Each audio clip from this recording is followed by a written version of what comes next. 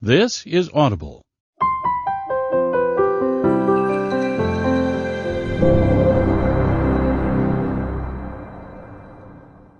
Silicon Guild Publishing presents a Punch Audio production of Powerful: Building a Culture of Freedom and Responsibility, written and narrated by Patty McCord, co-creator of the Netflix Culture Deck, with additional narration by Alex Hyde-White.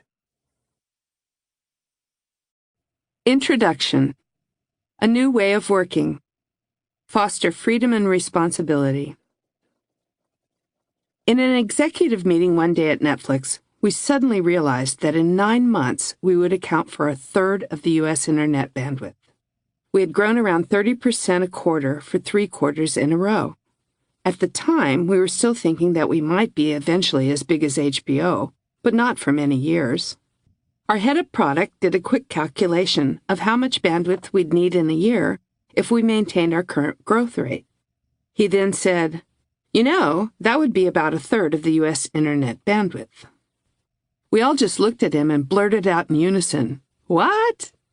I asked him, "Does anyone in the company know how to make sure we can manage that?" He answered with the honesty we'd always hoped for, "I don't know." In my 14 years on the executive team at Netflix, we constantly face such daunting growth challenges, sometimes existential ones, and in technologies and services that we were pioneering. There was no playbook. We had to make it up. From the moment I joined Netflix, when the company had barely launched, the nature of our business and our field of competitors evolved continuously and incredibly rapidly. Our business model, the technology that drove our services, and the teams of people we needed in order to execute had to do more than keep pace. We had to anticipate changes and proactively strategize and prepare for them. We had to hire stellar talent in whole new areas of expertise and fluidly reconfigure our teams. We also had to be ready at any moment to cast aside our plans, admit mistakes, and embrace new course. The company had to perpetually reinvent itself, first figuring out how to keep our DVD by mail business thriving while simultaneously throwing ourselves into learning how to stream, then moving our systems to the cloud, and then beginning to create original programming. This book is not a memoir of the building of Netflix. It's a guide to building a high-performance culture that can meet the challenges of today's rapid pace of change in business. Written for team leaders at all levels. Netflix may be an especially stark example, but all companies, from startups to corporate behemoths, must become great adapters. They need the ability to anticipate new market demands and to pounce on remarkable opportunities in new technologies. Otherwise, the competition will simply innovate faster. Now that I am consulting with companies all over the world, from large blue chips like J. Walter Thompson to fast-growing newcomers like Warby Parker, HubSpot, and India's Hike Messenger, as well as a number of fledgling startups, I see the wider landscape of challenge vividly. It's striking how similar and pressing the fundamental problems are. Everyone wants to know the same thing. How can they create some of their own Netflix mojo? More specifically, how can they create for themselves the kind of nimble, high-performance culture that's made Netflix so successful? That's what this book is about. How you can draw on the lessons of what we learned at Netflix and apply the principles and practices we developed to managing your own team and company. Did we do everything right at Netflix? Not by a long shot. We had plenty of stumbles, some very public. And we didn't have a big aha moment about how to meet our challenges. We evolved a new way of working through incremental adaptation, trying new things, making mistakes, beginning again, and seeing good results. Ultimately, we created a distinctive culture that supports adaptability and high performance. I'm not going to claim that tackling the challenges of rapid change is easy in any way for anyone. The good news is that we found that inculcating a core set of behaviors in people, then giving them the latitude to practice those behaviors, while actually demanding that they practice them, makes teams astonishingly energized and proactive. Such teams are the best drivers to get to where you need to go. I've laced the book with stories about how we met the challenges at Netflix, in part to make the book a lively read and listen, but also because they show how the methods we develop can be implemented. You will find the book somewhat unconventional, which, I hope you'll agree, is appropriate for a book that is largely about defying convention. One of the pillars of the Netflix culture is radical honesty, something I've loved since I was a small child growing up in straight-talking Texas. If you watch any of my talks that are posted online, you'll see that it is my way to speak freely, and I'm going to do so here. Please think of reading this book like engaging in lively debate. You may be annoyed by some of what I say and find yourself pushing back on certain points.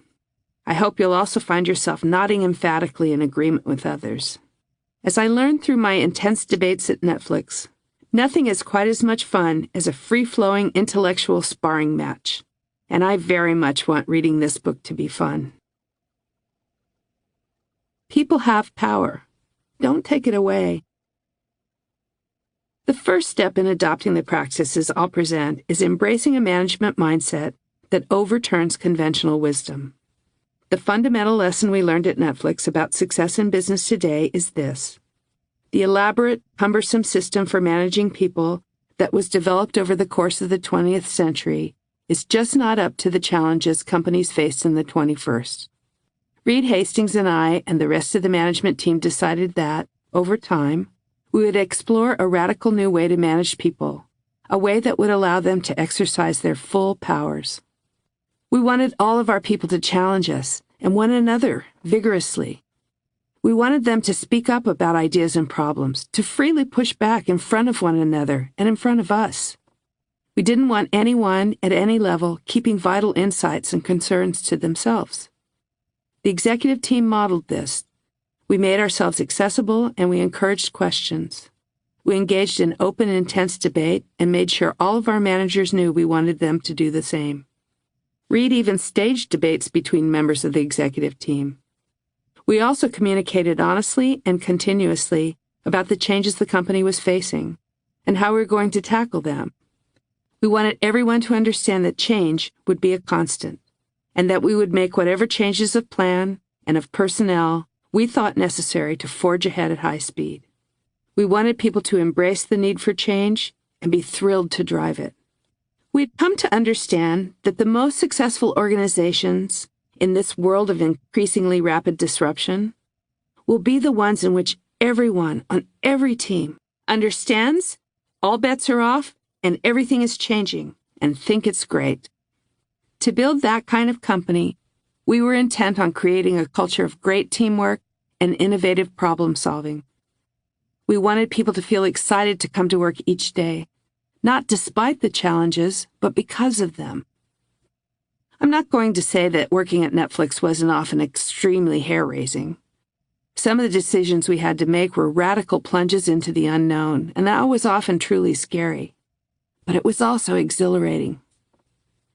The Netflix culture wasn't built by developing an elaborate new system for managing people. We did the opposite. We kept stripping away policies and procedures. We realized that the prevailing approach to building teams and managing people is as outdated as product innovation was before the quickening pace of disruption demanded the development of agile, lean, and customer-centric methods. It's not that companies aren't trying all kinds of things to manage better, but most of what they're doing is either beside the point or counterproductive. Most companies are clinging to established command and control system of top-down decision-making, but trying to jazz it up by fostering employee engagement and by empowering people. Compelling but misguided ideas about best practices prevail. Bonuses and pay tied to annual performance reviews. Big HR initiative like the recent craze for lifelong learning programs. Celebrations to build camaraderie and make sure people are having fun. And for employees who are struggling, performance improvement plans. These foster empowerment, and with that comes engagement, which leads to job satisfaction and employee happiness, and that leads to high performance. Or so the thinking goes. I used to believe this too. I started my career in HR at Sun Microsystems and then at Borland Software, implementing the whole gamut of conventional practices. I negotiated all kinds of tantalizing bonuses, I dutifully rallied my teams for the dreaded performance review season and coached managers through the performance improvement process. When I ran diversity programs at Sun, I even spent $100,000 on a Cinco de Mayo party. But over time, I saw that all of those policies and systems were enormously costly, time-consuming, and unproductive. Even more important, I saw they were premised on false assumptions about human beings, that most people must be incentivized in order to really throw themselves into their work, and that they need to be told what to do. The best practices that have been developed on the basis of these premises are, ironically, disincentivizing and disempowering. Yes, engaged employees probably deliver higher quality performance, but too often engagement is treated as the end game, rather than serving customers and getting results. And the standard beliefs about how and why people are engaged in their work miss the true drivers of work passion. As for empowerment, I simply hate that word. The idea is well-intentioned, but the truth is, there's so much concern about empowering people only because the prevailing way of managing them takes their power away. We didn't set out to take it away. We just overprocessed everything. We've hamstrung people. What I came to understand deeply and in a new way once I made my way into scrappier startup world is people have power. A company's job isn't to empower people. It's to remind people that they walk in the door with power and to create the conditions for them to exercise it. Do that, and you will be astonished by the great work that they will do for you. Managing people like managing innovation. As I introduced the alternative management methods we developed at Netflix, I'm going to challenge all of the basic premises of management today. That it is about building loyalty and retention and career progression and implementing structures to ensure employee engagement and happiness. None of that is true. None of that is the job of management. Here's my radical proposition. A business leader's job is to create great teams that do amazing work on time. That's it. That's the job of management. At Netflix, we did away with virtually all of the hidebound policies and procedures. We didn't do it in one fell swoop. We did it experimentally, step by step, over the course of years. We approached developing the culture in the same way we approached innovating the business. I understand that such a radical transformation is simply not feasible for some companies, and many team leaders are not free to do away with policies and procedures. But every company and every manager is free to institute the practices we used to instill the core set of behaviors that made the Netflix culture so limber. The discipline of freedom and responsibility. Doing away with policies and procedures and giving people agency didn't at all mean that the culture became a free-for-all. As we stripped away bureaucracy, we coached all of our people at all levels and on all teams to be disciplined about a fundamental set of behaviors. I've often said that while I've removed the words policy and procedure from my vocabulary, I love discipline. My whole career, I've gotten along well with engineers, because engineers are very, very disciplined. When engineers start to whine about a process you're trying to implement, you really want to dig into what's bothering them, because they hate senseless bureaucracy and stupid process. But they don't mind discipline at all. The most important thing to understand about transforming a culture, whether that of a team or a whole company, is that it isn't a matter of simply professing a set of values and operating principles.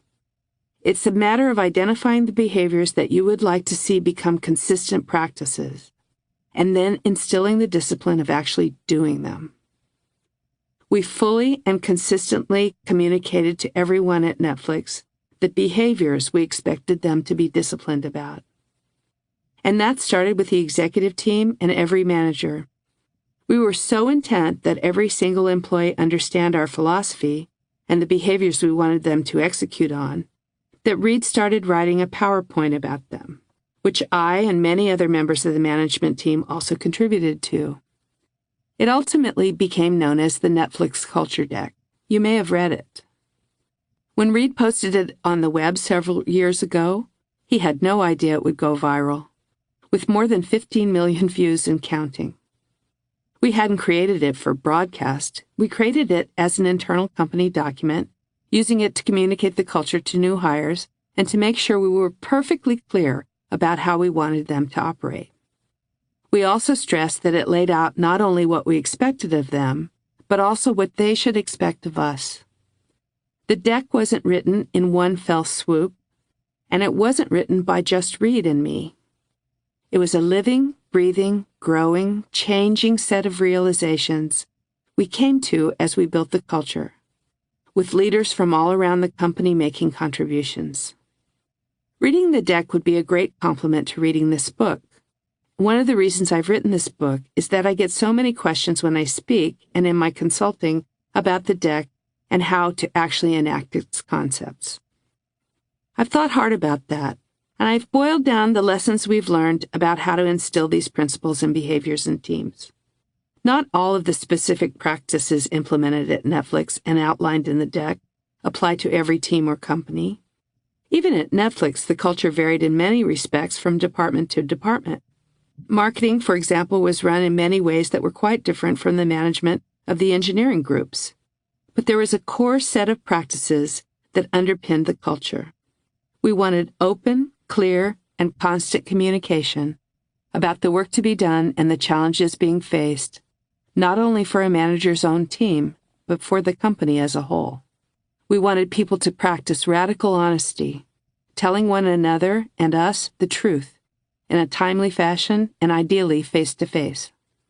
We wanted people to have strong, fact-based opinions and to debate them avidly and test them rigorously.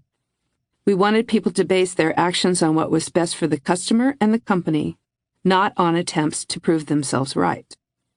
We wanted hiring managers to take the lead in preparing their teams for the future by making sure they had high performers with the right skills in every position. We asked all managers, starting at the top with our executive team, to model these behaviors. And by doing so, they showed everyone on their teams how to embrace them as well. The prospect of getting teams to operate according to these requirements may seem daunting. More than a few Netflixers I've talked with as I've worked on this book have commented that they were reluctant about one or another of these practices, such as giving totally honest feedback to people face to face. They have also recalled that as they forced themselves to go ahead, they saw how responsive their people were and how dramatically their team's performance improved. The key is to proceed incrementally. You can start with small steps and then keep building. Pick a practice that you think fits your group and business issues particularly well and start there. For leadership teams, start with one department or group you think is best suited or in the most need of change. Creating a culture is an evolutionary process. Think of it as an experimental journey of discovery. That's how we thought about building the culture at Netflix. Which step you start with is no matter. What matters is starting. With the pace of change in business today, there is, as the saying goes, no time like the present.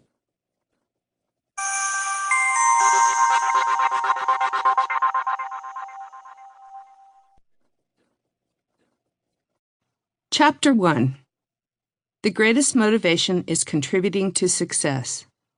Treat people like adults. Great teams are made when every single member knows where they're going and will do anything to get there. Great teams are not created with incentives, procedures, and perks. They are created by hiring talented people who are adults and want nothing more than to tackle a challenge, and then communicating to them clearly and continuously about what that challenge is.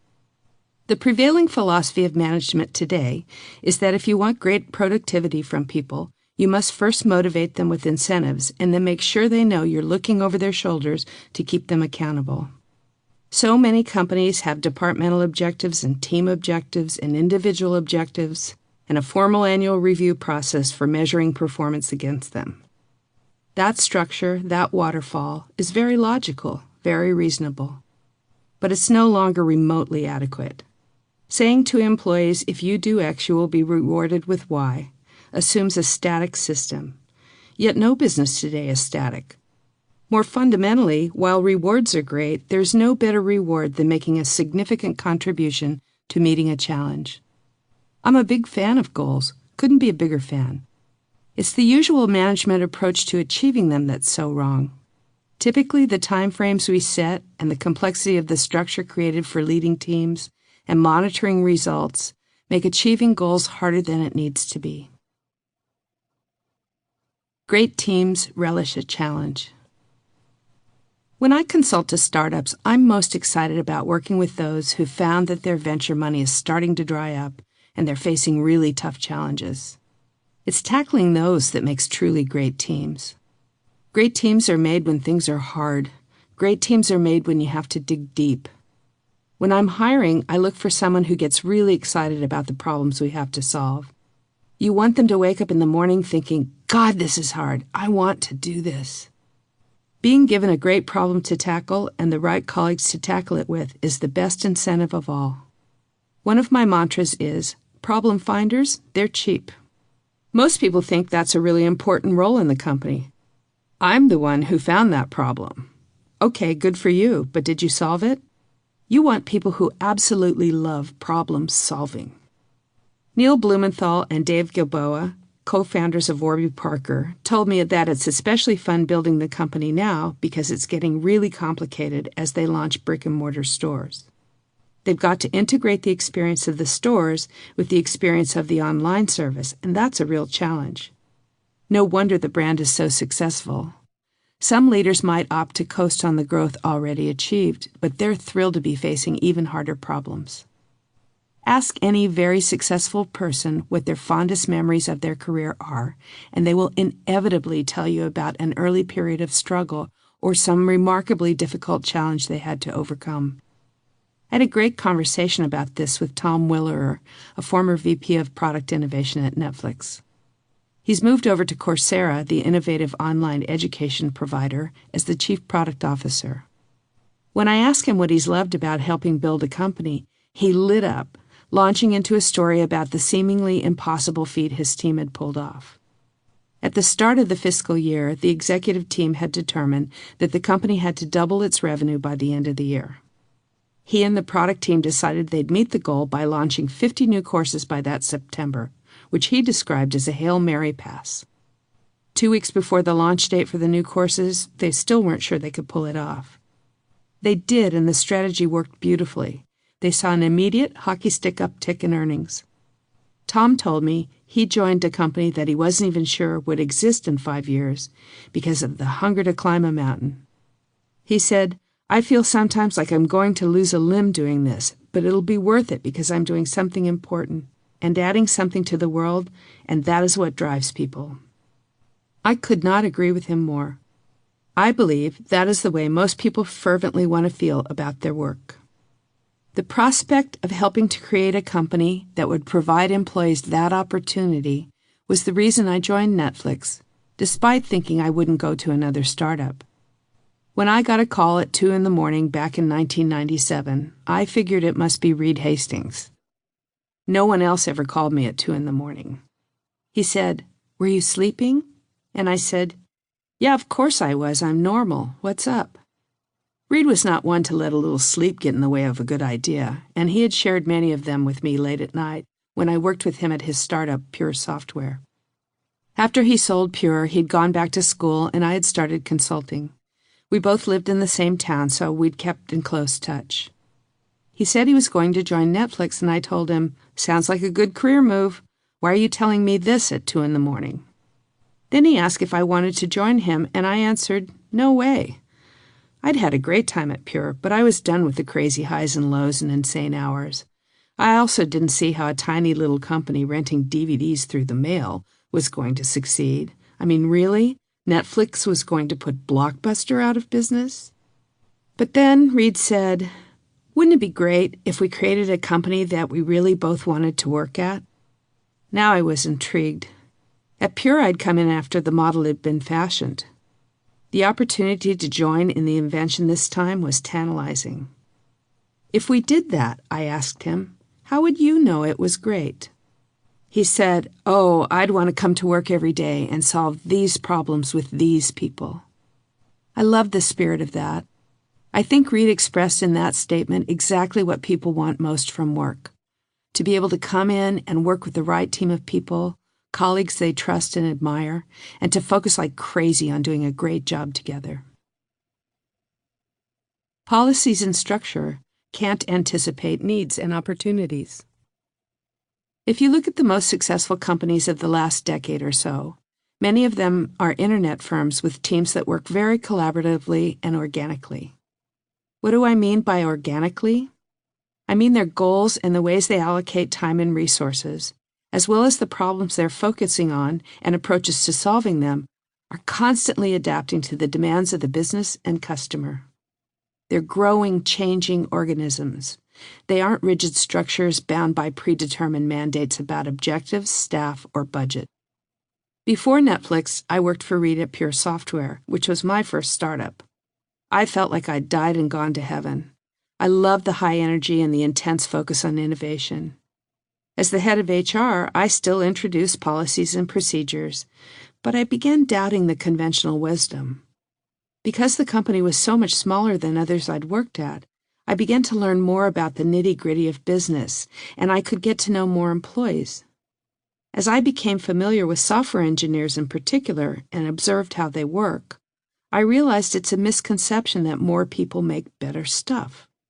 With our teams at Pure and all around Silicon Valley, I could see the power of small, unencumbered teams. The typical approach to growth in business is to add more people and structure and to impose more fixed budgetary goals and restraints. But my experiences at fast-growth companies that successfully scaled showed me that the leanest processes possible and a strong culture of discipline were far superior, if for no other reason than their speed. Later at Netflix, we had a striking realization about this after we had a big, very painful layoff. In 2001, we had to lay off a third of the company. The dot-com bubble had burst, and the economy had gone bust with it, and we were on the brink of bankruptcy. It was brutal. Then that Christmas, the cost of DVD players dropped, and they became the big gift, and the business took off. Now we had to do twice as much work with 2/3 of the people. We couldn't hire anybody except people to put DVDs in envelopes. We had so many new customers that we didn't have enough inventory, and we had to put every tiny cent of profit we had into buying more product. And yet, everyone was much happier. I was carpooling to work with Reed one day, and I said to him, "Why is this so much fun? I can't wait to get to work. I don't want to go home at night. We're working so hard, but it's great. What is it about what we're doing?" And he said, "Let's figure it out." Our first big realization was that the remaining people were the highest performers, and it taught us that the best thing you can do for employees is to hire only high performers to work alongside of them. It's a perk far better than foosball or free sushi or even a big signing bonus or the holy grail of stock options. Excellent colleagues, a clear purpose, and well-understood deliverables. That's the powerful combination. When I saw the light. Reed and I and the executive team were determined to figure out how to sustain the creative spirit and extraordinary level of performance our teams were demonstrating as the company rapidly scaled up. We were going to have to start hiring fast, and we wanted to ensure that we maintained our exceptionally high talent density, the high quotient of top performers that had seen us through the downturn so deftly. We began to systematically explore how we could free people up to do their best work, while also providing the right amount of guidance and feedback to keep teams on track, yet be able to dramatically change course if necessary. This is when I learned in a much deeper way about the drivers of high-performance innovation. For the first time in my career as a member of the executive team, I was directly engaged in developing the product itself. It wasn't a highly technical, complex software product as at Pure. We were an entertainment company, and I was a huge movie fan. I was also, as I would often say to tweak the engineers, normal. I was the customer. I became fascinated how we were developing the product. We were huge fans of A/B testing, rigorous experimentation, and open debate about what was right for the product. In product development, if something doesn't work, you get rid of it. I realized we could apply that same principle to managing people. I understood that part of the reason large teams are crippled in their ability to innovate and move fast is because it's hard work to manage them. Companies build infrastructure to make sure people are doing the right things. But the teams I saw that accomplished great stuff just knew what they most needed to accomplish. They didn't need elaborate procedures and certainly not incentives. Most technologists will tell you that a small team of brilliant engineers will do better work than a large team of hardworking ones. I started thinking, why would that be true just for engineers? Is it because they're so special and smart? At that time, as much as I love engineers, I was pretty tired of their being treated as special smart people. To my mind, people across the full spectrum of functions would love nothing more than to be free to tackle projects in the way they think will produce the best results in the shortest possible time. So often, though, they are thwarted by management second-guessing them or by inefficient systems. I wondered, what if people in marketing and finance, and in my own group, human resources, were allowed to unleash their full powers? They would operate like high-performance engineering teams. In retrospect, that was the moment I left behind traditional HR and took on a new role as the COO of the culture and the Chief Product Manager of People. I began to scrutinize our organizational culture and design. At that point, we had created departments, and Reed and I agreed that as much as we could, we wanted to keep their management flat because that gave us so much speed. After we had to let go of many middle managers in our big layoff, we noticed that everyone moved much faster without all those layers of opinions and approvals. Now we decided that maybe people could move even faster and get more done if we started doing away with policies and procedures. We analyzed every single truism and best practice, just as we analyzed the product. Often when Reed would propose a cut, it sounded so crazy I needed to sleep on it. But as we kept trying things, we kept getting good results. Take our no vacation policy, which has received a great deal of press. We told people to take the time off they thought was appropriate, just discussing what they needed with their managers.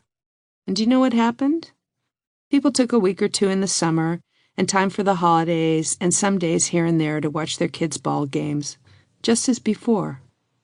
Trusting people to be responsible with their time was one of the early steps in giving them back their power. I discovered I loved throwing away convention. One of my favorite days was when I stood up in front of the company and said, I'm going to get rid of our expense policy and I'm going to get rid of the travel policy, and I want you to just use good judgment about how you spend the company's money. If it turns out to be a disaster, like the lawyers tell us it will, we'll go back to the old system. Again, we found that people didn't abuse the freedom. We saw that we could treat people like adults, and they loved it. I started to challenge the conventions around hiring people, too.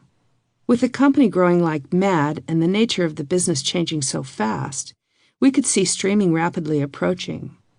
We knew we had to build an organization that would always have a really strong talent pipeline. At the time, when I hired a manager, they typically wanted to work with their favorite headhunter, and I knew I had to change that. We needed to be more strategic.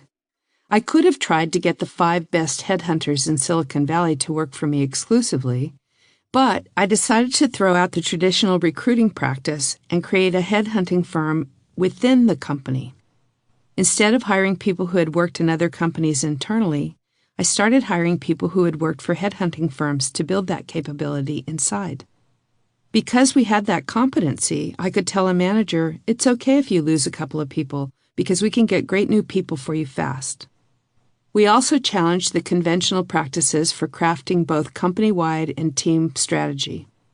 We had been creating an annual roadmap and doing annual budgeting, but those processes took up so much time, and the effort wasn't really worthwhile because we were wrong all the time. I mean, really, we were making it up. Whatever our projections were, we knew they'd be wrong in 6 months, if not 3. So we just stopped doing annual planning.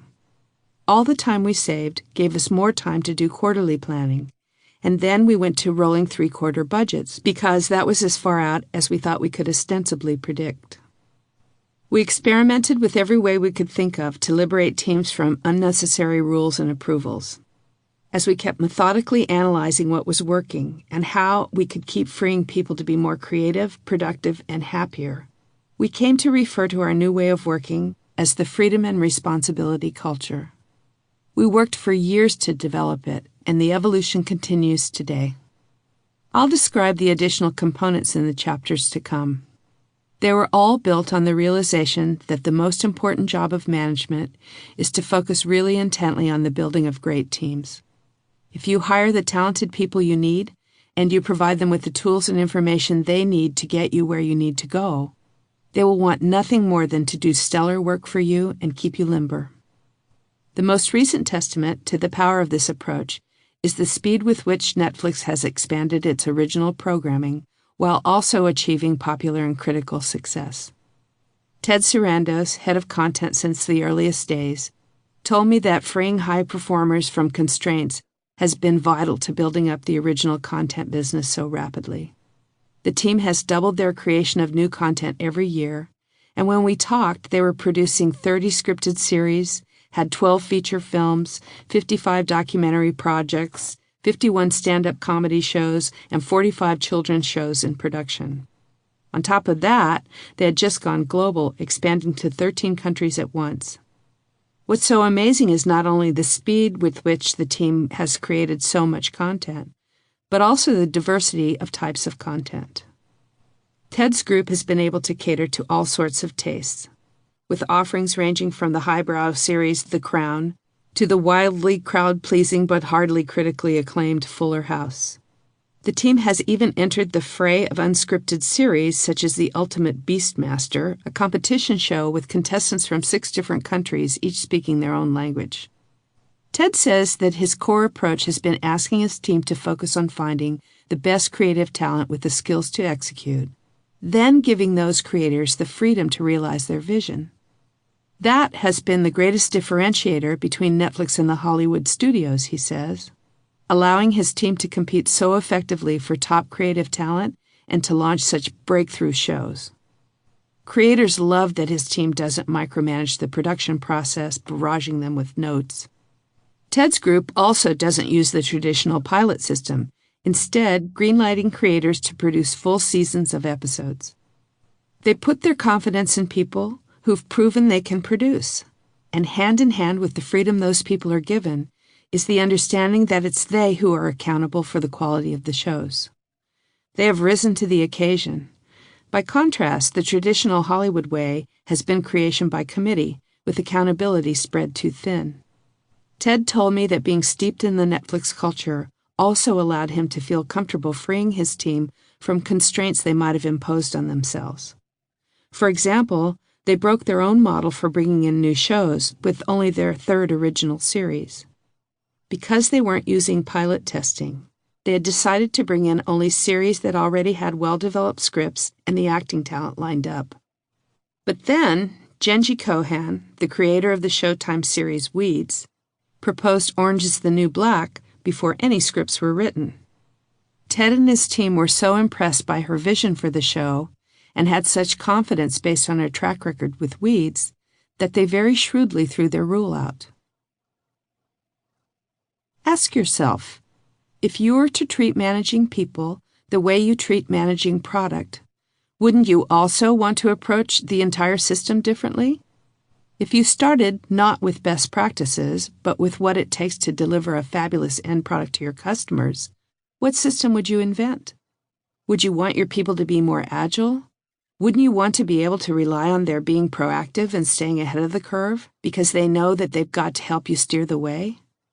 Wouldn't you rather be devoting the full measure of your time and attention to making sure they have the resources and information they need to do that for you, and discussing challenges with them, getting their best input and their pushback, rather than processing forms and approvals and policing them? I'm not at all saying that teams don't need direction setting and coaching. They do. But the ways in which they're given direction and feedback are often far from optimal. At the same time we were experimenting at Netflix with eliminating processes, We were also experimenting with better ways of communicating where the company was heading, what goals to be driving toward, and how people were performing.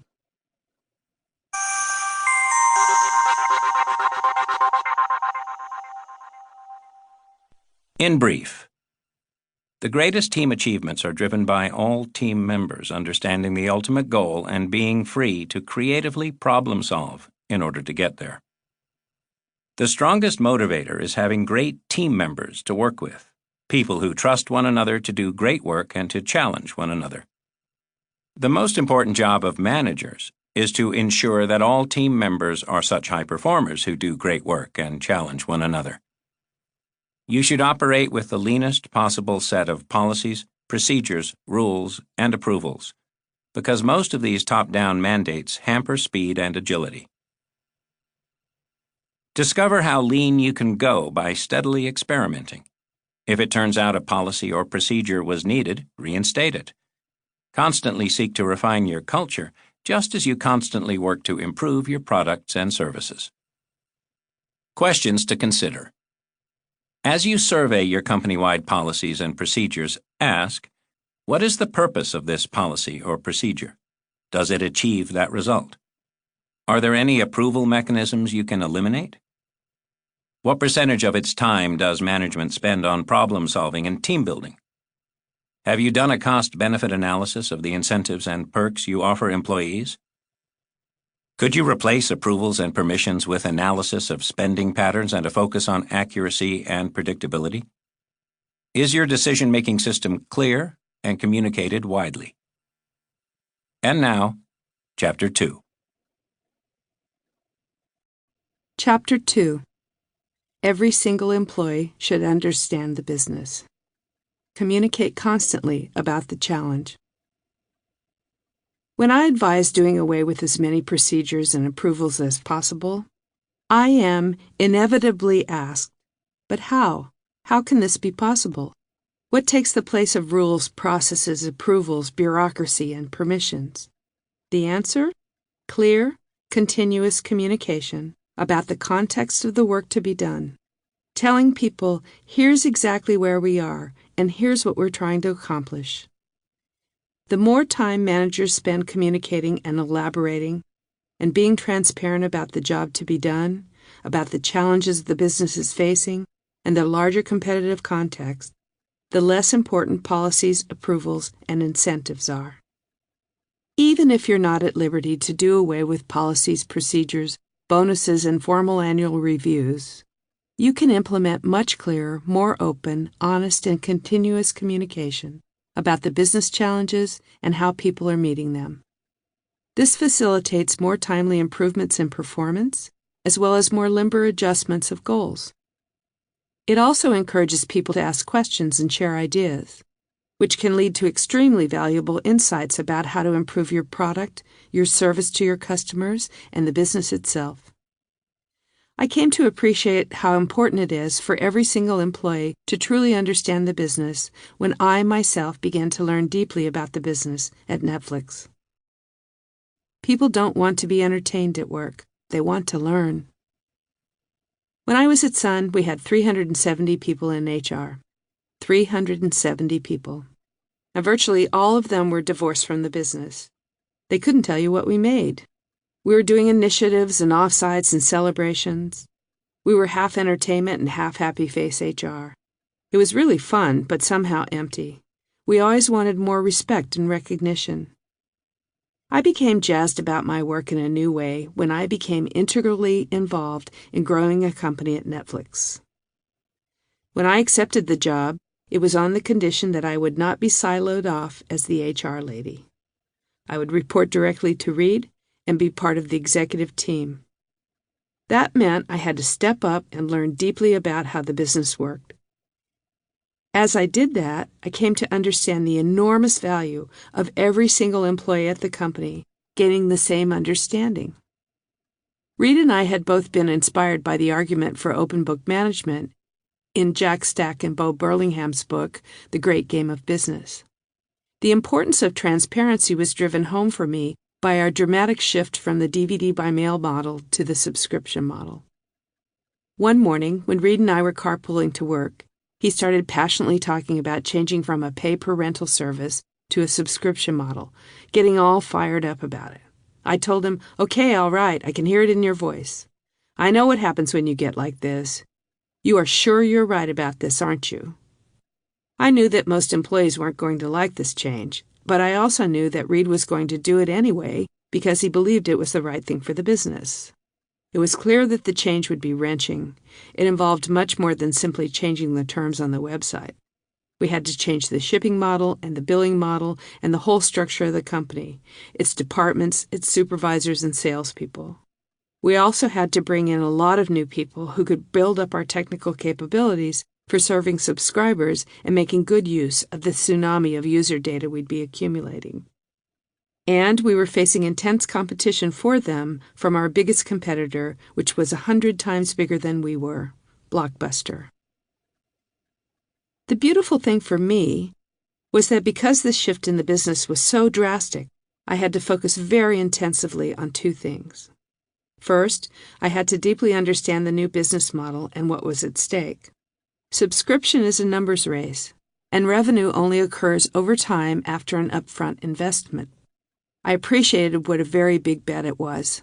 We'd have to spend considerable money to sign up a first group of subscribers, which was an investment in getting more customers, and those new customers would allow us to pay for the next expansion.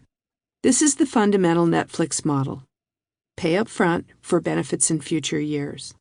At this stage in our growth, that considerable upfront expense meant that we didn't have much time to make the model work.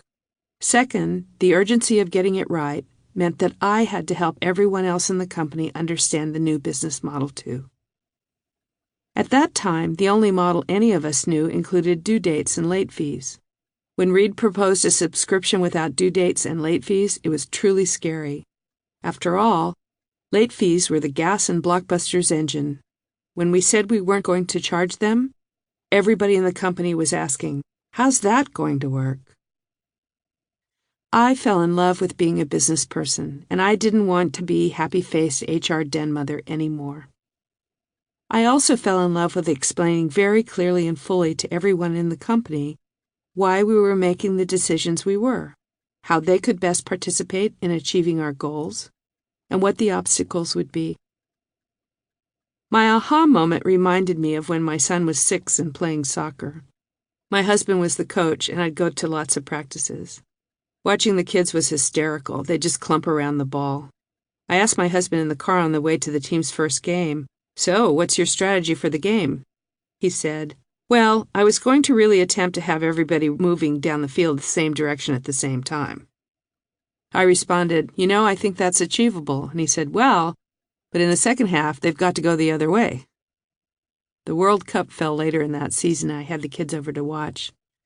When they saw the view of the game from the blimp, they realized, "Oh, that's what a pass looks like." Business is no different. People need to see the view from the C-suite in order to feel truly connected to the problem solving that must be done at all levels and on all teams, so that the company is spotting issues and opportunities in every corner of the business and effectively acting on them. The irony is that most companies have invested so much in training programs of all sorts and spent so much time and effort to incentivize and measure performance, but they fail to actually explain to all of their employees how their business runs. The heartbeat of communication. Of course, as a business grows more complex, communicating about how it works, let alone about the course of the future, also becomes more complicated. Working out how to do this, and for company leaders and HR executives, coaching all managers to do it and do it consistently and continuously, takes time. The key is to establish what I call a strong heartbeat of communication, and that takes experimentation and practice. For a time, Reed and I would meet with every 10 new hires in the room and go through a PowerPoint, which was our starting point in creating the culture deck. We'd say, "This is your cheat sheet. This is what you should expect from one another and absolutely expect from your management." Over time, we developed a new employee college. For one whole day each quarter, every head of every department would make an hour-long presentation on the important issues and developments in their part of the business. The idea for the college actually came from Cindy Holland, who is now VP of Content Acquisition Original Series.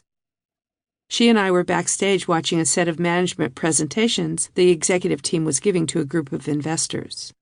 She realized that she was learning a great deal, and she turned to me and asked, "Why do we do all this hard work for a bunch of strangers, but don't do it for ourselves?" So we rolled it out for everybody. Netflixers will recall with a kind of awe that taking in all that information at New Employee College was like drinking from a fire hose. They heard detailed presentations that included the metrics and deliverables of each department. This not only gave employees a deep understanding of our business, but also introduced them to the heads of the different parts of the business. Better still, they could ask those people questions. Ensure that communication flows both up and down. It's vital that communication go both ways. People must be able to ask questions and offer critiques and ideas. Ideally, they should be able to do so with all managers up to the CEO. At New Employee College, as we started the proceedings, we'd say to the participants, "You will get out of this day what you put into it. If you don't ask questions, you won't get answers." I look back now and realize this was crucial early stage setting for success of the company. It gave people at all levels license to freely ask for clarification, whether about something they were expected to do or about a decision made by management. Not only did this mean they were better informed, but over time it instilled throughout the company a culture of curiosity. That meant that managers often gained important insights because someone had asked a really good question. Here's a great example. During New Employee College, Ted Sarandis was explaining what's called windowing of content. That term refers to the traditional system that developed for feature film distribution. A movie would first come out in theaters, then go to hotels, then to DVD, and at that point Netflix could bid to pick it up. During his Q&A, an engineer asked Ted, "Why does this windowing of content happen like that? It seems stupid." Ted recalls that question stopped him cold. He realized that although it was convention, he really didn't know why, and he answered frankly, "I don't know." He told me that question stuck with him, and that it made me challenge everything about the windowing of content. And years later, it contributed to my complete comfort with releasing all episodes of a series at once, even though no one had ever done that in television. Never underestimate the value of the ideas and the questions that employees at all levels may surprise you with. Everyone working for you at all levels can understand your business. I expect you've had the experience of talking to someone on your team about a business issue and being asked a question that makes you think, "This person is clueless." Well, the next time that happens, I want you to say to yourself, "Wait, right. This person is clueless. He doesn't know what I know, so I have to inform him." When I would talk with a team leader at Netflix about a team member who needed more help in understanding a problem, which, given the fast-moving and technical nature of so much of the business, happened regularly, sometimes I'd get pushback. They'd say something like, "I tried to explain it to him, but he's too stupid to listen." My answer was always, "Well, then you made it too complicated to understand." The rule I would give them was this: explain it as though you're explaining it to your mother. This was because often through the years, when I'd talk to my mom about some HR initiative I was spearheading, speaking fluent HR gobbledygook, she'd say to me, "Honey, that just sounds stupid." She was always right. Coming up with simple yet robust ways to explain every aspect of the business isn't easy, but it pays huge rewards. To drive this home when I consult, I often ask managers of companies with a customer service group, "How much do you think your customer service representatives understand how your business works? Do they appreciate the most pressing issues facing the business? How much do you think they know about how their work contributes to the bottom line? And I mean really know, meaning the numbers. Now, how often do you think companies drop the ball when it comes to customer service? despite all the talk about improving the customer experience. The research offers a wealth of appalling data. Reportedly, 78% of consumers have failed to complete a purchase or other transaction because of a poor service experience. And the cost to businesses in the United States has been estimated at $62 billion annually. Research also shows that word of bad customer experiences spreads to twice as many people as that of good experiences. This is a problem that must still, by and large, be solved by people. Despite attempts to offer customer service through computer bots or pre-program FAQs or messaging systems, face-to-face or voice-to-voice service is far and away most effective. Any company with a customer service organization wants those people to be highly engaged, and the first step is to teach them how to read the company's P&L. Of course, generally they are the last people the P&L would be shown to. After all, most of them don't stay long, right? They're the lowest on the totem pole. Yet, all business success is fundamentally driven by word-of-mouth marketing. And the people who are in direct contact with customers must understand that their every interaction with a customer leads to that person telling another person for free either to use the company's product or service or not to. Everyone in customer service from day one should understand exactly how the experience they provide customers directly impacts the bottom line. Making that clear isn't difficult. Every company has calculated its cost of customer acquisition, and each person who becomes a customer on another customer's recommendation saves the company that amount of money. Every company can share that information with service representatives as part of bringing them on board. When I give this advice about sharing business details, I sometimes get the response that only smart people can understand this information, and only smart people want it. I find that there's a bias among executives that this is all MBA stuff, and that those people wouldn't be interested or couldn't get it. My answer? Then don't hire people who are that stupid. Better yet, don't assume that people are stupid. Assume instead that if they are doing stupid things, they are either uninformed or misinformed.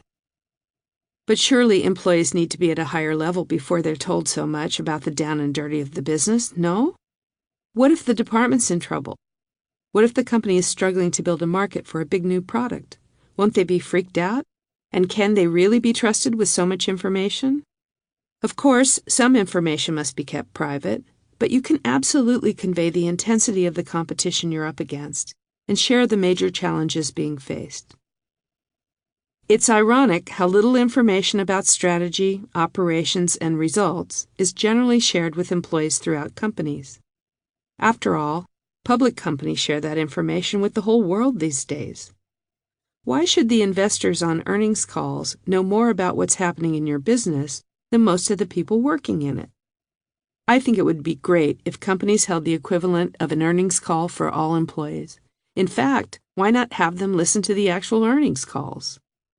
If your people aren't informed by you, there's a good chance they'll be misinformed by others. If you don't tell them how the business is doing, what your strategy is, the challenges you're facing, and what market analysts think of how you're doing, then they'll get the information elsewhere, either from colleagues who will often be equally ill-informed, or from the web, which loves nothing so much as a rumor of doom or juicy conspiracy theory. Team coaches are the model, not guidance counselors, professors, or entertainers. So many companies spend so much money on and ask their employees to devote so much time away from their jobs for formal training classes. Much of this time, money, and effort is misplaced. As sports coaches will tell you, there's no better way to learn how to perform than to be in the game. A while back, I was consulting to a young company I love, and the learning and development head told me that their younger people needed to learn to be better managers. I asked, what do they need to know how to do? She answered, well, they need to know how to be better managers. I said, specifically doing what? And she said, management. I pressed, but what part? She responded, well, We're going to have a full curriculum with conflict management and interpersonal communication. Those are probably the two most popular classes in the training canon, and I'm sure they've helped some people become better managers. But if I could pick one course to teach everybody in the company, whether they're in management or not, it would be on the fundamentals of how the business works and serving the customers. This is the information people most want, because they know they can take it and run with it. Courses on conflict resolution, they generally roll their eyes about, not to mention resenting the time away from work. What about the so-called millennials? I get asked all the time in my consulting, we have to treat millennials differently. What's your advice? People have gotten the impression that millennials require perks and all sorts of lifelong learning programs, because surveys show that what they want most from their work is to keep learning. I think it's totally false that we have to treat them differently. I can't stand the term millennials, and the ones I know hate the name tag too. We should simply think of them as people early in their careers. Yes, we should teach them more, but we should also teach them more about how business works. It's great that they want to learn. How could they not? They're just out of school. They're in that spongy want-to-learn-everything phase of life. They're going to eat up whatever you feed them. If it's just snacks, that's all they're going to eat. But if you start feeding their brains the real meat of business, you'll be amazed at how engaged they are and by how much they contribute. They're not some sort of alien being. They're young workers bursting with potential. If we teach young employees how to read a P&L instead of how to tap a beer keg, or give them an honest-to-God project they have to collaborate on rather than doing an online training about collaboration, we're giving them a skill that they will apply for the rest of their lives. They understand what constitutes true lifelong learning. As for perks and entertainment, sure, people like them. Who doesn't enjoy some free pizza or cocktails with colleagues? I sure do. But I've found that the best perks and special time away from the grind are opportunities to understand the business and the customers better. At Netflix in the early days, we created many opportunities for people to learn about the movie business. Many of us were film nuts, but we didn't know much about how films get made or about the culture of true film fanatics. And at the time, Netflix was especially well known to that crowd for offering art films that were hard to find anywhere else. So we took the whole company to the Sundance Film Festival. We also regularly brought people down to Los Angeles to hear talks by famous directors and cinematographers and editors. I was a huge fan of offsites too, but not for having good barbecue. We planned serious agendas, and we had people present lots of data, pose really tough questions, and debate like crazy about the company's future and the competitive landscape. When I got a call last winter to talk at a gathering of 500 software engineers at a dude ranch in eastern Washington, I couldn't wait to hop on the plane for some quality time with my beloved geeks. The meeting was all about the future of artificial intelligence. Spending 3 days immersed in everything to think and know about how the most game-changing technology of our time will transform every service and product on the planet? What could be better? You may not be able to sponsor such a gathering or send yourself and your team to one, but think about everything that you can do with the resources that you have to provide them with as much information as you can that will help them help you better. Keep at it constantly. At Netflix, we thought at first we'd just do a simple little slide deck and pull it out again and again. As it turned out, not only did every new batch of employees have different questions, but the nature of the business and the challenges kept changing. You've got to constantly monitor the message and update it. This is a job that you should be doing forever. How do you know when people are well enough informed? Here's my measure. If you stop any employee at any level of the company, in the break room or the elevator, and ask, what are the 5 most important things that the company is working on for the next 6 months? That person should be able to tell you rapid fire 1, 2, 3, 4, 5, ideally using the same words you've used in your communications to the staff, and, if they're really good, in the same order. If not, the heartbeat isn't strong enough yet.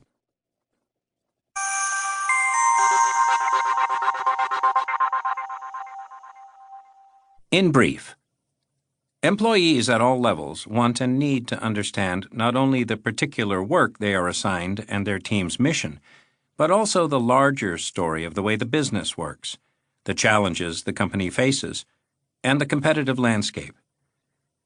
Truly understanding how the business works is the most valuable learning, more productive and appealing than employee development trainings. It's the rocket fuel of high performance and lifelong learning. Communication between management and employees should genuinely flow both ways. The more leaders encourage questions and suggestions and make themselves accessible for give and take, the more employees at all levels will offer ideas and insights that will amaze you. If someone working for you seems clueless, chances are they have not been told information they need to know. Make sure you haven't failed to give it to them. If you don't tell your people about how the business is doing and the problems being confronted, good, bad, and ugly, then they will get that information somewhere else, and it will often be misinformation. The job of communicating is never done. It's not an annual or quarterly or even monthly or weekly function. A steady stream of communication is the lifeblood of competitive advantage. Questions to consider. How well do you think people throughout the company could describe its business model? Why not ask them to do so? No prompts allowed. Do you share with employees the same information presented in your company's earnings calls? How frequently do you show them the company's P&L? Where are they likely to get data about how your company stacks up against the competition? Is everyone aware of difficult challenges your company faces? Have you asked them their thoughts about how to tackle these? Do you have a disciplined process for disseminating information and discussing challenges? What areas of your business do you think your people know little to nothing about? Could you ask a leader in that domain to come and talk to your team? Are there any other ways you could facilitate communication between the groups?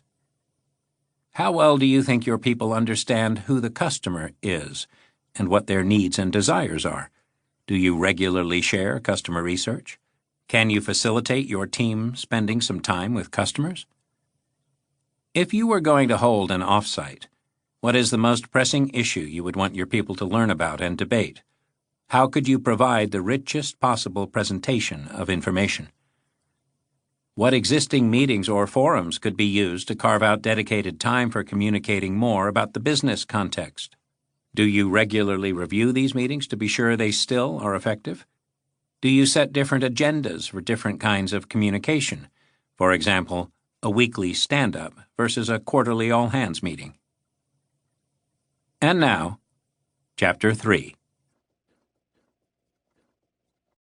Chapter 3. Humans hate being lied to and being spun. Practice radical honesty. One of the most important insights anyone in business can have is that it's not cruel to tell people the truth respectfully and honestly. To the contrary, being transparent and telling people what they need to hear is the only way to ensure they both trust you and understand you. Most of us feel we can't tell people who work for us the truth because A, they're not smart enough to understand it, B, they're not mature enough to understand it, or C, it wouldn't be nice. What's so wrong with this? After all, humans want to be nice. We want to treat each other well, and we think that means making one another feel good. But this desire to make people feel good is often as much a desire to make ourselves feel good as it is to do the right thing. It often leads to people actually feeling worse because they're not correcting a problem in the way they're working, and that eventually comes home to roost. Part of being an adult is to be able to hear the truth, and the corollary is that you owe the adults you hire the truth. That is actually what they want most from you. Have you said this to their face? One of the most important mandates at Netflix was that people talk openly about issues with one another. That went for subordinates, colleagues, and bosses. We wanted honesty to flow up and down all around the company. A big part of why Reed Hastings and I worked so well together is that we've always been so honest with each other. Reed liked how honest I was not only with him, but with everyone in the company. When I told one of my old HR colleagues, who had heard lots of my stories about working with Reed at Pure Software, that I was going over to Netflix, she said, "What? You're going to do another startup with the animal?" I had forgotten that I sometimes called him that. He could be really tough in those days, but he expected a lot from me, and I was always challenged to deliver. Practicing radical honesty is like breathing to me, which didn't always put me in good graces at other companies. One reason I decided to move from the corporate world to the startup world when I went to work for Reed at Pure was that I was always getting in trouble. I'd be called to the VP of HR's office and he'd ask, "Did you make fun of the engineers?" And I'd say, "Yes, but seriously, they're complaining that the hot tubs aren't hot enough and the towels aren't fluffy enough and the pool is too cold." And he'd reprimand me, "You know our engineers are our most important resource, and you have to give them special treatment." I just wasn't buying that. As I said before, I'd gotten quite tired of them being treated like gods. With Reed, things couldn't have been more different. When I interviewed with him, his first question was, "What's your HR philosophy?" Remember, I'd worked at Sun and Borland, so I answered in my fluent HR speak, "Reed, I believe that everyone should draw a line from their personal ambitions and integrity and become empowered to contribute." He looked at me and said, "Do you even speak English? You know what you just said didn't mean anything, right? Those words don't even string together into a logical sentence." I responded with characteristic aplomb. "Hey, you don't even know me." He shot right back, "How am I supposed to know you when we're having this kind of conversation? Tell me what you would do to make my company grow." When I got home that day, my husband asked me how the interviews had gone. I told him, "Well, I got in a fight with the CEO." Fortunately, I got the job, and I quickly came to love how blunt Reed and I could be with each other. He always challenged my assumptions and called out any HR truisms I might spout, and that felt great. I felt respected. Reed never coddled me in the slightest, and I loved the way he pushed me to keep finding new ways to improve the business. As soon as I had accomplished something I was really proud of, he would say, "Okay, that was great, so now what?" One of the pillars of the Netflix culture was that if people had a problem with an employee, or how a colleague in their own department or someone else in the company was doing something, they were expected to talk about it openly with that person, ideally face to face. We didn't want any criticizing behind people's backs. Because I was the head of HR, managers would often complain to me about an employee or someone in another department. I'd always say, "Have you told her yet?" Holding people to this standard of transparency has many benefits. One is that it puts the clamp on politicking and backstabbing. I've often said that I hate company politics, not just because it's nasty, but because it's so inefficient. Think about it. If I'm going to stab someone in the back, I have to go get a knife, hide it, wait till I'm alone with that person, and catch them off guard. I better be sure to kill them or they'll come back after me. It takes planning and it's high risk. Wouldn't it be a lot easier just to tell that person, "It makes me crazy when you do that, please stop"? More importantly, though, is that honesty helps people to grow, and it flushes out the differences of opinion and alternative ideas people so often keep to themselves. People learn to welcome criticism. Openly sharing criticism was one of the hardest parts of the Netflix culture for new employees to get used to. But most quickly came to appreciate how valuable this openness was. When I talked about this with one of our great team leaders, Eric Colson, he told me the giving and taking of honest feedback was central to how well his teams work, and his teams worked beautifully. That's why Eric rose to the position of VP of Data Science and Engineering in less than 3 years at the company, having begun as an individual contributor. He had been managing a small data analytics team at Yahoo before coming to Netflix, and he recalled that the culture there was to be super supportive of people and not to criticize them. He told me that when he started getting critical feedback from colleagues at Netflix, he said, "It hurt. People told me, 'Colson, you're not good with communication. When you need to get a message out to a wide audience, you take too long to make the point and it's unclear.'" His initial reaction was to think, "Oh yeah? Well, Well, I've got a lot of things to say about you, too. But before long, he realized that when you reflect on what they've said, see it from their point of view, and you learn how to improve on those things, that directness was really helpful. Again and again at Netflix, I saw that people rebounded quickly from the initial shock of receiving negative feedback and learned not only to appreciate it, but to deliver it themselves much more consistently and thoughtfully. Eric also shared with me a story that reinforced what I observed so often when managers weren't willing to give their people tough feedback, that it puts undue pressure on the boss to provide cover and cheats the employee of the chance to improve. He recalled having held back a badly needed critique from one of his staff at Yahoo, and then having to make up for that person's shortfalls, which was exhausting and unfair to the employee. I was too kind, he told me, and that means you're a bad manager in a lot of ways. You end up sugarcoating things, and that's doing them a disservice. Practice your delivery. We worked hard at Netflix to engender the kind of belief Eric expresses in the value of totally honest feedback, and to coach managers so they felt comfortable delivering it. That was a major focus of my time. Sometimes I would just let the person with the issue vent, loudly and passionately. They'd recite in detail all the bad behavior of the person they were annoyed with. And then I would ask, "What did she say when you told her that?" Typically, the person complaining would say, "I can't say this to her." And I'd push back, "But you said it to me, didn't you?" And they'd look sheepish, realizing it wasn't right to unload behind the person's back. Then we would practice the same conversation without the emotion. We'd also discuss the importance of giving specific examples of the problematic behavior and proposing solutions. Following those rules makes such conversations actually constructive. Practice is crucial for honing your delivery style. You can do it in front of a mirror or with your spouse or a friend. Actually rehearsing what you'll say out loud allows you to hear the tone of your voice. You might even want to record yourself.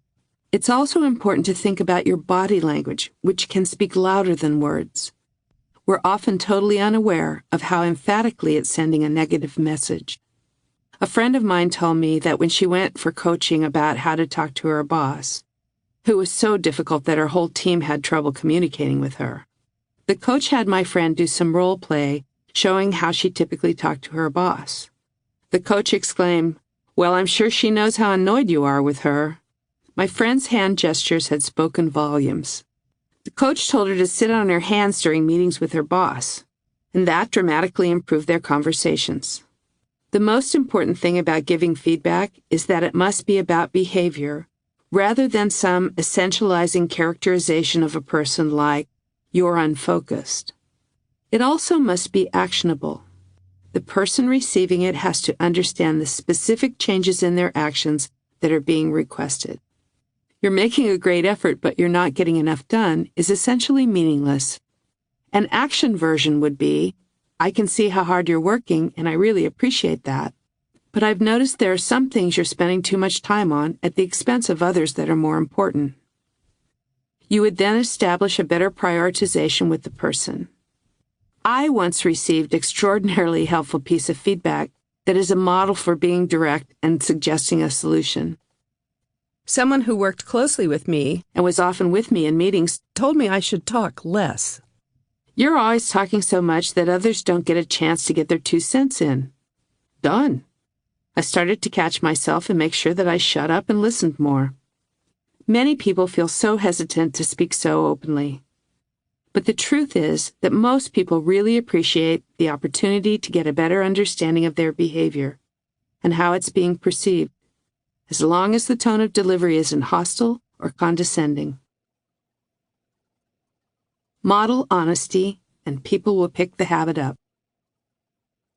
You want everyone on your team, and for upper management all around the company, to learn to be more open and honest with one another. For this to happen, the standard must be set and practiced from the top down. The Netflix executive team modeled honesty in a number of ways. One was to conduct an exercise we called Start, Stop, Continue in our team meetings.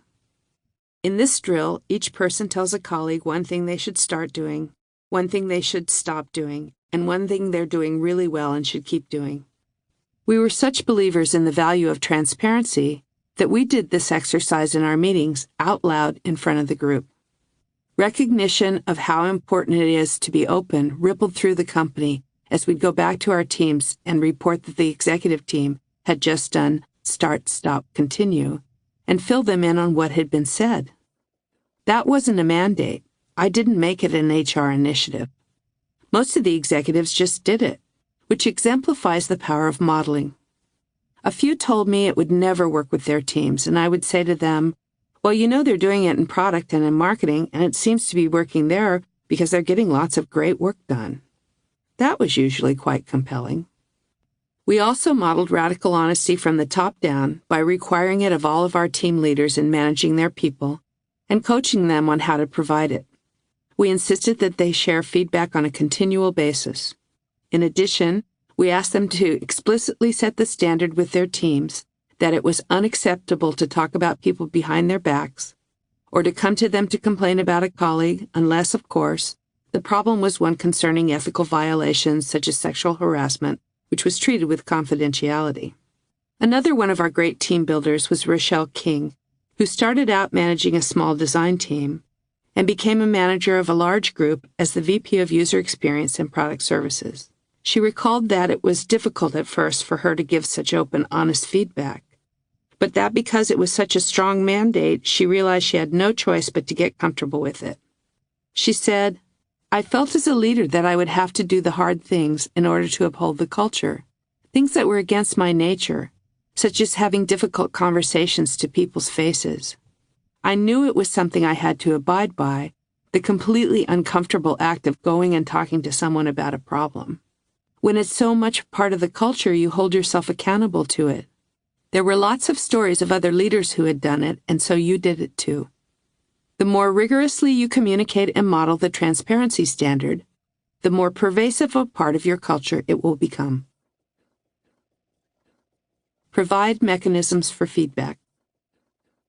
Eventually, we decided we wanted to facilitate the offering of critiques not only to one's direct reports and teammates, but to colleagues around the company. So we created a system for sending stop, start, continue feedback to anyone at the company once a year. We picked an annual feedback day and asked that everyone send their comments in stop, start, continue format to everyone they had feedback for. This is a great example of how the practices we used to create the culture evolved as we tried new things. At first, we made the system anonymous, but true to form, the engineers rebelled. Management was saying that people should be open and honest, yet the tool we had provided lacked transparency. They simply started to sign their names to their critiques within the message. The executive team realized they had a good point, and we revised the system. To make sure that people understood we truly didn't want them to hold back, I monitored how actively people were entering critiques. I didn't want them to write just a few bits of softball criticism to a couple of team members they knew well. The whole point was that we were providing a platform for widespread transparency. Eric Colson told me that the first time he had to write his feedback, he thought, if I've only written comments for a few people, I'm going to hear from Patty. What's this? You work with 50 people and you only gave feedback to 3 of them? If you institute a process like this, you will probably have to hold people accountable to step up and avidly participate. There's no question that this process took some getting used to. Eric described how anxious he was the first time through. He said, I didn't like the way a product manager was doing a certain thing. And I remember hovering over the submit button thinking, oh God, what's he going to think of me? Is this going to piss him off? But the next day when everybody got their feedback, to my surprise, he came by my desk and said, hey, I got your feedback. Thank you. That was really helpful. Eric recalled that he came to really look forward to feedback sharing day. In my experience, probably 90% of the people reacted that way, and often the feedback would lead to productive conversations that really helped clear the air. Everyone deserves to know about problems with the business, too. We practiced this same radical honesty about the challenges the business was facing. It was a very bumpy ride in the early years, and we shared with the whole company the difficulties as we encountered them, being very clear about our time frame, our metrics, and what it would take to meet goals. We wanted to make sure all of our people understood where we were going, what we were doing. And I realized that an essential part of this was understanding, really deeply understanding, what the business was up against. In most companies, no one owns the responsibility of communicating this information company-wide. And too many people, whole departments even, are left in the dark. Companies sometimes even delay making important strategy and operations changes because of worry about how employees will react. At Netflix, we learned that preparing people for changes to come led to a sense of trust around the company. Trust that we would proactively take the company where it needed to go, and that we wouldn't mislead anyone about the changes that would require. For sure, sometimes those changes weren't popular. One of our early big challenges was making the transition to streaming. We always talked about video streaming as the future of our business, and we tracked the habits of our customers very closely as we got better at delivery and built up our content. During that time, we had many open, heated debates about what that transition would mean to our customers. Transparency about the difficulty of the decisions didn't make coming to them any easier. But the honest dialogue did mean that people all over the company were prepared. It also meant that we made the right decisions at the right times. We didn't delay out of worry about a shock to the system for employees. Sure, the transition was tough and some people weren't happy. But there was no lack of clarity about what to expect. Too often upper management thinks that sharing about problems confronting the business will heighten anxiety among the staff. But what's much more anxiety-provoking is not knowing. You can't protect your people from hard truths anyway. And holding back the truth or telling them half-truths will only breed contempt. Trust is based on honest communication, and I find that employees become cynical when they hear half-truths.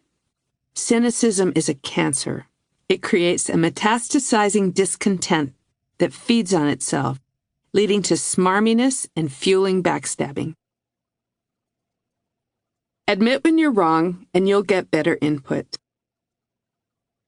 Someone asked me once, "What would you fire me for?" And I said, "That's a good question. Let me think." "Well, certainly embezzlement, sexual harassment, or breach of confidentiality." "Wait, I know what I'd fire you for." If we were discussing something that went wrong, doing a postmortem, and you said, "Oh, I knew that was a problem, but nobody asked me," then I'd probably run you over in the parking lot.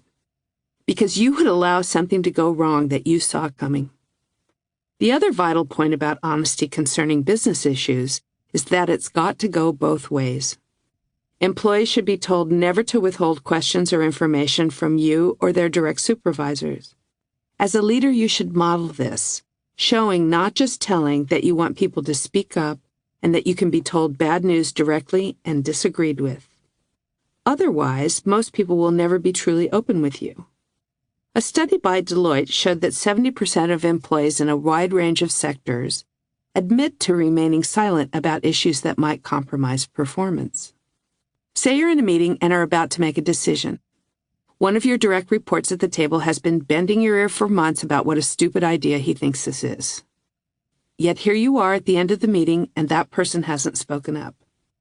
You should call that out. Say, "You know, we're about to make a decision that you've been telling me for 4 months you're against, and you haven't said a word. Have you changed your mind? Or do you feel like I'm not going to listen?" You have to exhibit the courage you want people to have. The courage to say, "I honestly don't think that's a good idea at all, and here's why." Of course, it's one thing to get honest input from colleagues on your own level or from your boss. It's another to get it from your subordinates. But that's exactly what you want, because you are absolutely not always going to be right, and the satisfaction of being right can be very dangerous. I was a huge fan of satisfaction. I used to love being right. When I had told Reed or another executive that I thought something they had decided to do was a bad idea, and I turned out to be right, I took great pleasure in that. One time Reed sent me an email saying, "You were right and I was wrong," and I printed it out and kept it in my wallet. Only got those every 3 years, so they were a big deal to me. But then one day we were talking about something and he said, "You were right and I was wrong about this one." And it didn't make me feel good anymore. Instead, I was mad at myself because I hadn't made my case more effectively earlier. I found myself wondering how I could have made a better argument. When leaders not only are open to being wrong, but also readily admit it, as Reed did that day and regularly did, and when they do so publicly, they send a powerful message to their teams. Please speak up. One of the best ways to get all the cards on the table is to help people see that those who speak up live to see another day. Reed was great at this. I love the story Tom Willerer told me about a time he disagreed with Reed in a team meeting of about 35 people. Facebook had started doing frictionless sharing in the news feed about what people were posting, such as what they were reading or watching and the events they were going to. Reed was intent on Netflix getting on this bandwagon and having information about what members were watching feed directly to their Facebook pages. Tom thought members should be given options to select which information would be shared, and Reed passionately disagreed. The two debated the point vigorously in front of the group. Tom pressed the point that survey data showed that members wanted the choice, and Reed agreed to let Tom and his team perform an A/B test to see which approach was better. When the data showed that Tom was right, Reed openly announced to the same group, "Look, I debated hard against this, but Tom was right. Great job." Tom took the wisdom of modeling how to be wrong to his role as Chief Product Officer at Coursera. He delightedly told me how wrong he had been about a big idea he brought to the company. Arriving with this bright, shiny Netflix background, he was sure that Coursera should start streaming classes 24/7, so that people could start a course whenever they wanted. The professors teaching the classes argued that the courses should be offered only at the starts of semesters, just as in brick-and-mortar colleges. They said the students needed a hard start of that kind and deadlines to motivate them to keep up. Tom thought that approach was outmoded and pressed ahead with streaming a number of classes, designing a fancy new interface as well. What happened? Many more people started those classes, but many fewer finished them. That was a big problem for Coursera. The business model is not just about offering lots of classes, it's about people actually learning and getting credits. The professors were right that hard deadlines are important for learning. But Tom wasn't completely wrong. Ultimately, through more testing, the company came up with a blended model in which courses start every 2 weeks.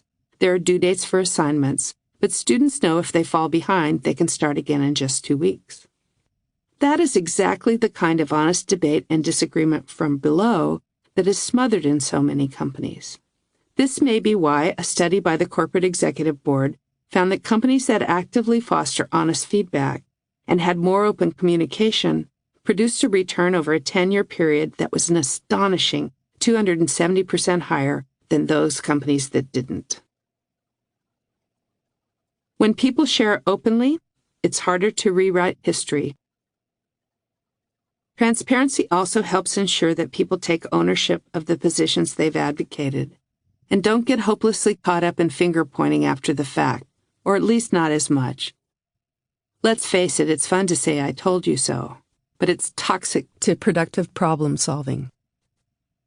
One of the most difficult failures we had at Netflix was our decision to divide our business into a DVD rental service, which we called Quickster, and a streaming service, which kept the Netflix name, and to increase our subscription rates for each at the same time. It was a train wreck.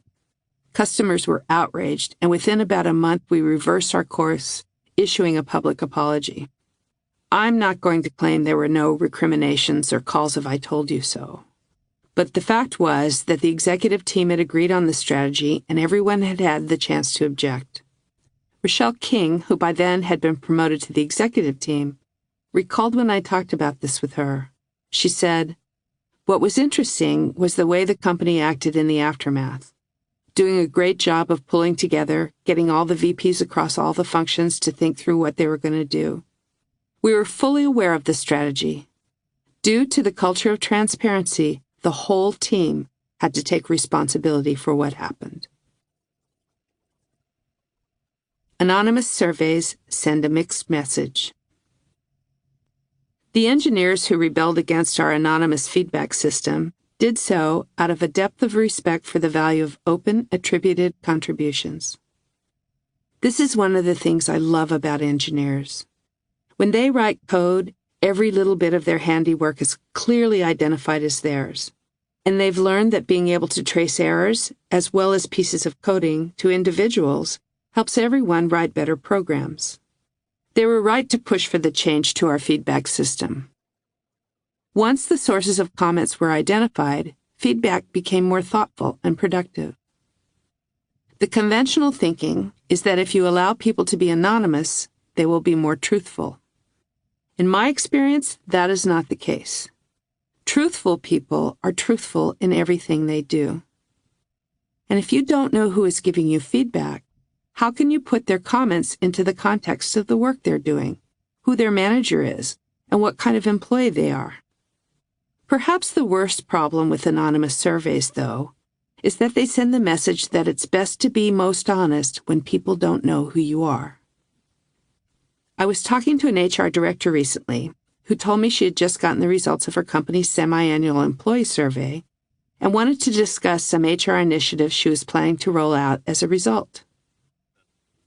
I asked her if the company had hired an outside firm to do an anonymous engagement survey.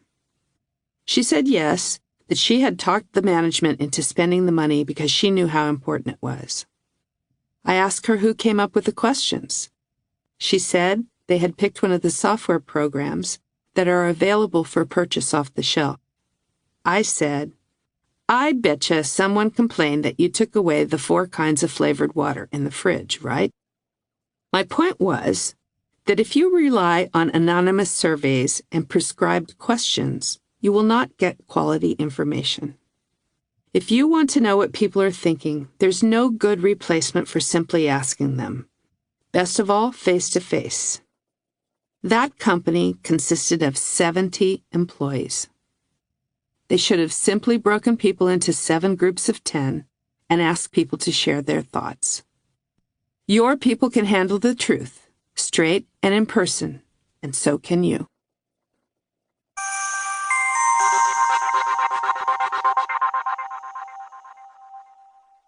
In brief, people can handle being told the truth about both the business and their performance.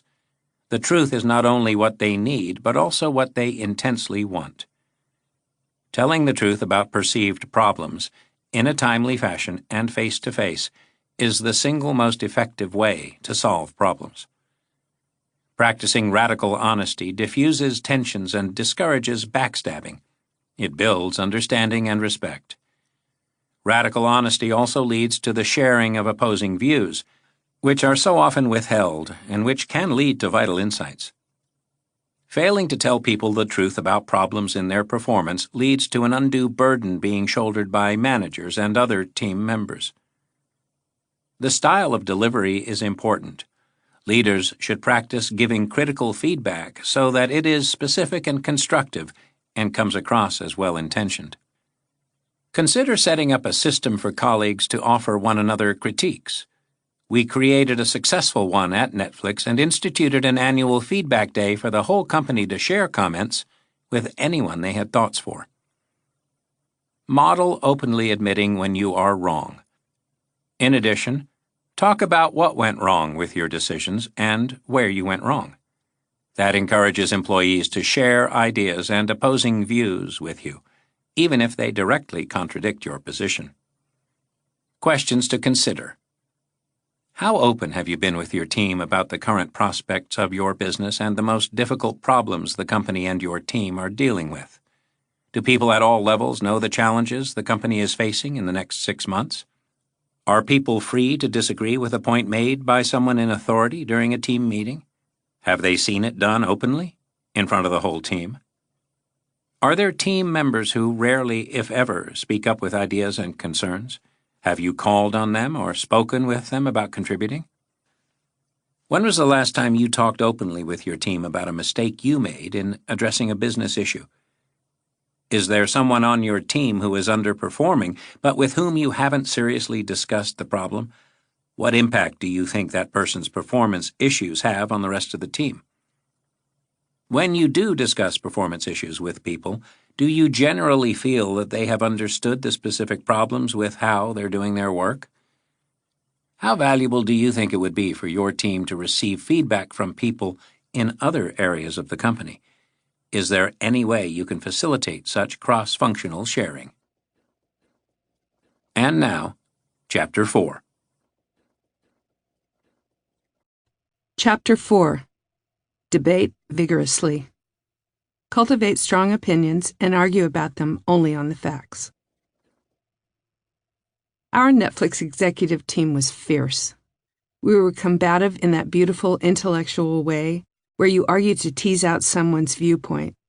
Because although you don't agree, you think the other person is really smart, so you want to understand why they think what they think.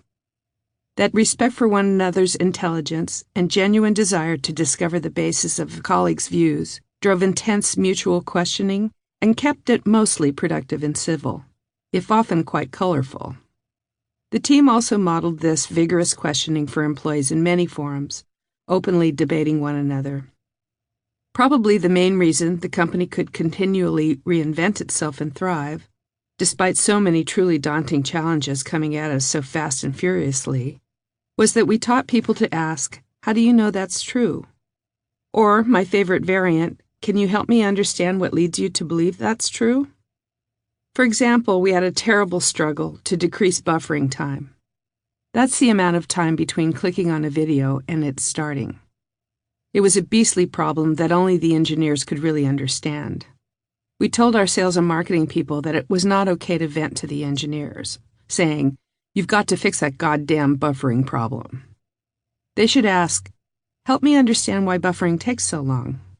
And we made it very clear that the question ought to be asked genuinely.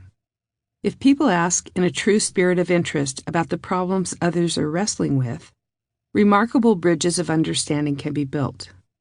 The answer to the buffering question was extremely eye-opening to the non-technical staff, who had no idea what a daunting challenge the engineers were up against. Over time, this sort of questioning helped cultivate curiosity and respect, and led to invaluable learning both within and among teams and functions. It also prevented all sorts of rumor-mongering and back-channel communication. I was so proud the day I heard an engineer say to a marketing manager with obvious sincerity, "I hear you spent $7 million to acquire customers. Can you tell me how that worked?" This practice often took some time for newly hired managers to get used to.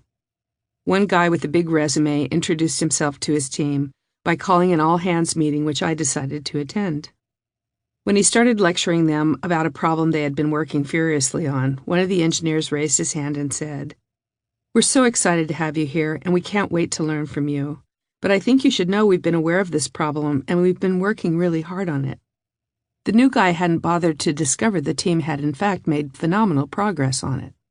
As I walked out of the meeting with the new manager, he turned to me and said, "Who does that guy think he is? How dare he talk to me this way?" I told him that the engineer was one of our best, and we had cultivated the practice of asking people about the nature of problems that they were tackling, rather than assuming an understanding of them. Netflix turned out to be too much of a culture change for him, and he moved on before long. More common was that people learned to appreciate the ethic of asking. Have an opinion and be right most of the time. There's no problem with people having strong opinions. On the contrary, it's important that they do, and that they argue for them vigorously. However, people's opinions should always be fact-based. Insisting that decision-making be fact-driven doesn't detract from the importance of opinions. It just means people are expected to try really hard to make sure theirs are well-founded. I often say to executives, have an opinion, take a stand, be right most of the time. Opinions aren't helpful unless the people who hold them are willing to take a stand in their defense by making a fact-based case. One of the great dangers in business is people who are great at winning an argument due to their powers of persuasion rather than the merits of their case. We had this one guy who was just fantastic at championing his views. I mean, you'd listen to him and you'd just about be in a trance. He was so eloquent and so convincing. But he was almost always wrong. We set a standard at Netflix that people should develop their opinions by probing into facts and by listening with an open mind to fact-based arguments that they didn't agree with. This flowed naturally from the fact that most of the early employees were mathematicians and engineers. They lived and breathed the scientific method, which is all about discovering facts and then adjusting one's understanding of the problem and the way to solve it. As the company grew, we consciously cultivated that obsession with being fact-driven and scientific. All around the company, not just in engineering. You don't need a company founded on engineering in order to widely instill this ethic. Note that I say fact-driven, not data-driven. There's been something of a deification of data in recent years, as though data itself is the answer, the ultimate truth. There's a dangerous fallacy that data constitutes the facts you need to know to run your business. Hard data is absolutely vital, of course, but you also need qualitative insights and well-formulated opinions. And you need your team to debate those insights and opinions openly and with gusto. Data doesn't have an opinion. I loved when we hired somebody new in data science, especially in the early days. We'd all had our own beliefs about customer behaviors that they'd bust. In the beginning, we opined about how the customer behaved based on ourselves as customers. We would argue back and forth saying, "That's not the way they watch. No, I don't watch that way." And then with the transition to streaming, we started to get actual viewing data. Before that, we'd only known which DVDs we shipped to people and what they put in their queues. The now all but forgotten feature allowing people to line up as many items as they wanted to be sent to them as soon as the DVDs were back in stock. Now, all of a sudden, we could see which content was actually watched most avidly. Who knew people were so crazy about shows like Storage Wars and Swamp People? The rush of data dispelled many of our old myths. Data is great. Data is powerful. I love data. But the problem is people become overly wedded to data and too often consider it too much, too narrowly, removed from the wider business context. They consider it the answer rather than the basis of good questions. I love the distinction Ted Sarandos made to me about how data is best used. He said that the decision-making of his content team is data-informed rather than data-driven. When Netflix launched House of Cards, lots of attention was given to how Ted's team had done such a deft job of mining Netflix viewership data. They concluded the show would be a good fit in part because the show's star was popular with viewers, as was another drama set in the halls of Washington Power, The West Wing. In reality, while the data gave us a great assist, a huge part of the decision to go with the show was that the remarkably talented David Fincher was developing it. Ted stresses that insights from data analysis complement his team's decision-making, but certainly don't dictate it. They've seen that a project can fail, even with all sorts of supporting data. Whether to move forward with a show or film is very much a judgment call. When the team decided to go ahead with Orange is the New Black, they overrode their mandate that shows had to have well-developed scripts. Not because the data was telling them the show would be a hit, but because the brilliant vision of the show's creator, Jenji Kohan, which was brilliantly thought out. The show is based on a book, and others wanted to develop it for the screen. But there were worries that the viewers wouldn't be sympathetic to the prisoners and that a prison might be a claustrophobic setting. Kohan planned to expand the storytelling to take viewers into the inmates' lives before they were sent to prison. Doing so would show that so many of the women who end up in such low-security prisons, as the author of the book did, are far from hardened criminals, making them more sympathetic and engaging viewers in their life stories.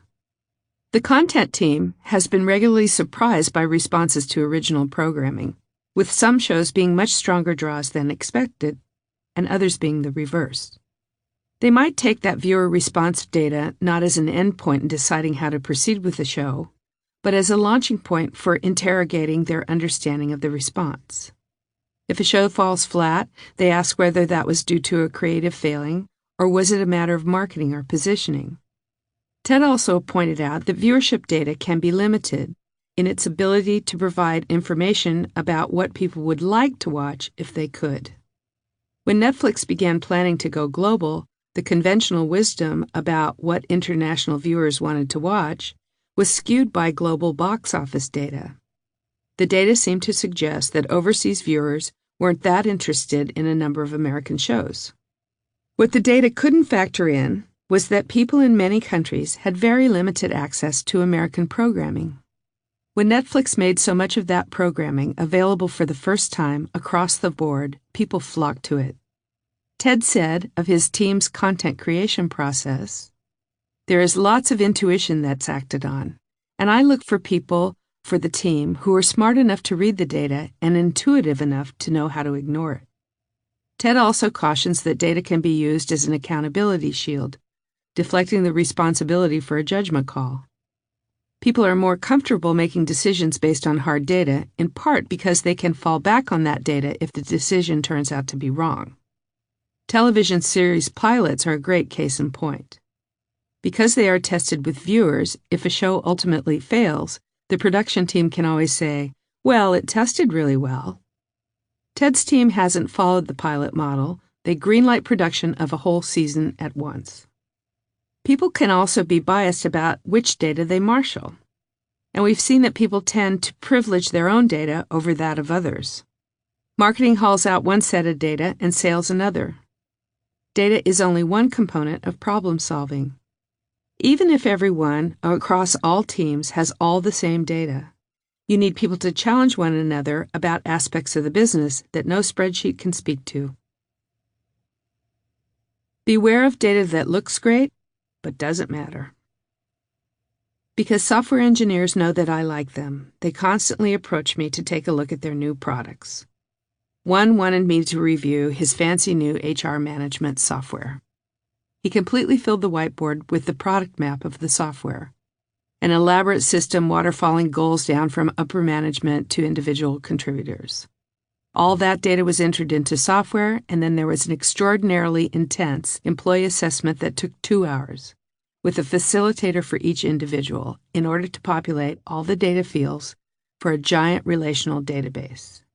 I stopped him and said, "Can I say something? Can I stop you right there?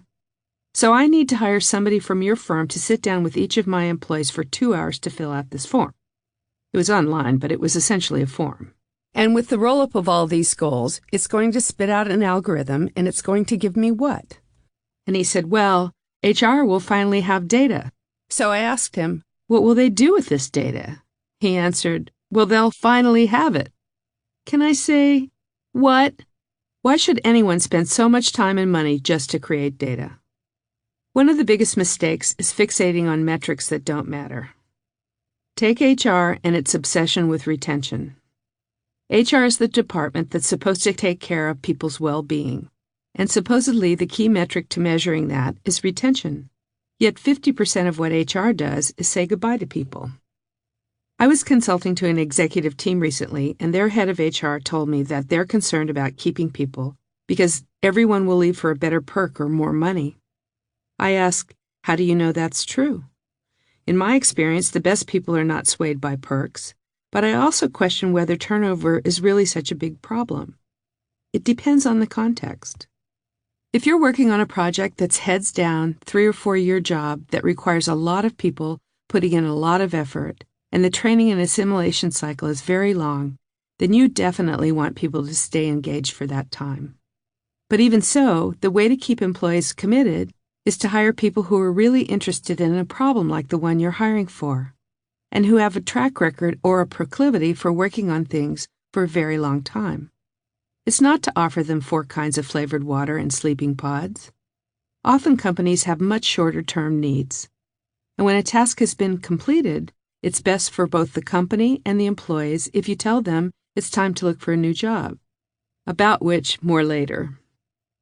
Another big mistake made with metrics is thinking that they're fixed. They must be fluid. They must be continuously revisited and questioned. This is where vigorous debate comes in. Debate only for the sake of the business and customers. While our debates at Netflix often got heated, they generally didn't become mean-spirited or counterproductive, because we set a standard that they should all essentially be about serving the business and our customers.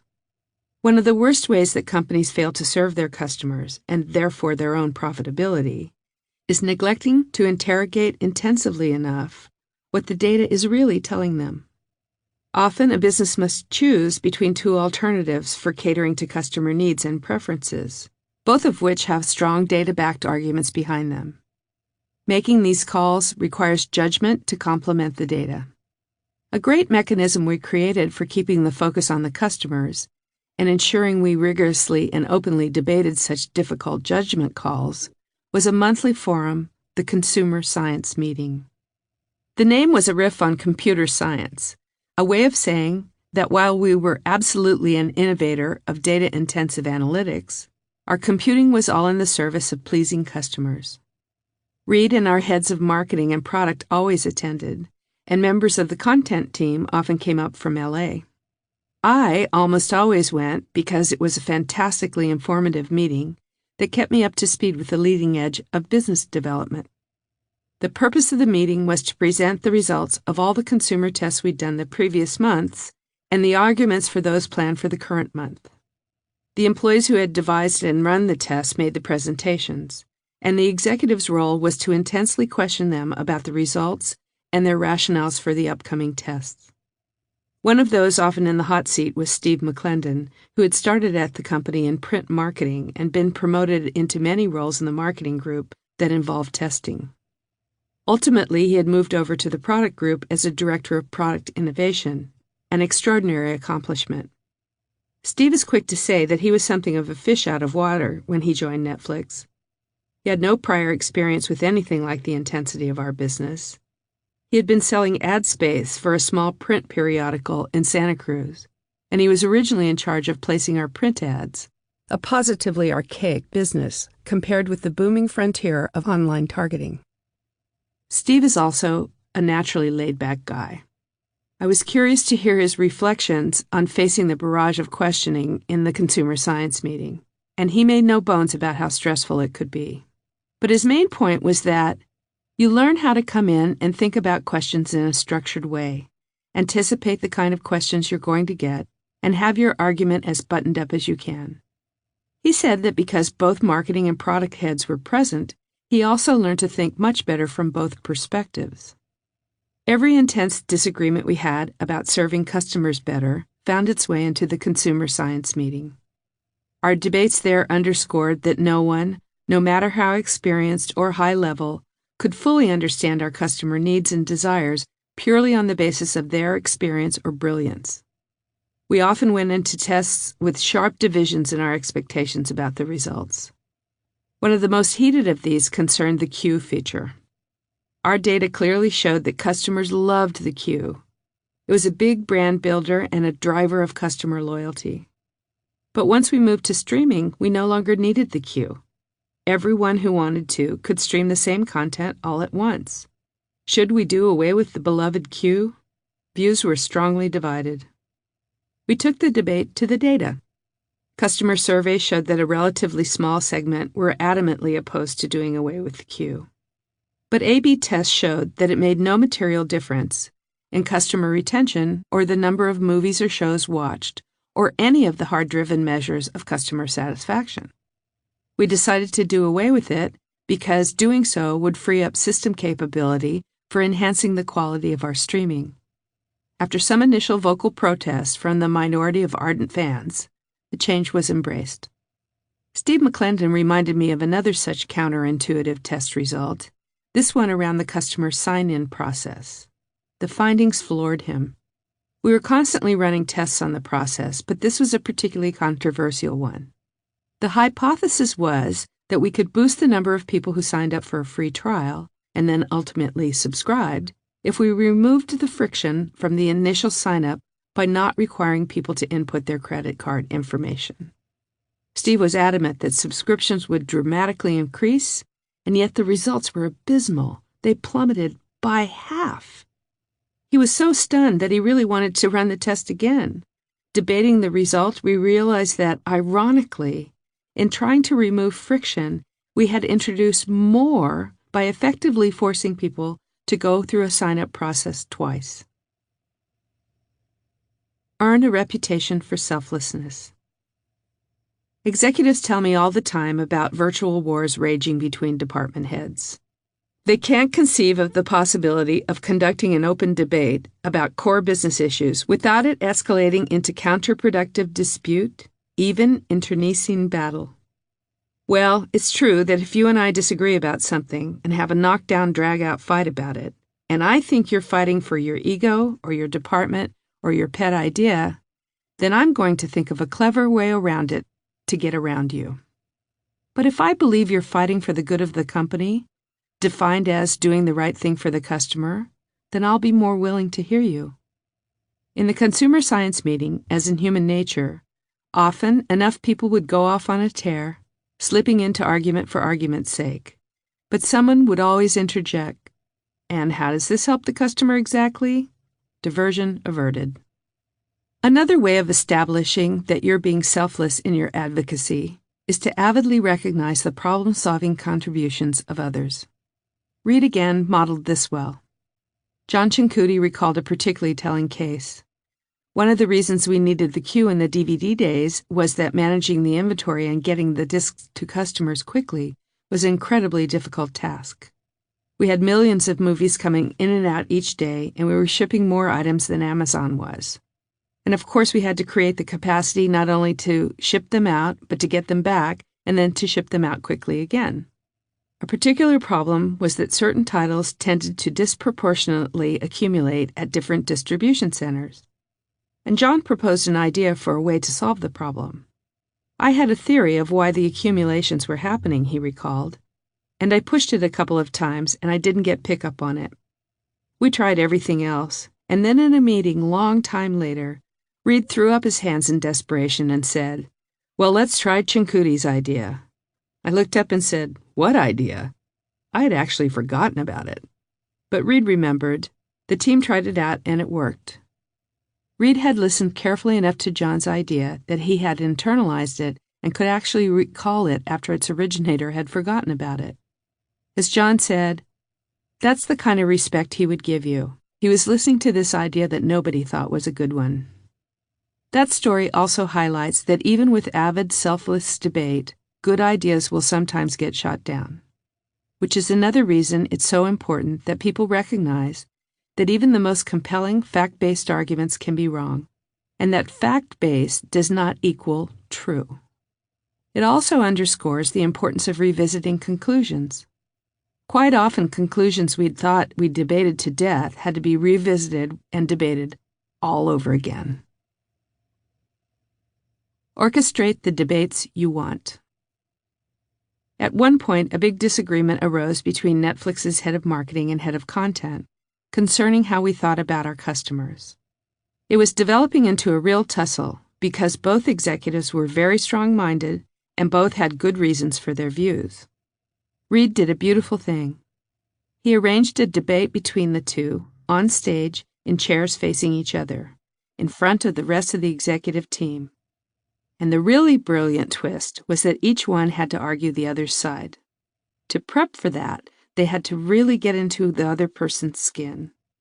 Reed made this style of formal debate a regular practice for the product development team. Once a month, he'd hold a meeting in the Netflix theater with everybody sitting on benches in a forum style.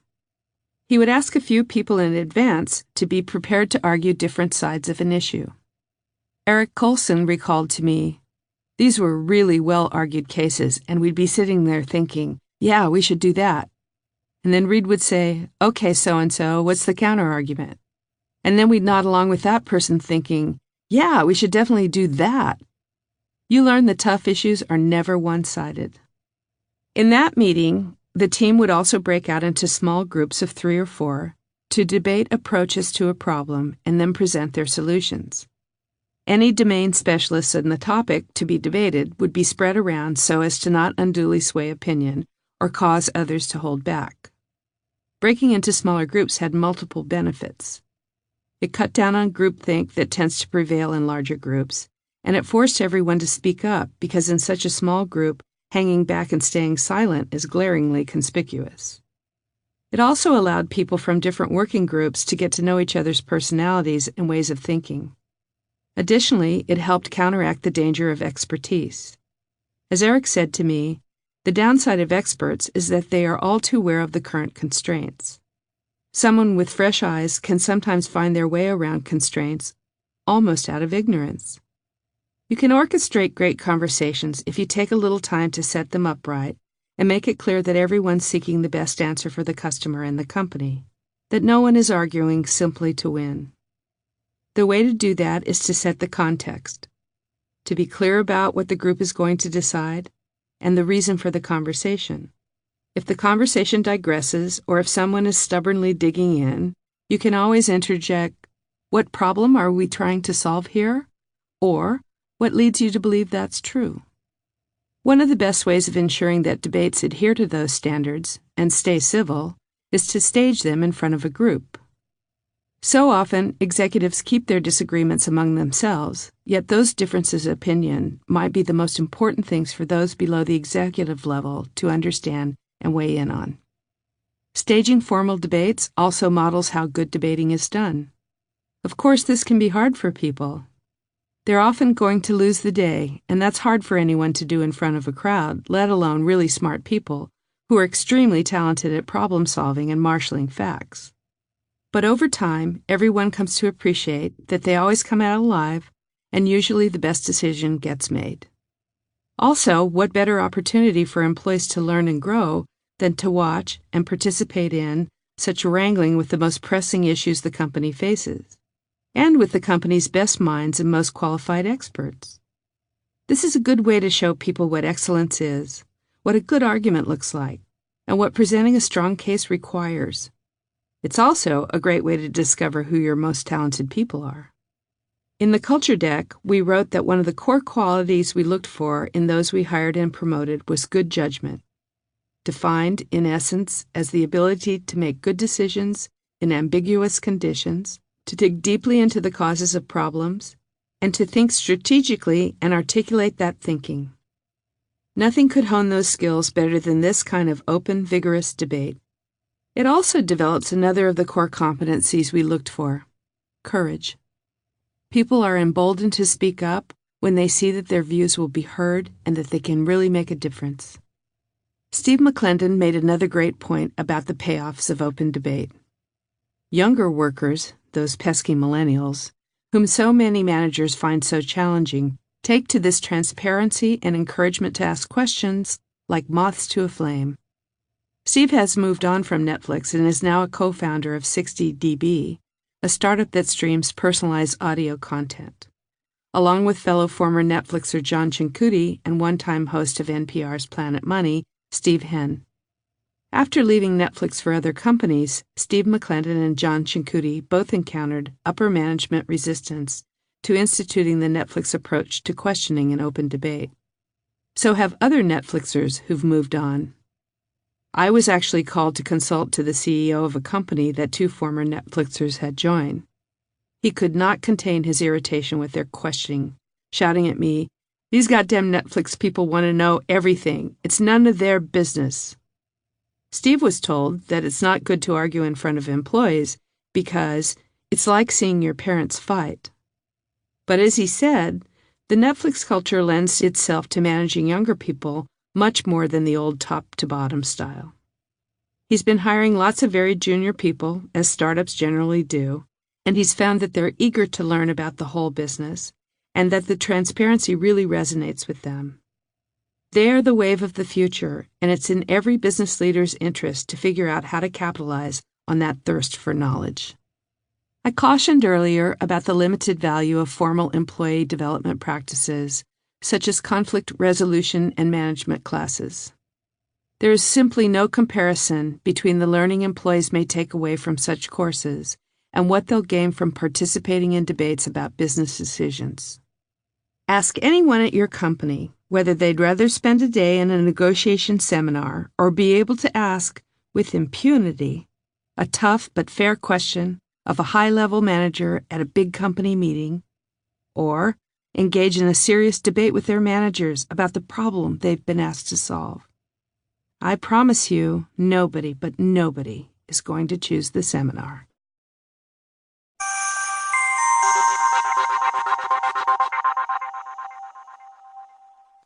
In brief, intense, open debate over business decisions is thrilling for teams, and they will respond to the opportunity to engage in it by offering the very best of their analytical powers. Set terms of debate explicitly. People should formulate strong views and be prepared to back them up, and their arguments should be based primarily on facts, not conjecture. Instruct people to ask one another for explanations of their views and of the problems being debated, rather than making assumptions about these things. Be selfless in debating. That means being genuinely prepared to lose your case and openly admitting when you have. Actually orchestrate debates. You can have people formally present cases, maybe even have them get up on stage. Try having people argue the opposing side, poking holes in their own position. Formal debates, for which people prepare, often lead to breakthrough realizations. Beware of data masquerading as fact. Data is only as good as the conclusions it allows you to draw from it. People will be drawn to data that supports their biases. Hold your data up to rigorous scientific standards. Debates among smaller groups are often best because everyone feels freer to contribute, and it's more noticeable if they don't. Smaller groups also aren't as prone to groupthink as large groups are. Questions to consider. What problem is your team working on? Or what decision do you have coming up that you could stage a formal debate over? Having set the rule that people must state their case by marshalling facts, will you be prepared to concede that someone on your team makes a stronger case than yours? Are there members of your team who have become too fixed in their views about an issue and whom you could ask to take the perspective of the other side in a debate in front of your team? How well is your team set up to conduct formal testing of ideas and to obtain the data they need to draw strong conclusions? Are there any ways in which you could provide them with access to tools they may lack? How can you help your people to consider data beyond the information that is familiar to them and that they know how to interpret? What biases might members of your team and you have about which data you should be considering and your interpretations of it? Can you invite younger members of your team, and perhaps of other teams, to listen in on some of your debates? Could you or their direct manager coach them about how to participate themselves? Can you establish a regular forum for the presentation of arguments about key decisions and the best ways to solve problems your team is working on? And now, Chapter 5. Chapter 5. Build the company now that you want to be then. Relentlessly focus on the future. Discussing the military's performance during the Iraq War, Donald Rumsfeld, the defense secretary at the time, famously said, "You go to war with the army you have, not the army you might want or wish to have at a later time." When I talk to managers about creating great teams, I tell them to approach the process in exactly the opposite way. You've got to hire now the team you wish to have in the future. Many leaders are great at seeing the future of product development and competition. They work hard to assess what the market demand will be and focus intensely on getting the product right and to market at the right time. But I find that they rarely look into the future in thinking about the team they'll need. They tend to focus on what their current team is achieving and how much more that team can do.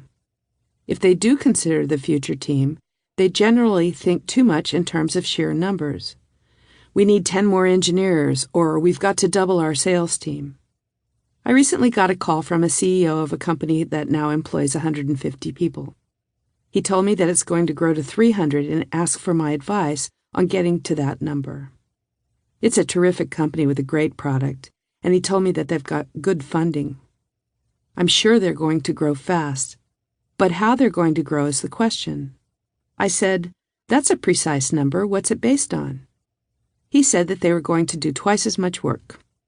I asked him if the new people would need to be doing the same kinds of work as the current staff, or if there might be new things to be done. Were they going to be launching a new product line, perhaps? If the teams were getting bigger, might he need more experienced managers? Did he want to keep teams smaller and maintain a flatter management structure?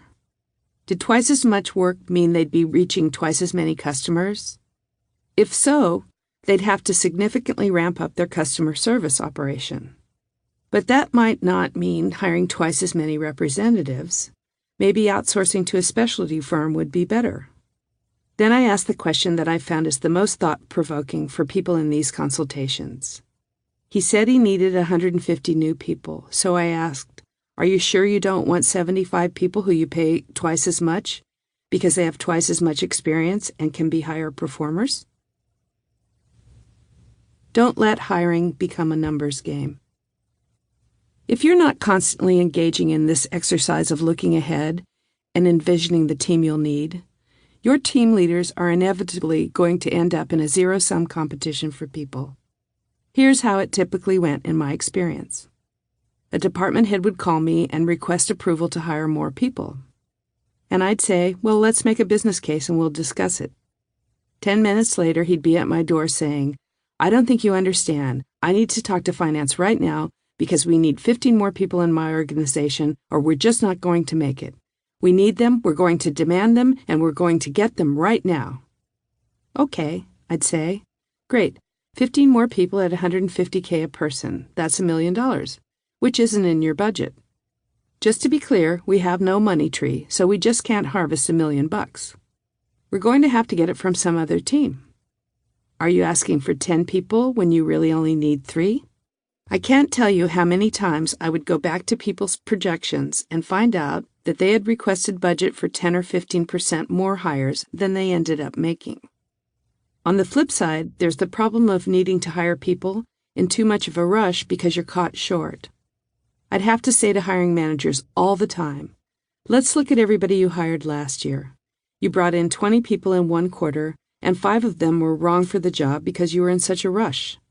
Other times they would be very picky, but hadn't been creating a pipeline of potential hires, so we couldn't actually find good enough people in time, and actually had to postpone a project. Building the muscle to hire great people is a huge competitive advantage. Don't expect that your current team can be your team for tomorrow.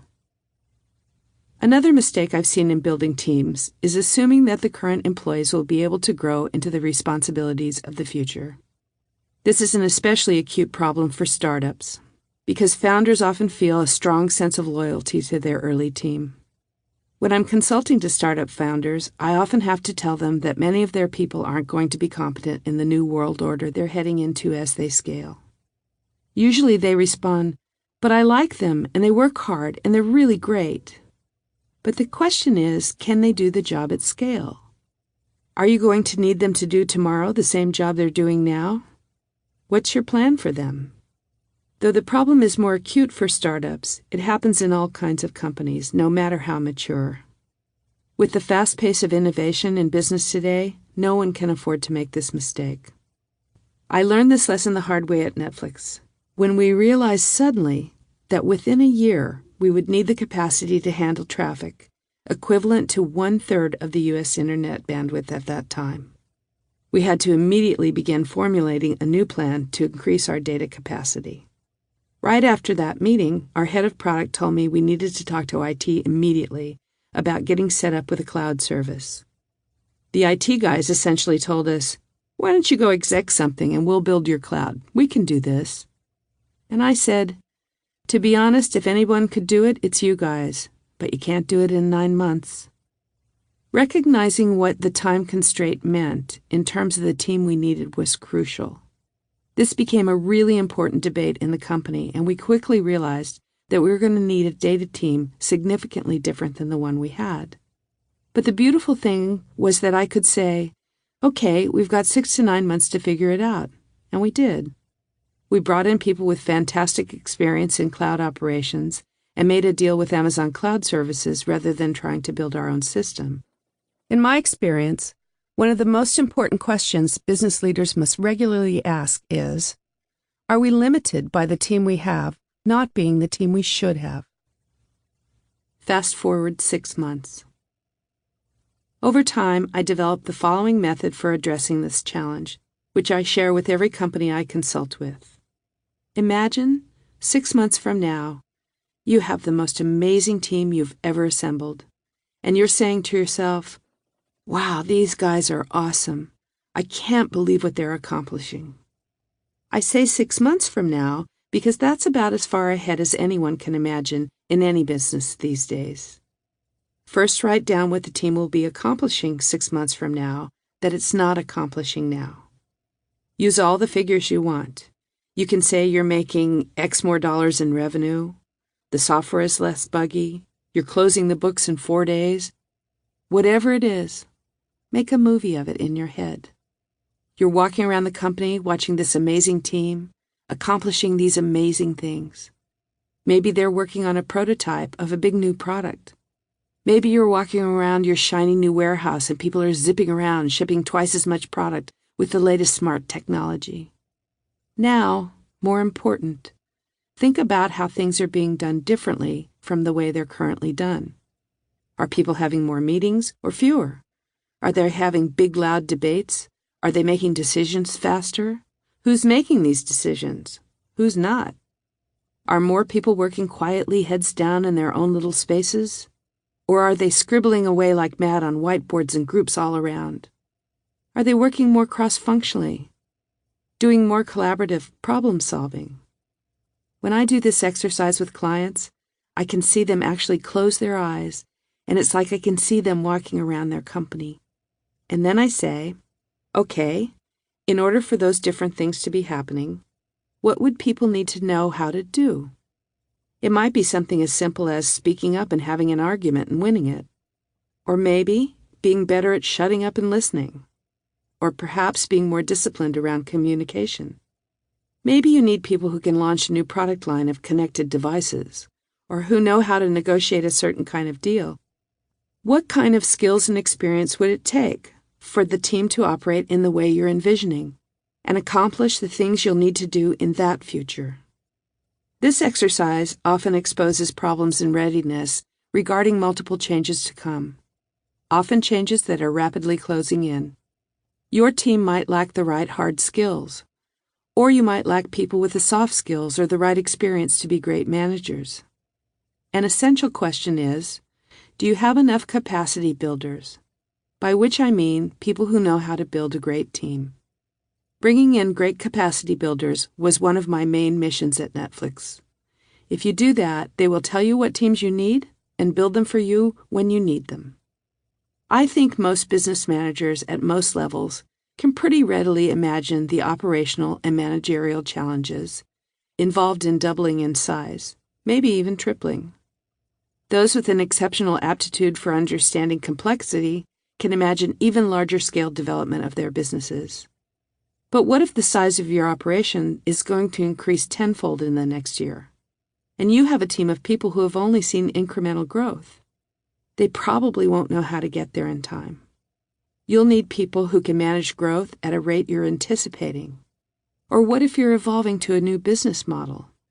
After asking yourself these questions, and only after, look at the team you have. This will help you see the skills and experience of your team more accurately. You'll be more cognizant of what they don't know how to do or don't do well, and you'll see where you need to bring in top performers in areas where you don't have them or don't have enough of them. The basic problem is that most people start with the team they have, thinking, we'll do more and we'll be amazing. The thing is, if you start with the team you have, sure you can do more, but it won't necessarily be amazing. Instead, build the ideal team by starting with the vision down the road. Identify the problem you want to solve, the time frame in which you want to solve it, and the kinds of people who will be successful at that, and what they need to know how to do. And then ask yourself, what do we need to do to be ready and able, and whom do we need to bring in? You're building a team, not raising a family. As Reed and I worked on clarifying what kind of culture we had to build to enable the speed of change we needed, we realized it was important that everyone understand we were going to make sure our teams were constantly evolving. In discussing this, we decided to use the metaphor that the company was like a sports team, not a family. Just as great sports teams are constantly scouting for new players and culling others from their lineups, our team leaders would need to continually look for talent and reconfigure team makeup. We set the mandate that their decisions about whom to bring in and whom might have to go must be made purely on the basis of the performance their teams needed to produce in order for the company to succeed. If training people and grooming them to step into new roles was the best option, we fully backed that, and we helped managers to learn those skills. We also wanted them to carefully consider whether the best option might be bringing in new people who were high performers with the skills needed, even if that meant the current team members would have to move on from the company.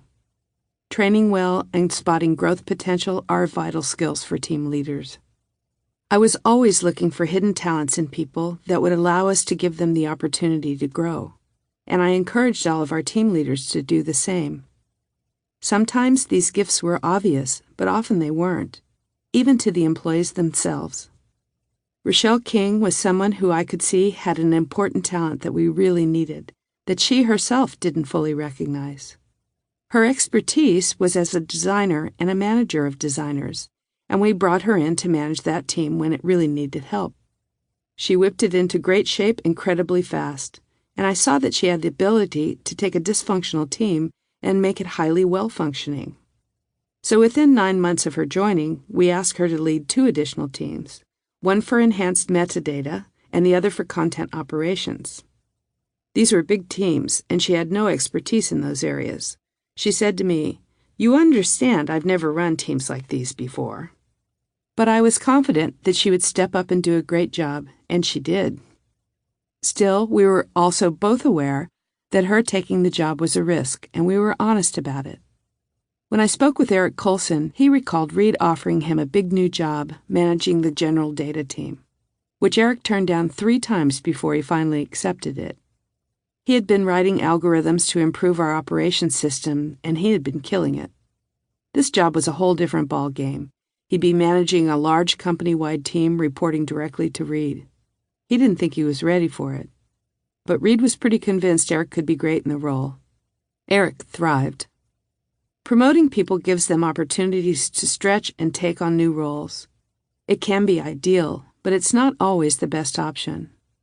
We told our team leaders that it was important to be realistic about what sort of performance improvement people were capable of, and whether that could be achieved in the time needed. We had a rule of thumb for whether to promote from within or bring in a top performer from the outside. Did the job to be done require expertise that no one inside had? Or was the work in an area that we ourselves were at the forefront of innovating? With cloud services, there was better expertise outside, so it was much more effective for us to bring people in. With developing data algorithms, we were at the forefront of innovation and saw that in Eric we had top-rate talent inside. With other roles, if we hadn't brought in talent from the outside, we almost surely would have stumbled. Sometimes promoting is not the right solution. When I consult to company leaders and their team managers, probably the most difficult advice for them to accept is they don't owe their people anything more than ensuring the company is making a great product that serves the customers well and on time. They don't owe people the chance to take on a role they're not prepared for and don't have the talents for. That they don't owe them a different job created to reward them for their service. And they certainly don't owe them holding the company back from making the personnel changes needed to thrive. I know this may sound harsh, because the notion that a company makes special investments in developing people, providing paths for promotions, and strive for high employee retention rates are so deeply ingrained. But I've come to believe such thinking is outmoded and isn't even the best approach for the employees. It often leads to people becoming stuck in jobs they don't really want, or aren't doing as well as they want to, or as you need them to, rather than scouring the job landscape for better opportunities. Giving people promotions and coaching them in new roles can be both enormously satisfying for team leaders and great for performance. But promoting and developing people are often simply not the best things for team performance. Managers should not be expected to be career planners. In today's fast-moving business environment, trying to play that role can be dangerous. At Netflix, when we were interviewing people, we told them straight out that we were not a career management company, that we believed people's careers were theirs to manage, and while there may be lots of opportunity for them to advance at the company, we wouldn't be designing opportunities for them. So often companies give people half a job that needs to be done because the person can't do the whole job. I realized that we just couldn't afford to do that. We needed people who could do the whole job. We were also determined not to make the incredibly common mistake of promoting into management roles strong performers who are simply not well suited to managing. In some periods of a company's growth, there are lots of opportunities for current employees to be promoted into new roles. But often there are simply no legitimate spots for people, even very good people, to move up to. When there were openings at Netflix that we might have promoted people into, in many instances we knew the much better option was to bring in somebody who already had been a top performer in the job we needed done. If people were eager to take on responsibilities we couldn't give them, or to do work that wasn't a priority for us, we encouraged them to look for those opportunities elsewhere. We also suggested that our employees interview elsewhere regularly, so they could get a gauge of the market opportunities. This also allowed us to get a better understanding of how sought after they were and what we should be paying them. The advantages of more fluid team building flow both ways. I believe the best advice for all working people today is to stay limber, to keep learning new skills and considering new opportunities, regularly taking on new challenges so that work stays fresh and stretches them. At Netflix, we encouraged people to take charge of their own growth, availing themselves of the rich opportunities we afforded them to learn from stellar colleagues and managers, and making their own way, whether that meant rising within the company or seizing a great opportunity elsewhere. Put yourself in a startup founder's shoes. I appreciate that embracing this perspective can be a struggle, and for good reason. We've been taught to think so differently about our responsibilities to our employees. I see this most intensely with the startup founders I advise. They almost always have to face the hard truth that the kinds of people and the ways of working they needed in the early phase of developing their products and finding a market are very different from the people and talents that will allow their companies to scale. In the beginning, they need the smartest people that they can afford to pay, who want to work very hard and who believe in the vision. The belief part is crucial because all startups are crazy ideas. If they were logical, somebody else would already be doing them. Initial startup success requires making all kinds of mistakes and being willing to keep working incredibly hard, trying all sorts of things, really pounding at it until you have a product that's viable and a market that's receptive. The answers are unknown, and most of the work is improvisational. Then, suddenly, growth starts to take off, and the problems are not so much ones solved by trial and error as ones requiring experience. They're problems of scale and complexity. And the thing about scale and complexity is sometimes you get lucky, and some of those early people can cope with the changes and develop the skills they needed, but in many cases they can't or don't want to. Virtually every company is contending with the same challenge all the time to some degree. The challenge of recognizing that change has to happen and new people will be needed to bring it about. If this perspective is uncomfortable for you, ask yourself, what would be the right thing for a startup founder to do in the face of this challenge?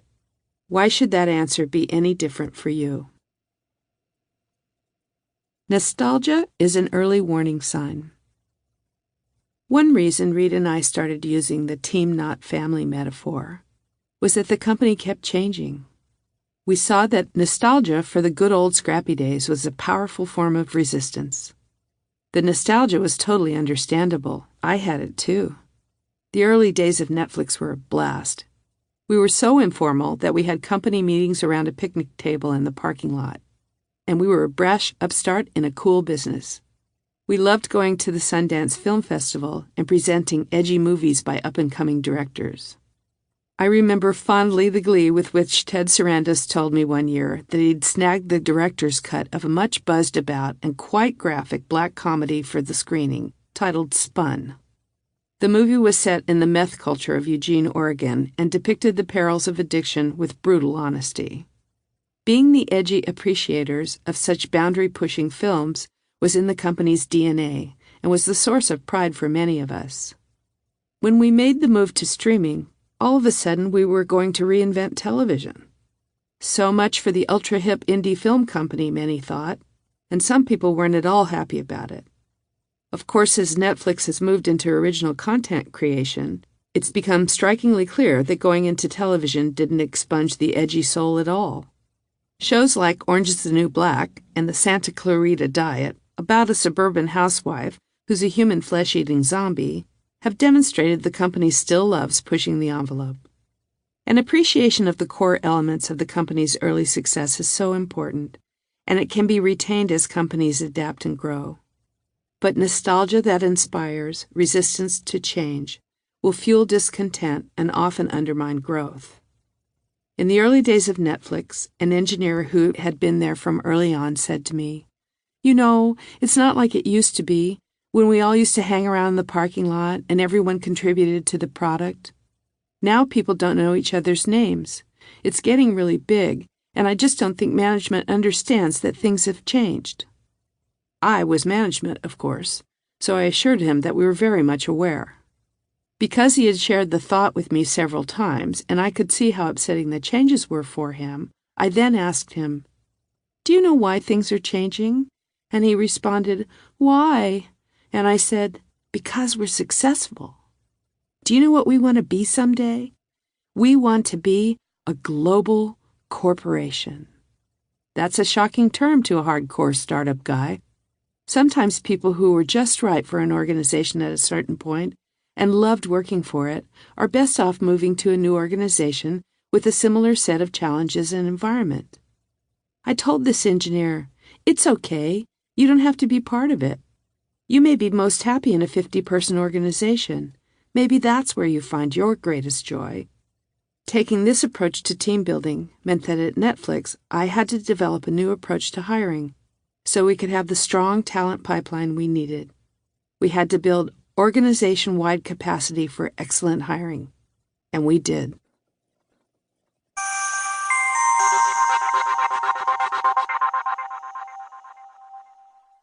In brief, to stay agile and move at the speed of change, hire the people you need for the future now. On a regular basis, take the time to envision what your business must look like 6 months from now in order to be high-performing. Make a movie of it in your head, imagining how people are working and the tools and skills they have. Then start immediately making the changes necessary to create that future. More people will not necessarily do more work or better work. It's often better to have fewer people with more skills who are all high performers. Successful sports teams are the best model for managers. They are constantly scouting for new talent and culling their current roster. You're building a team, not raising a family. Some members of your team may simply not be able to grow into high performers for the future you're heading to. It's not the job of the business to invest in developing them. The job is to develop the product and market. Develop and promote from within when that's the best option for performance. When it's better to hire from outside, be proactive in doing so. The ideal is for people to take charge of developing themselves.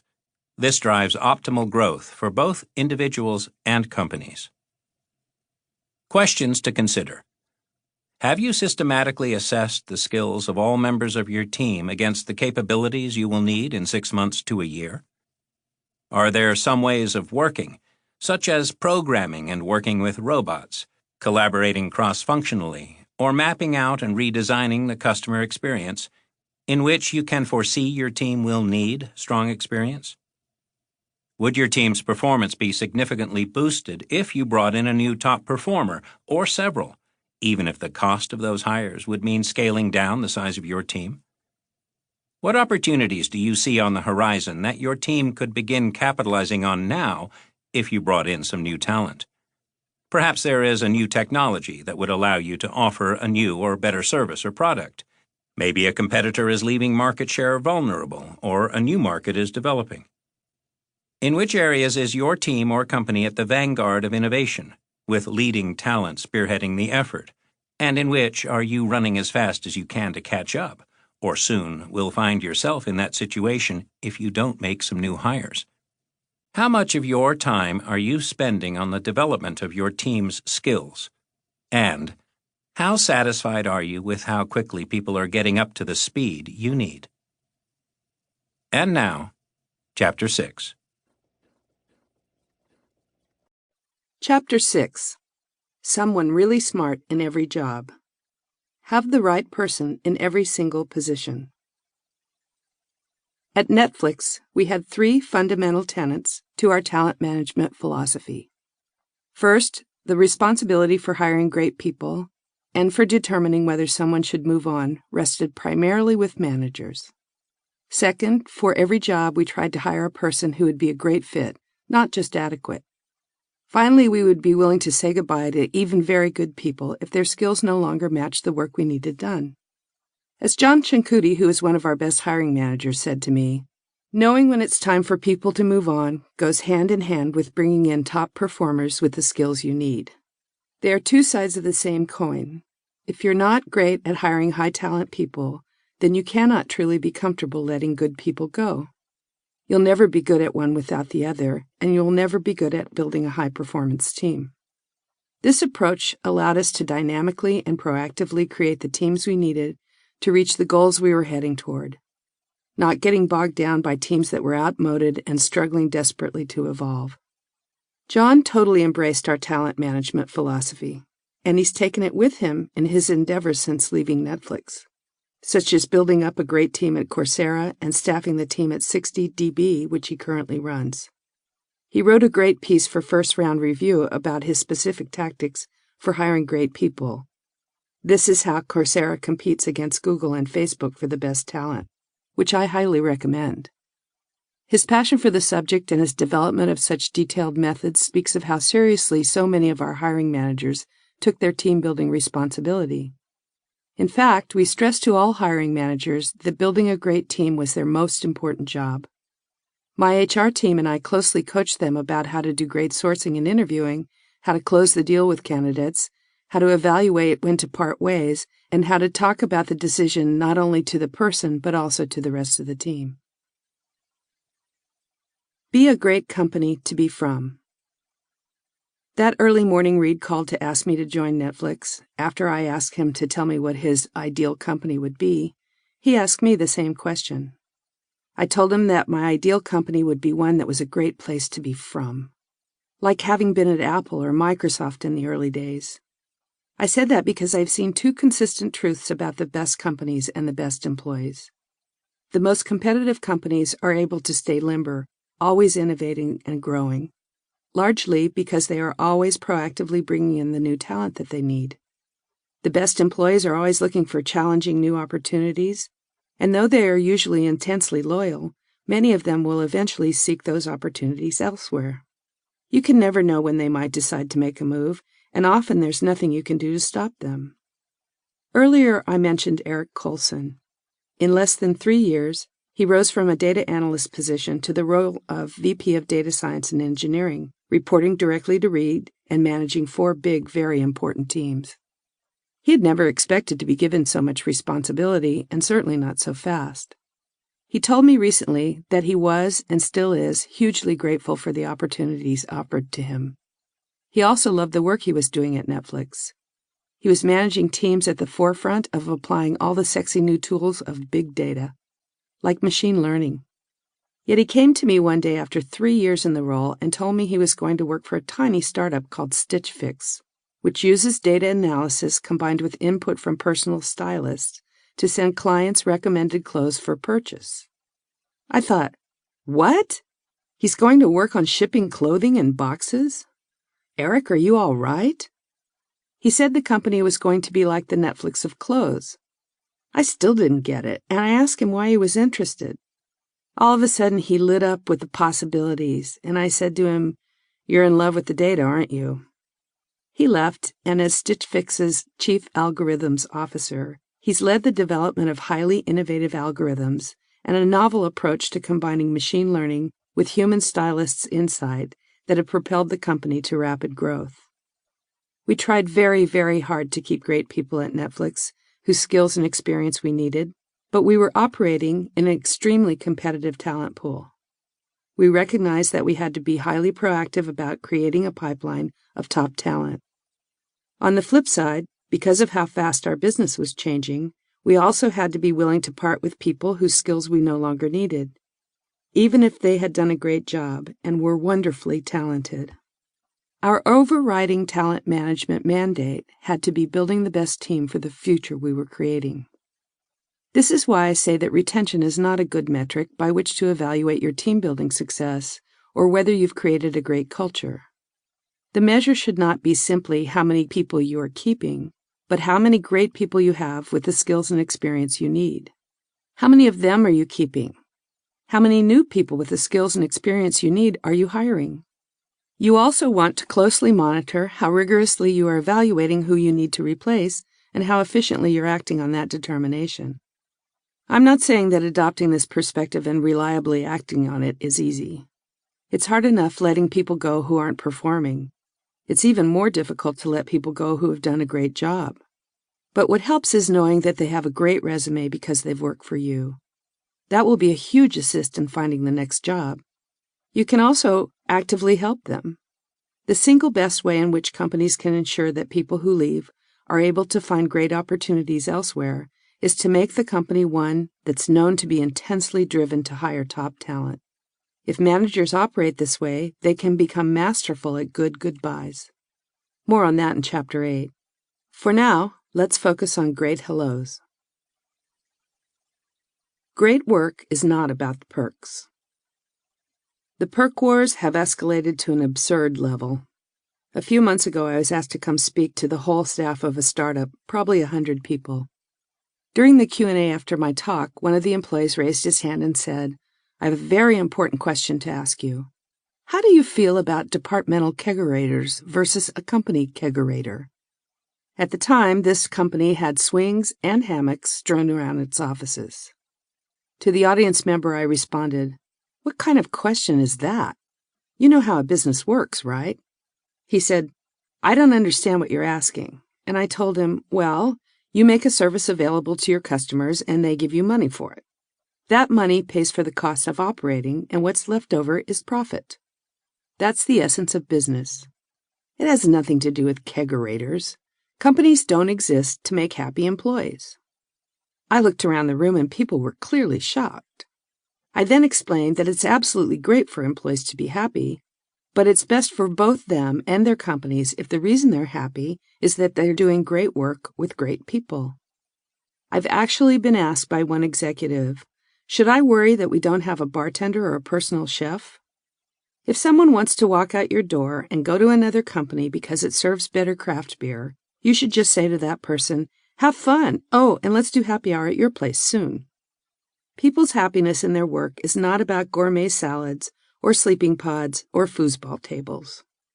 True and abiding happiness at work comes from being deeply engaged in solving a problem with talented people you know are also deeply engaged in solving it, and from knowing the customer loves the product or service that you've worked so hard to make.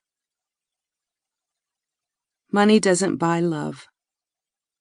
We decided over time at Netflix to pay highly competitive salaries.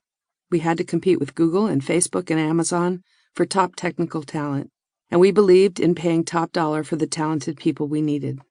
But we did not want to be competing on price as a core lever of convincing people to join the company. Word certainly got round that we paid very well, and there's no question that that helped us to bring in the people we wanted. But we had a rule that we wouldn't discuss compensation with candidates until we knew they wanted to accept the offer. We would talk about our philosophy on compensation, but we wouldn't talk numbers. In my experience, when people bring up money fairly early in the interviewing process, they are either underpaid in their current job, or being paid very well and worried that you won't be able to improve on that, or are primarily interested in the money and not truly passionate about the job. We had no interest in hiring people because they were underpaid, and we could get their talents on the cheap. We were also generally not concerned that we would be unable to make a high enough offer if we really wanted to hire the person. We had not set up rigid compensation systems, as so many companies do, with their bell curve distributions and 6% merit increase budgets and strict salary bands. We were free to offer what we needed to offer, so we had no good reason to talk numbers up front. As for candidates who were mostly interested in the money, we wanted to weed them out. We would tell them, "We don't think you're right for us. We think at this point in your career it's important for you to chase the money. If that's what's up, then go to one of our competitors. We also didn't have a bonus system. If your employees are adults who put the company first, an annual bonus won't make them work harder or smarter. We handled equity compensation in a completely different way than most companies do. We allowed employees to tell us what portion of their compensation they wanted in stock options. And rather than adding those to their salary, the amount was in lieu of a portion of their salary. In addition, rather than using stock options as golden handcuffs, we imposed no vesting period. Options would vest on a monthly basis. Those options were available to exercise for 10 years, allowing for long-term increase in the stock price. I was talking to Warby Parker CEO Neil Blumenthal, and he told me that he wanted my advice about creating an executive bonus program. I asked him, "Okay, you want it to be a combination of equity and cash?" "Yep. And you want it to be based on company goals, team goals, department goals, and individual goals?" "Yep." Then I asked him, "Didn't you tell me when we last talked that you were opening up more stores? And didn't we discuss that there was a 50-50 chance that that strategy was going to work out? So now you want to set up a very complicated system that you have to explain to finance, and you have to explain to the board, and you have to explain to the stock committee. If they agree, then you have to set up the software so you can track the results versus the goals. When you know that, you don't really know whether or not these goals are realistic." He said, "But I want to reward them." And I said, "Well, if you hit all your targets and everything works out, great. Give them a ton of money. Throw stock at them. You don't need a bonus system tied to goals. I know you and I know your team, and I know that a bonus program is not going to incent them to do anything that they're not going to do anyway." Motivation is about talent density and appealing challenges. We didn't understand right away at Netflix that great colleagues and tough challenges to tackle were the strongest draws to working at the company. But very early on, we understood that we had to be really rigorous about maintaining our talent density. We couldn't make any promises to people about long-term careers at the company. We were quite open about that, and over time we found it was no deterrent to attracting top performers. When I talked to John Cincutti about this, he beautifully expressed what we hoped would be the way employees thought about our approach. After the 2001 layoff, the talent density at the company became amazing. The executive team started to talk about how Netflix was a company where amazing people who are high-functioning and can go on and do great things at other places. What I heard was, don't expect there to be a long-term path for you. But working with amazing people and the opportunity to grow were even more important to me than having an explicit promise of a path for promotion. The diversity of brilliance. Netflix was always being compared to Google, and we often competed for the same talent. But the two companies have totally different approaches to hiring because they have such different approaches to growing their businesses. Google was a tough competitor to go up against for hiring managers.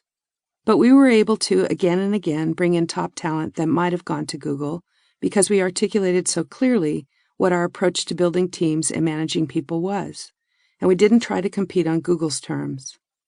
I had worked with Eric Schmidt at Sun, and I realized that Google reminded me of the go-go days at Sun, when we focused primarily on hiring as many amazing people as we could, but that Google was even better at doing that because it had such a broad goal: to organize all the world's information.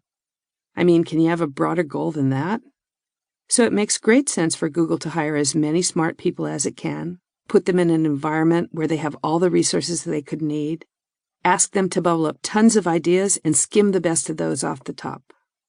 Its leaders want to drive the company forward in many different ways. Quantity for them matters a great deal. At Netflix, we were doing essentially one thing, so we needed exactly the right people with the right skills and experience to do their part of that one thing. I would say to people in the recruiting process, if you want your mind to be free and you want to think of all kinds of radical things that may or may not happen, then Google's the place for you. We do one thing. We exist to serve our customers' happiness as a result of that particular product. So if that's not your passion, then go to Google. It's a great company, just very different. I really dislike the term A player. It implies that there is some grading system that can determine who will be best for a position.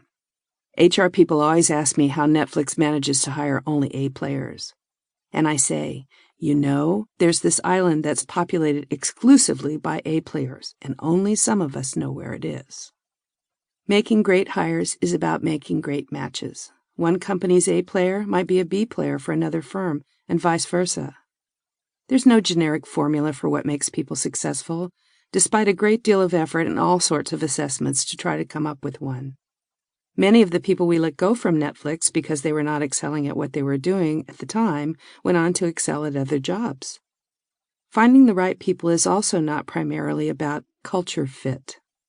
What most people really mean when they think someone is a good culture fit is that the candidate is someone they'd like to have a beer with. That approach is often totally wrong-headed. People can have all sorts of personalities and be great fits for the job you need done. One of our great hires was Anthony Park, who was working as a programmer for a bank in Arizona when we reached out to him. On paper, he certainly didn't look like a slam-dunk fit. He was a programmer, not a software developer. He was also a pretty buttoned-up, quiet guy, so I worried a little about how he'd cope with our debate-like crazy culture. We called him because someone had told me that he had created a Netflix-enhancing app, which he had posted on his website. We brought him in for a day of interviews, and everyone loved him, as well as the app he'd created. When he got to me, shortly after we started talking, he turned bright red. I asked him if he was okay, and he said, "You're going to make me an offer, aren't you?" And I said, "Yes, we are." And he said, "And you're going to pay me a lot of money, right?" And I said, "Well, you're not programming for a bank anymore. You'd be here in Silicon Valley, and it's expensive to live out here. We're going to pay you commensurate with what it will take for you to have a great life with your family here." He seemed overwhelmed, and I asked again if he was all right. He said with amazement, "You're going to pay me a lot of money to do what I love to do?" I did wonder how he'd fit in with the high-powered team he was joining, and I hoped they wouldn't burn him out in a couple of weeks. A few months later, I sat in on a meeting his team was having, and it was really intense. Everyone was arguing, and he suddenly said, "Can I speak now?" The room went silent, because Anthony didn't say much, but when he did, it was to say something really smart. Over time, everybody learned to pause and wait for him, and he would always say something that would make us all think, "Damn it, why didn't we think of that?" Now, he's a vice president. Organizations can adapt to many people's styles. Culture fit can work both ways. Getting under the resume.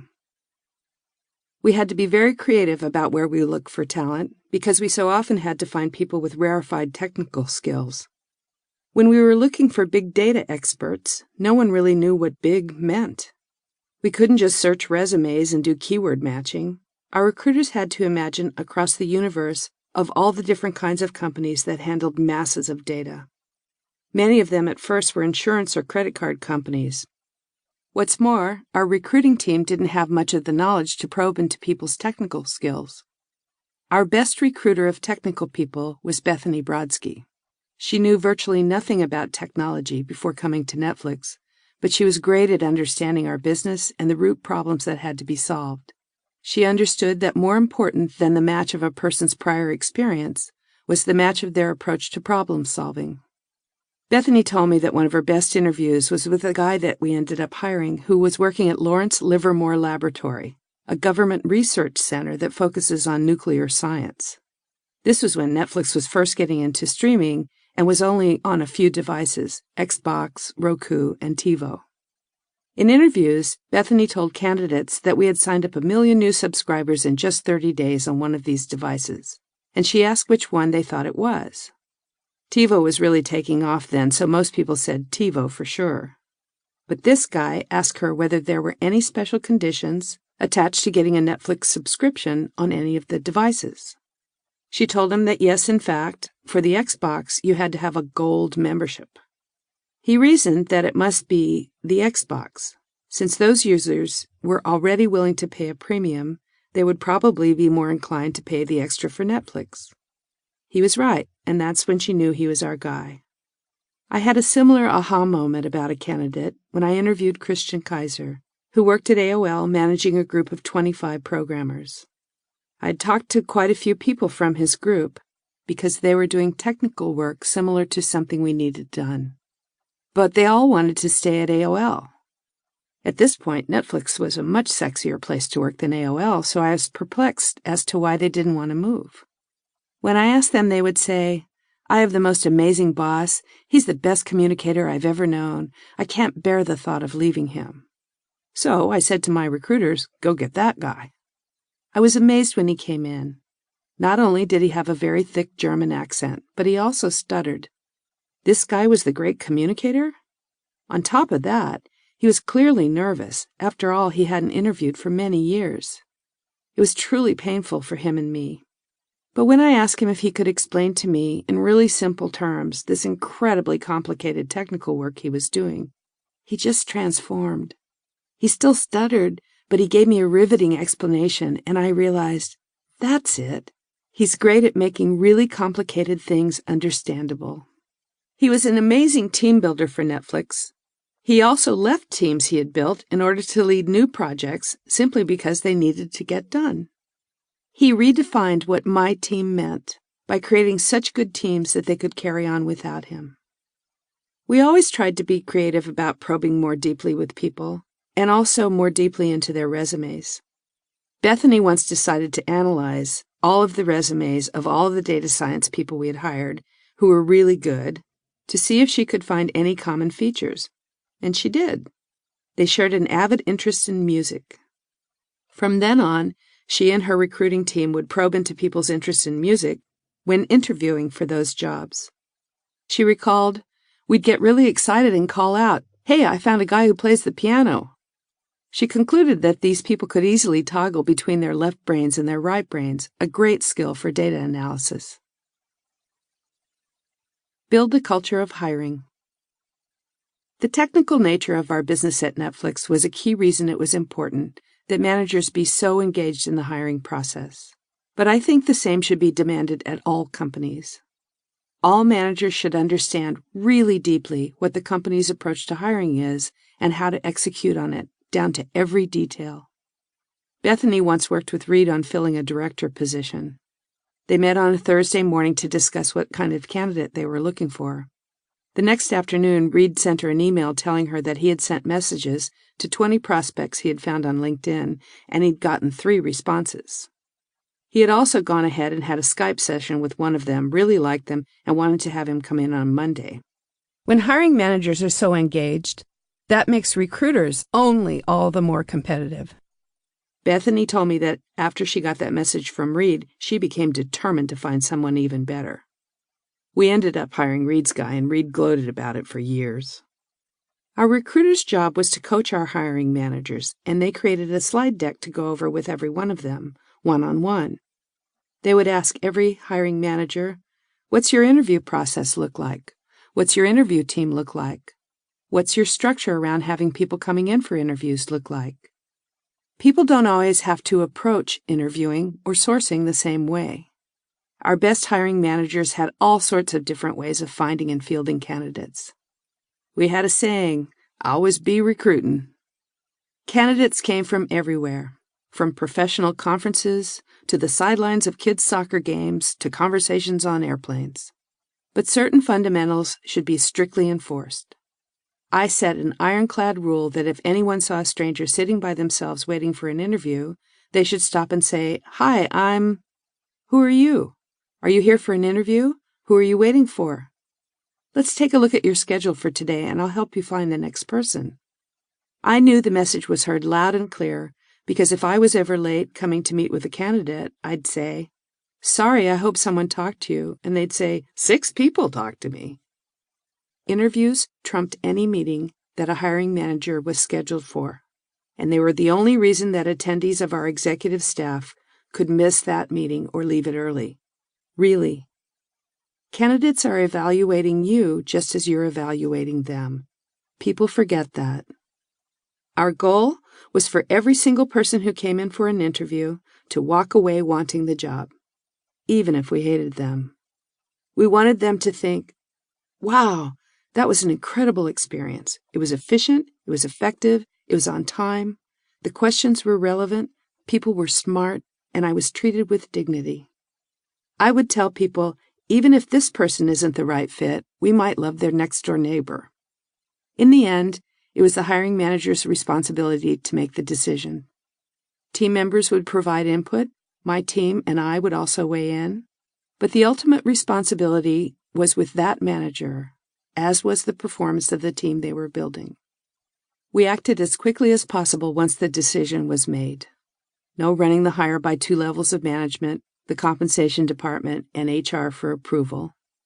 People from my team worked directly with hiring managers to determine compensation as well as title and any other detail on the offers. Recruiters laid the groundwork, managers made the offers. Speed and efficiency often meant we could close candidates who were interviewing with other great companies. The interview and hiring process gives a powerful first impression about how your company operates, for good and for bad. Your HR people must be business people. I was at a startup the other day talking to their head of people, and she told me they were planning an offsite to talk about how her team could be more effective in getting new employees up and running in their jobs. She asked me, should I invite the recruiters to the offsite? She seriously didn't know whether or not the people whose specific job it was to assist in hiring new staff should be invited to the meeting about onboarding new staff. The sad truth is that most companies treat recruitment as a separate non-business, even non-HR function. And many young companies outsource it or have only people who are record keepers and ticket takers, administrators, and agenda fillers inside.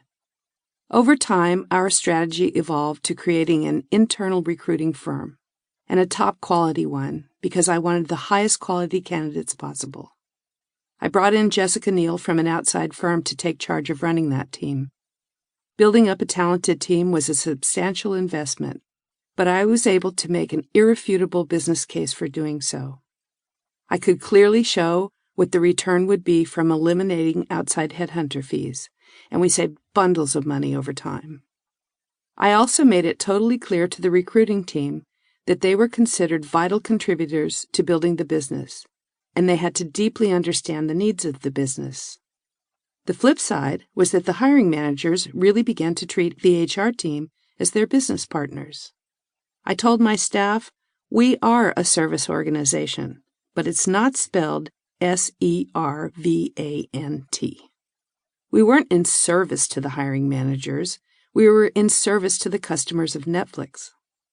I wanted my people to understand that they had to know the customer's needs and desires, as well as the product managers and marketers. They also had to have the same level of understanding and feel a deep connection to creating the product.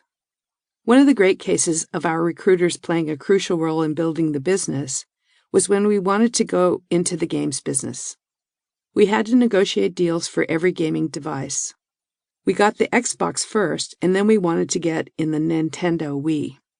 This was another leap into a really different business for us. The development cycles for hardware devices were many years long, and we were an internet company used to pushing new code every couple of weeks. When we finally got the good news that we had made a deal with Nintendo, I asked the head of the team developing for Wii, "So, have we got anybody here who knows anything about Nintendo hardware?" We didn't. And when I asked him how much time we had to get our Wii products developed, he told me about 8 months. If we didn't make that deadline, we'd have to wait 2 years before we could get on the Wii again. I went into my office and immediately called Bethany Brodsky and told her, "Stop what you're doing, come in here right now. We have to brainstorm how we're going to create a Wii team." Fast forward 8 months, and we're having a big party celebrating our launch of the Wii.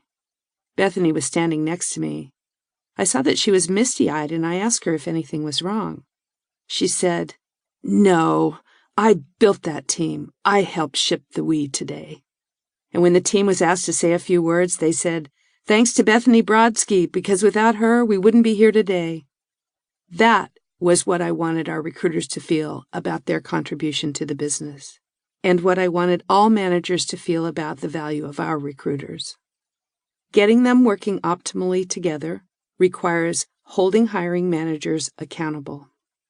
One day, I overheard one of my best recruiters saying that a new executive wasn't engaging with her in a serious way. He doesn't return my calls. He doesn't return my emails. I send him resumes and he doesn't respond. I'm so frustrated because we really need to build him a great team, and I feel like I'm letting the company down. So I walked up to her and I said, I think you need to work with someone else. I'll take care of this. Then I sent him an email telling him that I had reassigned his recruiter. I've put her on another project because you appear to have a methodology for hiring and don't seem to need her help. Let us know when we can help you and step in and assist. Love, Patty. Within minutes, he was at my desk fuming. What the hell? So I asked him, is it true that she set up 2 meetings with you and you canceled? He snapped back. I'm a busy guy, you know. I'm doing the work of 10 people. So I asked, is it true that she sent you a number of qualified candidates and you didn't respond? Look, just so you know, it's your job to build the team, not hers. By the way, there are 3 other people who are delighted that she's not spending time on you. She's amazing. She's a great partner. She can really make this work for you. But hey, if you don't need her, that's cool. It infuriates me when I hear hiring managers dismiss the value of good HR people. Usually, when I would ask managers why they weren't engaging with recruiters more, they'd say, well, you know, they're not that smart, and they don't really understand what's going on in my business or how the technology works. My response was, well, then start expecting and demanding that they do, and hire people who are smart. If you hire smart people and you insist they be business people, and you include them in running the business, then they'll act like business people. I even occasionally advise companies to hire a business person to run HR, not an HR specialist. That person should be able to understand the details of your business, how you earn your revenue, who your customers are, and your strategy for the future, just like any other department or division head. One of the reasons I'm no fan of the annual performance review process is not only does it take up a lot of your HR department's time, but it is so often removed from any true connection to business results and serving customers. I asked one very senior HR executive from a Fortune 100 company that I consulted to, can you tell me what business metric is affected by the completion of your annual performance review? He said, I don't understand the question, Patty. I repeated, what business metric is directly affected by the completion of the annual performance review? He said, again, I'm not sure what you're asking. So I said, might it be revenue, growth, profit? You know, the metrics that we measure our business with? Then I asked him how much of his staff's time was consumed by the process. And he said, I really have no idea, but it's worth it. Nowhere else in our companies are we allowed to justify something that takes such incredible effort with merely a feeling that it's worth it. Just imagine if, instead of spending so much time on the review process, all of your people were spending that time collaborating to bring in extraordinary talent that accomplishes amazing products or services for your customers.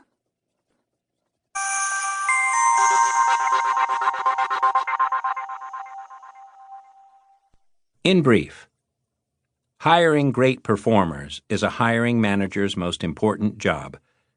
Hiring managers should actively develop their own pipelines of talent and take the lead in all aspects of the hiring process. They are the lead recruiters. The teams and companies most successful in staying ahead of the curve manage to do so because they proactively replenish their talent pool. Retention is not a good measure of team-building success. Having a great person in every single position on the team is the best measure. Sometimes it's important to let even people who have done a great job go in order to make space for high performers in new functions or with different skills. Bonuses, stock options, high salaries, and even a clear path to promotion are not the strongest draw for high performers. The opportunity to work with teams of other high performers whom they learn from and find it exhilarating to work with is by far the most powerful lure. Making a great hire is not about bringing in an A player. It's about finding a great match for your needs. Someone who is a high performer for one team may not be for another team. Get beyond the resume. Be really creative about where you look for talent. Dig further than a list of experiences. Consider wide-ranging experiences and focus on people's fundamental problem-solving abilities. Make the interviewing experience extremely impressive all the way through. You want every single person you interview to want to join the company at the end of the process. HR must be business people who truly understand the way your business works, even if that's quite technical. They should be creative, proactive partners in the hiring process. Investing time in explaining to them the details of the talents you need will pay remarkable dividends. Questions to consider. Can you name the 2 people you would call right away to talk to about taking the place of your top performers should they leave? What change is underway in your business? How prepared are you to begin interviewing for the new talent you need in the event the change happens faster than you've expected? How creative are you in looking for candidates? Have you devoted time to cultivating lead generators among your professional network? Do you consider finding candidates to be primarily your responsibility, or do you wait for recruiters to find them? How thoughtful and rigorous is the interview process your candidates go through? How well do you think the recruiters working with you understand the details of the jobs to be filled and the qualities you are looking for in hires? And now, Chapter 7. Chapter 7. Pay people what they're worth to you. Compensation is a judgment call. One of the most challenging topics that I consult about is compensation. Offering competitive salaries is obviously one of the requisites of hiring top talent. But while most every business would like to market salaries to the market, doing so is often a daunting challenge. We have plentiful resources to tap for salary information from a range of industry surveys, which cover every domain and offer an elaborate breakdown of levels. They're amazingly sophisticated. But the issue is that jobs are not widgets, and neither are people. And any role you need filled is likely specialized in ways that the survey job descriptions cannot possibly truly account for. Meanwhile, any potential recruit may have skills that can't be measured by surveys, like good judgment and collaborative prowess. Say you need a software engineer. Great. Do you want a senior programmer fluent in the best new techniques in search engine development? And this person also has to know how to manage a staff of 5? Oh, and you also need this person to understand online advertising systems well enough to work effectively with marketing on developing an online advertising strategy? A salary survey is not going to tell you how much that person is paid or should be paid by you. Compensation departments end up spending gobs of time comparing descriptions and making the best calculations they can do to adjust for all these factors. But of course, that process still only gives you a baseline understanding of the true market landscape. How many people with that set of qualifications are available?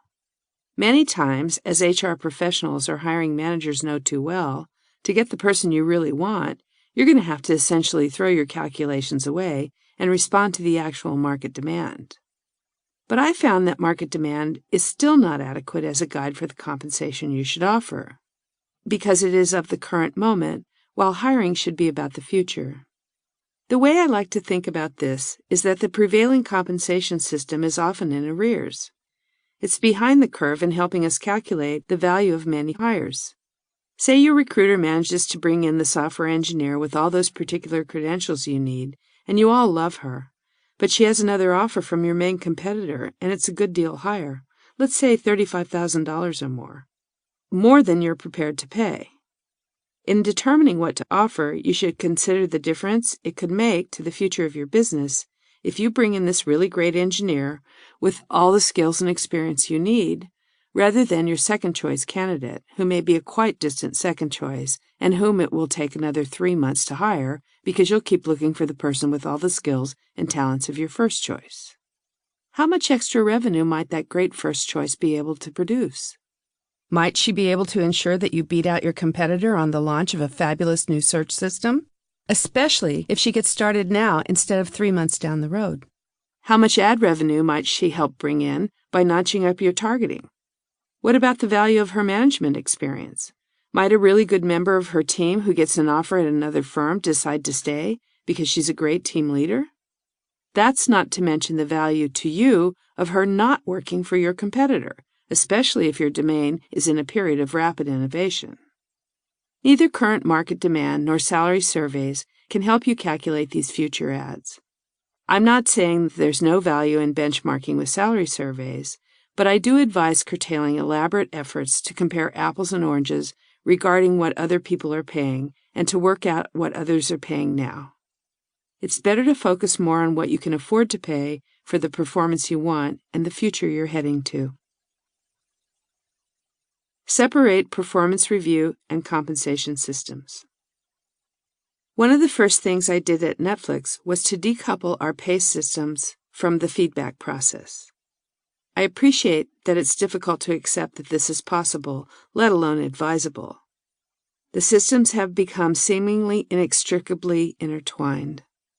Indeed, the tight bond between the performance review process and salary increase and bonus calculations is one of the main factors holding companies back from doing away with the review process, which is one of the good reasons for decoupling the systems.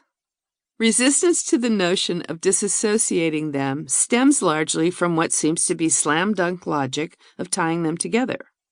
Typically, managers' reviews of their direct reports, and sometimes reviews of managers by their direct reports, and peer reviews too, are fed into a program, and then recommended salary increases are generated according to predetermined ranges and pegged to departmental results, division results, and company results. A better performance review would seem to mean that the person is worth more to the company. So why isn't that a great way to figure out what you should pay them?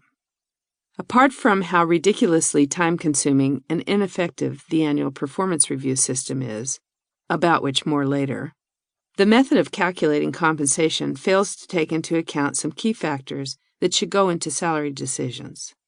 One is how valuable the skills employees have developed while they've been working for you have become. Account for the value of working for you. I didn't always think there was a way to calculate salaries other than tying pay to performance reviews. I thought the annual review and compensation calculation process was ludicrously complex and I hated doing it, but I thought it made basic sense. I was enlightened when at Netflix we started losing people recruited away with exorbitant salary offers from our competitors. One day I heard that Google had offered one of our folks almost twice his current pay, and I hit the roof. His management panicked because he was a really important guy, and they wanted to counter. I was adamant that there was no way we were going to pay him that much. I got into a heated email exchange with his manager and a couple of VPs, and I argued Google shouldn't decide the salaries for everybody just because they have more money than God. We bickered about it for days, even through the whole weekend. They kept telling me, "You don't understand how good he is." I was having none of it. But then I woke up on Sunday morning and I said to myself, "Oh, of course. No wonder Google wants him. They're right."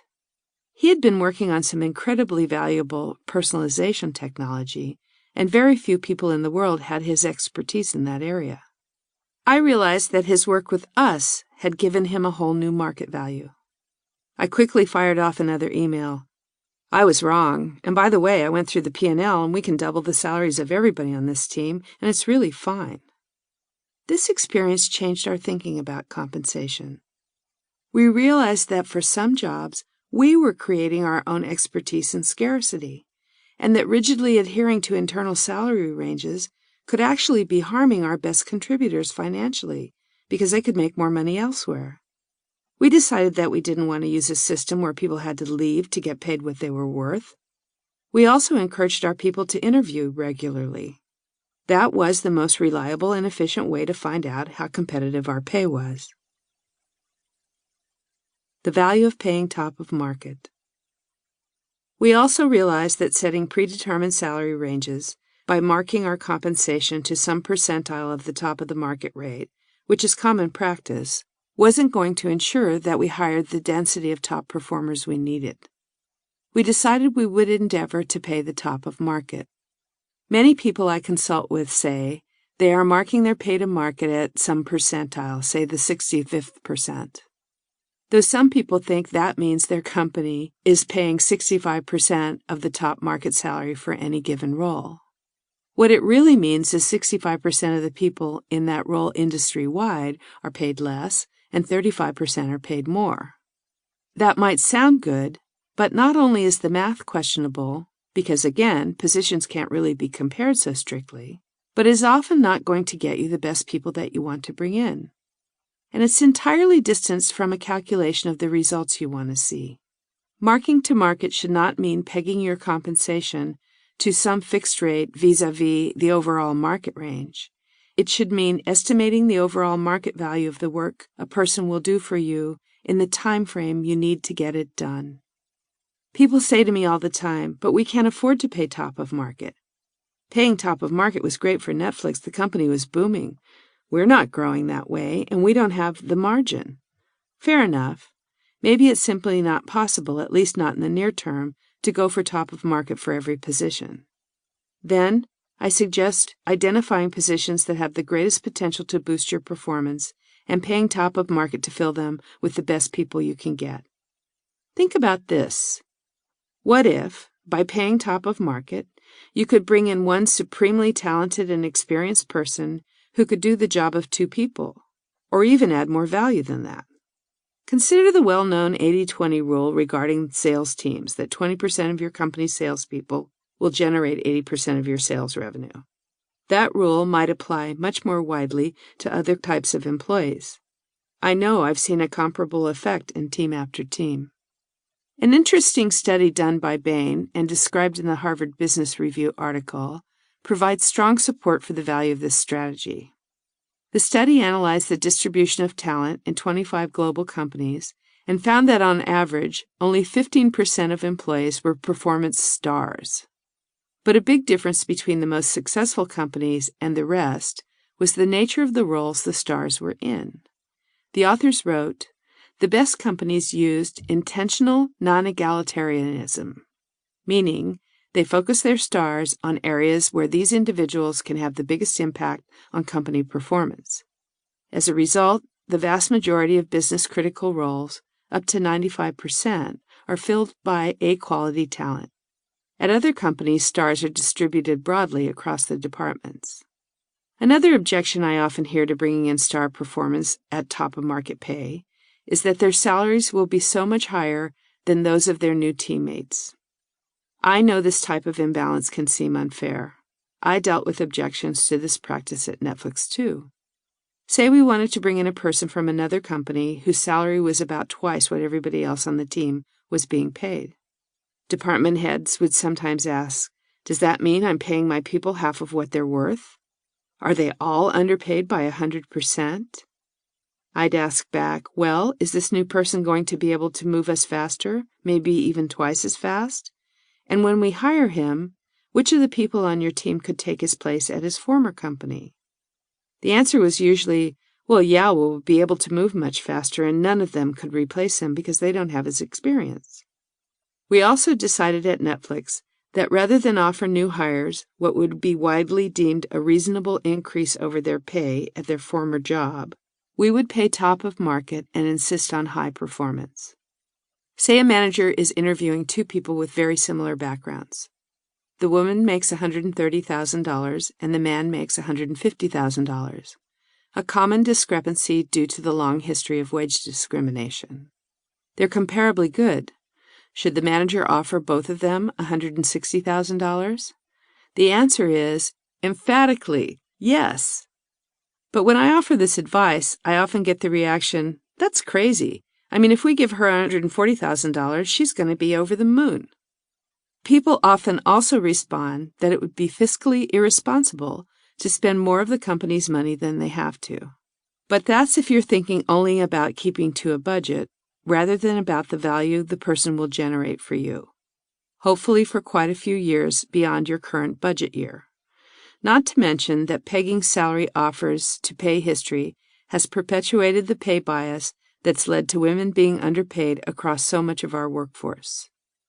That, rather than the imbalances due to results contributed, is the inequity that companies should find unfair and unacceptable.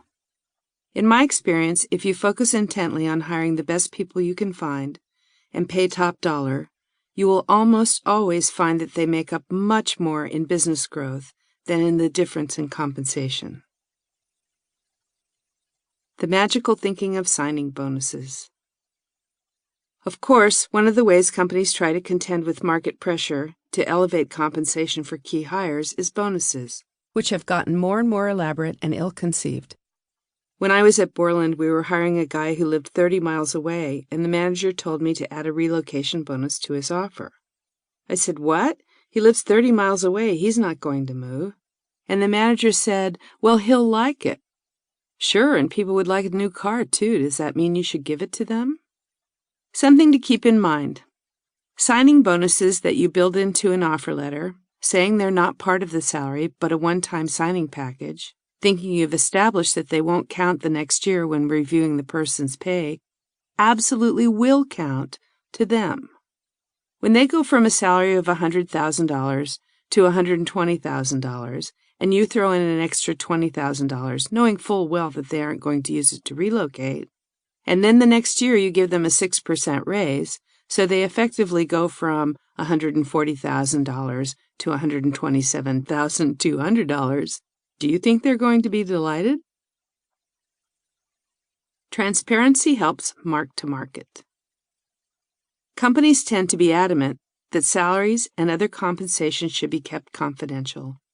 One founder I consulted with told me that compensation information is like medical information. But really, it's not. One of the craziest things about companies paying so much to get salary survey data is that they usually don't share it with employees, which should be part of communicating to people why they're being compensated as they are.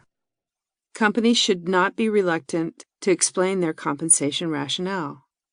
They withhold the information partly because so many are following the below top of market percentile rule, and they think their employees will feel like they should be getting compensated at a higher overall market level. They also feel that specific individuals will react badly if they learn that they're making less than colleagues that they perceive to be doing work of comparable value. No question, pay is one of people's favorite things to gripe and gossip about. But there's actually great reason to be more transparent about it. Being open allows you to explain to people why others are paid the way they are. Having a good rationale for the discrepancy reinforces that you're a performance culture. If you don't have a rationale you can share openly with people, then you probably ought to take a hard look at why. I've long believed that one of the best ways to ensure appropriate, well-justified compensation is to practice open dialogue about salaries and the philosophy behind them. One main reason people think that disclosing salaries would be incendiary is that compensation is often irrational, based more on a boss liking an employee or seniority than on contribution and results. If people are being paid based on their actual contributions, then you can say, "I know she makes $325,000 a year, and that seems disproportionate to what you make, but here are the 5 times that we've been in a really sticky situation where she's been crucial to getting us out. Here's the net value to the company of her good decisions." Of course, instituting such openness must be done very carefully, with good communication about why the data is being shared and about the rationale behind the salaries. So am I arguing, after all, for tying pay to performance reviews? No, I'm arguing for tying pay to performance, full stop. And the way reviews are generally carried out, there's a big difference between those two. Perhaps the strongest testament to this is the widespread problem of women still not being paid on par with their male counterparts. Transparency would surely hasten the cure. People love to claim that the reason Silicon Valley can't bring women's salaries over 70% of men's is that women don't negotiate well. I think it has more to do with both bias and the fact that women dominate HR and finance departments, roles in which people traditionally have been underpaid.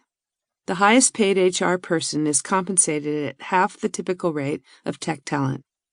This is partially attributable to supply and demand, given the scarcity of technical talent.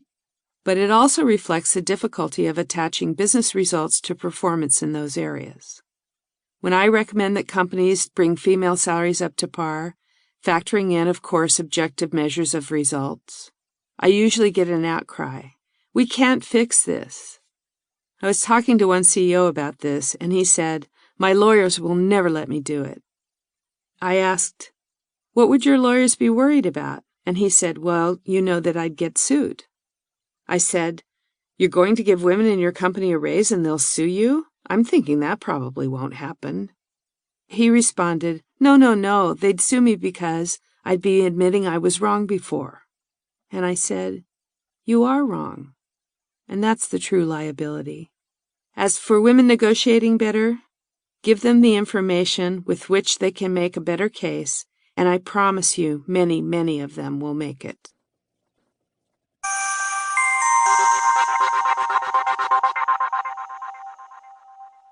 In brief, the skills and talents for any given job will not match a template job description, and salaries should not be predetermined according to templates. Information from salary surveys is always behind current market conditions. Do not rely on them in making salary offers. Consider not only what you can afford given your current business, but also what you will be able to afford given the additional revenue a new hire might enable you to bring in. Rather than paying at some percentile of top of market, consider paying top of market. If not for all roles, then for those that are most important to your growth. Signing bonuses can lead to the impression of a salary decrease in the year after the person joins. Paying the salary you need in order to bring in a top performer is the better option. Being transparent with staff about compensation encourages better judgment about salaries and undercuts biases, as well as offering the occasion for more honest dialogue about the contributions of various roles to the company's performance. Questions to consider. Who on your team has grown considerably in skills and proficiency since the time they joined? And do you think you are compensating them at a level commensurate with the value they are now contributing? Do you know who on your team has been contacted for another job recently? Have you told all of your people that you want them to be open about discussing this? How much do you think being tied to predetermined salary ranges is holding you back from building the best possible team? What do you think your team could produce if you could hire as you'd like? Can you make that business case to management? If you could select certain roles for which you would make the case for hiring star performers at top of market compensation, which would they be and why? Do you regularly examine salaries for unintentional bias in pay? It doesn't have to be a big data exercise. Perhaps just look at average pay per title for men and women. And now, Chapter 8. Chapter 8. The Art of Good Goodbyes. Make needed changes fast and be a great place to be from. We had a director of engineering at Netflix whose job was to work on improving our search capabilities, a top company priority. Streaming was taking off, and we needed to be able to help people find all of our great content more easily. Facebook was also taking off at the time, and this director started making the case that we should work with Facebook and create a big presence there. He made a passionate speech about it at a company meeting. The executive team responded that Facebook wasn't one of our 5 priorities. Improving our search capabilities was, and we reiterated that it was hugely important and was what we wanted him to focus on. But he kept arguing the case about getting on Facebook, and finally I decided to talk to him about it. I told him, look, we all know how you feel about Facebook, but you run search. Maybe you should go work at Facebook. They'll hire you in a hot minute. We'll miss you terribly, but call me crazy. We need the guy who's running search for us to be into search. He was brilliant, but we didn't just need someone brilliant. We needed a brilliant person in the job who really wanted to lead a team to do that job. Eventually, he left to work at a startup, and one of his team stepped into the role and loved it. One of the benefits of the leadership communicating clearly to everyone in the company about where you're heading and the challenges and opportunities that the future will bring is that it better equips people to evaluate how well their skills fit into that future. They can also consider whether or not that future is one they want to be part of. If it isn't, can proactively seek out new opportunities. Remember the engineer who kept bending my ear saying he didn't think management understood how much the nature of working at Netflix had changed from the early days? Well, the truth was that he had no interest in working for a large corporation. Meanwhile, he was located in the hotbed of bold new startups. Like the smart guy he was, before long he began to look around at the incredibly vibrant startup scene and found an opportunity to work in a way that he loved so much. We should all be prepared to make moves periodically, whether within a company or to a new company, in order to work in the way we love and do the things we're passionate about. We should also be told if we're not performing well enough so we can either make speedy corrections or move to a new firm. Taking performance evaluation 10 games at a time. One reason the sports team analogy is so helpful in managing people is that everyone readily understands that coaches are letting the rest of the team and the fans down if they don't replace players who aren't producing top performance. Winning games is the only measure of success for sports teams, which is why it's not just players but coaches too who are replaced readily on top performing teams. I'm not a huge sports fan, but I can say I've become a huge fan of good sports coaching. Since I've been out consulting, I sometimes get invited to speak with people who have coached professional sports teams. One such occasion, I found myself in Montreal getting ready to participate in a moderated discussion at the Centre Bell, which is the largest hockey arena in the world and home to the Montreal Canadiens. I was standing in the waiting area with the other person who was going to be on stage with me, Scotty Bowman, who I'd never heard of. He's a retired National Hockey League coach who has had a remarkable career, with the most wins in NHL history, coaching the Canadiens, Pittsburgh Penguins, and the Detroit Red Wings, among other teams, and taking those 3 teams to a record 9 Stanley Cup victories.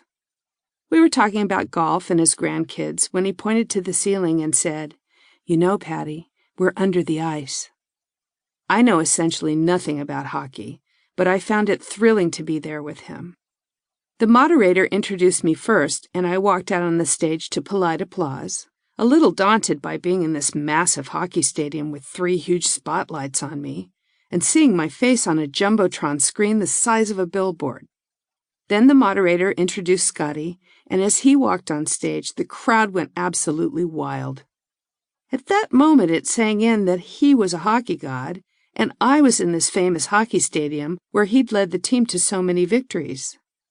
The moderator turned to Scotty and said, "Mr. Bowman, you've coached so many famous players to such tremendous success. What's your secret?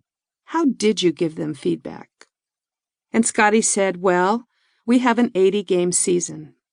And every 10 games I would sit down with them individually.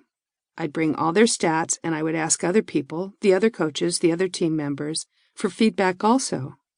And the player would bring a self-evaluation, and we would have a conversation about what to do for the next 10 games. The moderator said, "Thank you, Mr. Bowman," and then he turned to me and said, "Patty, you're well known for not believing in the annual performance review, but I've never really heard you say what you would advise instead."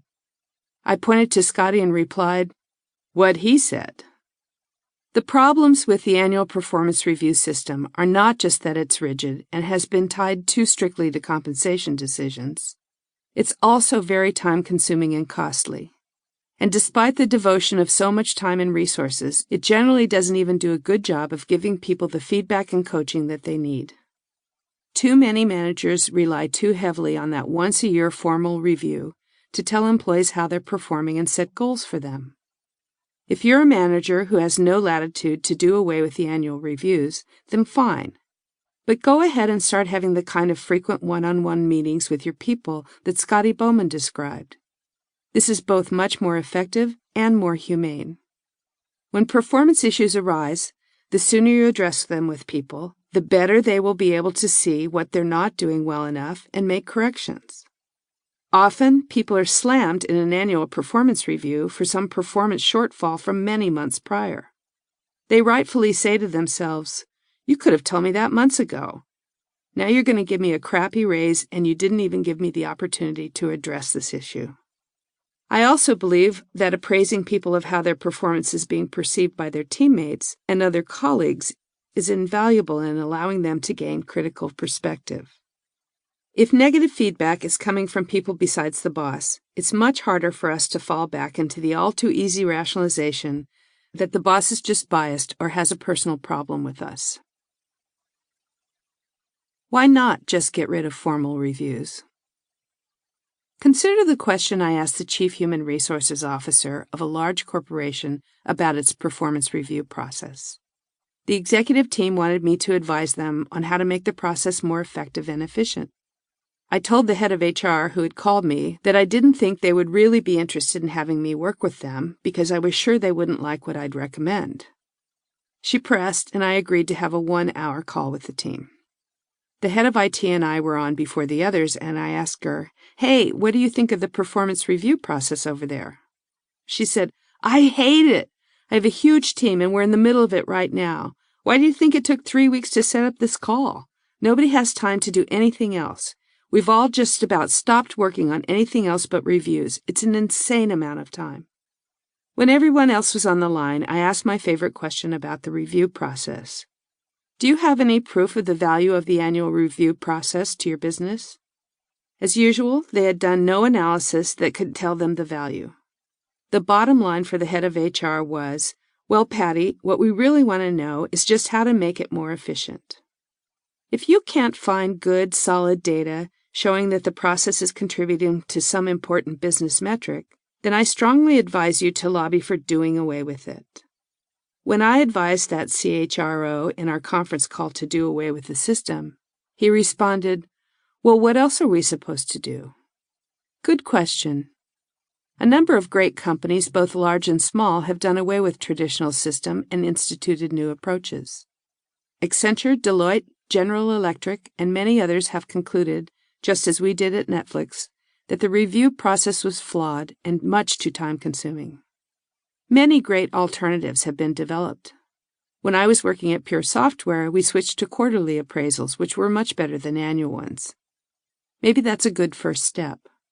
One CEO I recommended this to said to me, "But I found the information from the annual review so valuable." Fine, but how much more valuable would that information be if it came more fluidly? I understand that for many companies, simply jettisoning such an elaborate process is impractical. Why not try, though, doing away with it in some tiny corner of the company and see what happens? Or you can take incremental steps. That's the way GE transitioned out of its performance review process, which it had been administering for decades.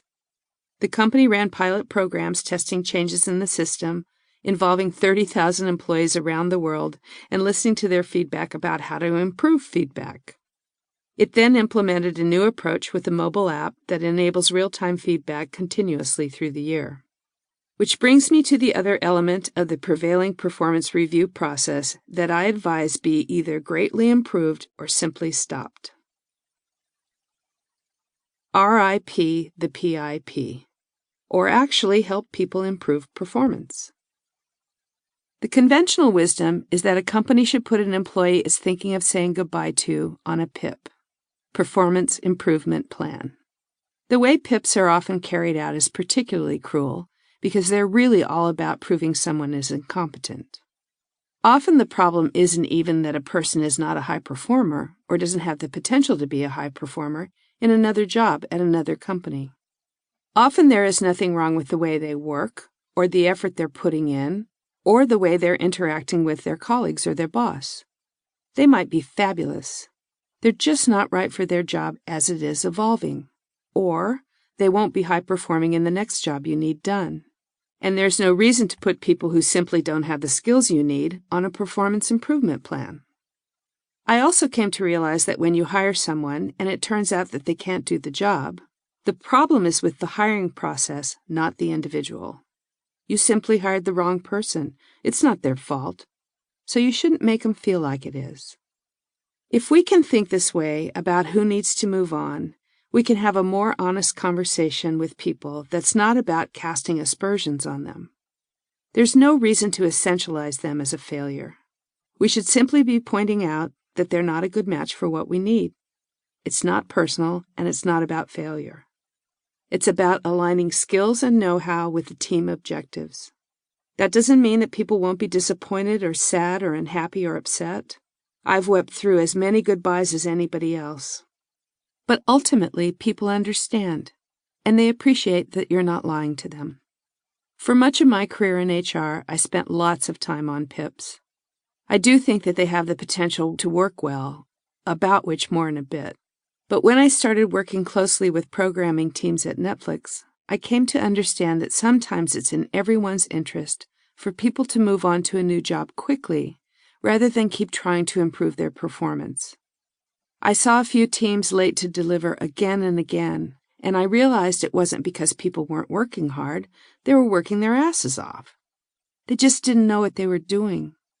Yes, sometimes managers and colleagues can teach people, but often it's vital to efficiently find people who can do the work now. And prolonging efforts to help people improve often simply impedes them from making true progress at another firm. One of the teams at Netflix hired a guy that everyone loved. I was pretty sure after interviewing him that we should keep looking for a more qualified person. But the team said, "No, we'll teach him, we'll get him up to speed." I said, "Maybe, but you'll get him up to speed for what we need now, not 6 months from now." They insisted. 6 months later, the poor guy was even further behind the curve. And his team was totally frustrated, and they were also crazy busy making up for his shortfall. Meanwhile, I was able to call the HR person at Apple, who I knew pretty well, and recommend him. And he had a great new job there, even before he left. He came into my cubicle on the last day and gave me a big flowering bush. God love him. There are certainly many cases in which the PIP process could be used to help someone make vital improvements in performance. That should absolutely be the only goal of the process.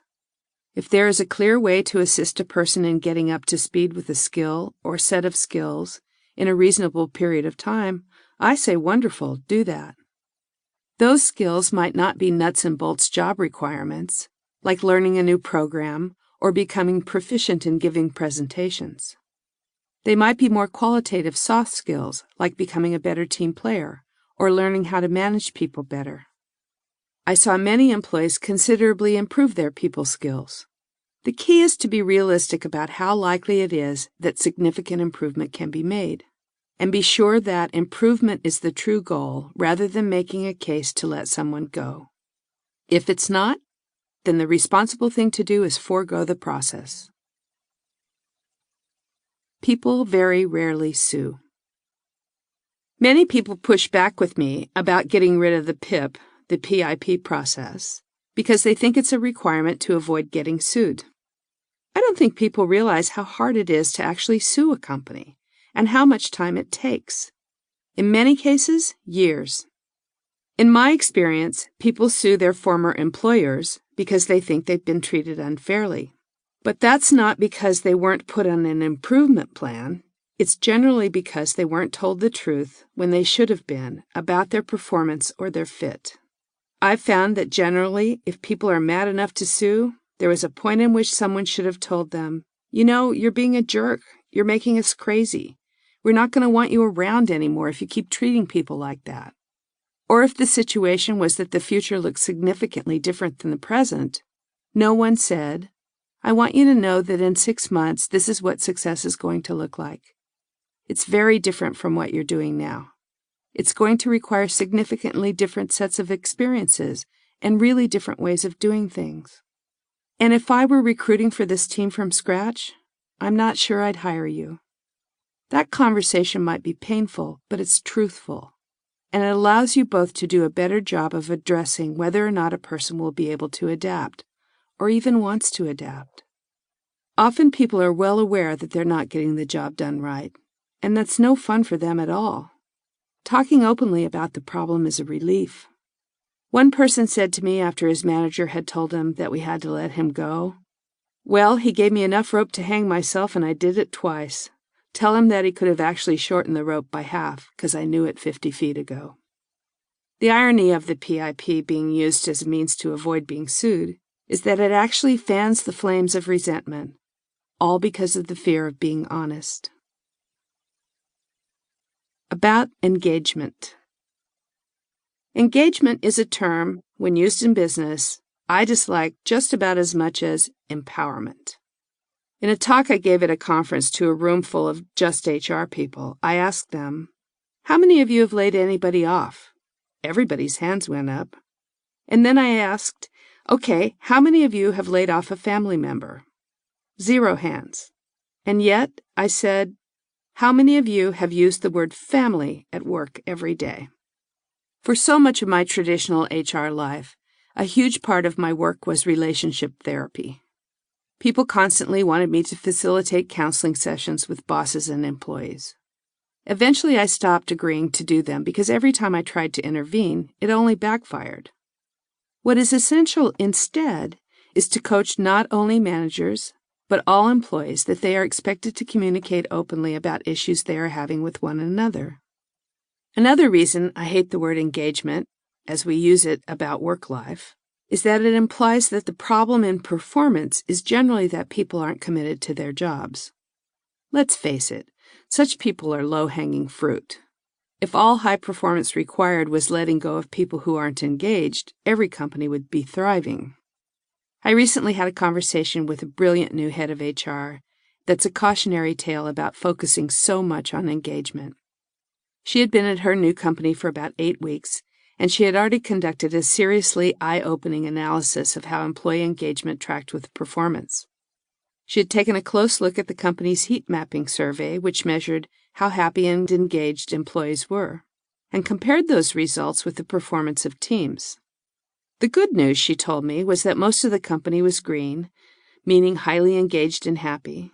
But the bad news was that the teams with subpar performance were just as green as those that were performing really well. That's such a striking demonstration that there's not a simple link between engagement and performance. By superimposing business metrics over happiness metrics, she enabled the company to begin to differentiate much more effectively what was going on in the teams that were performing so well versus those that weren't.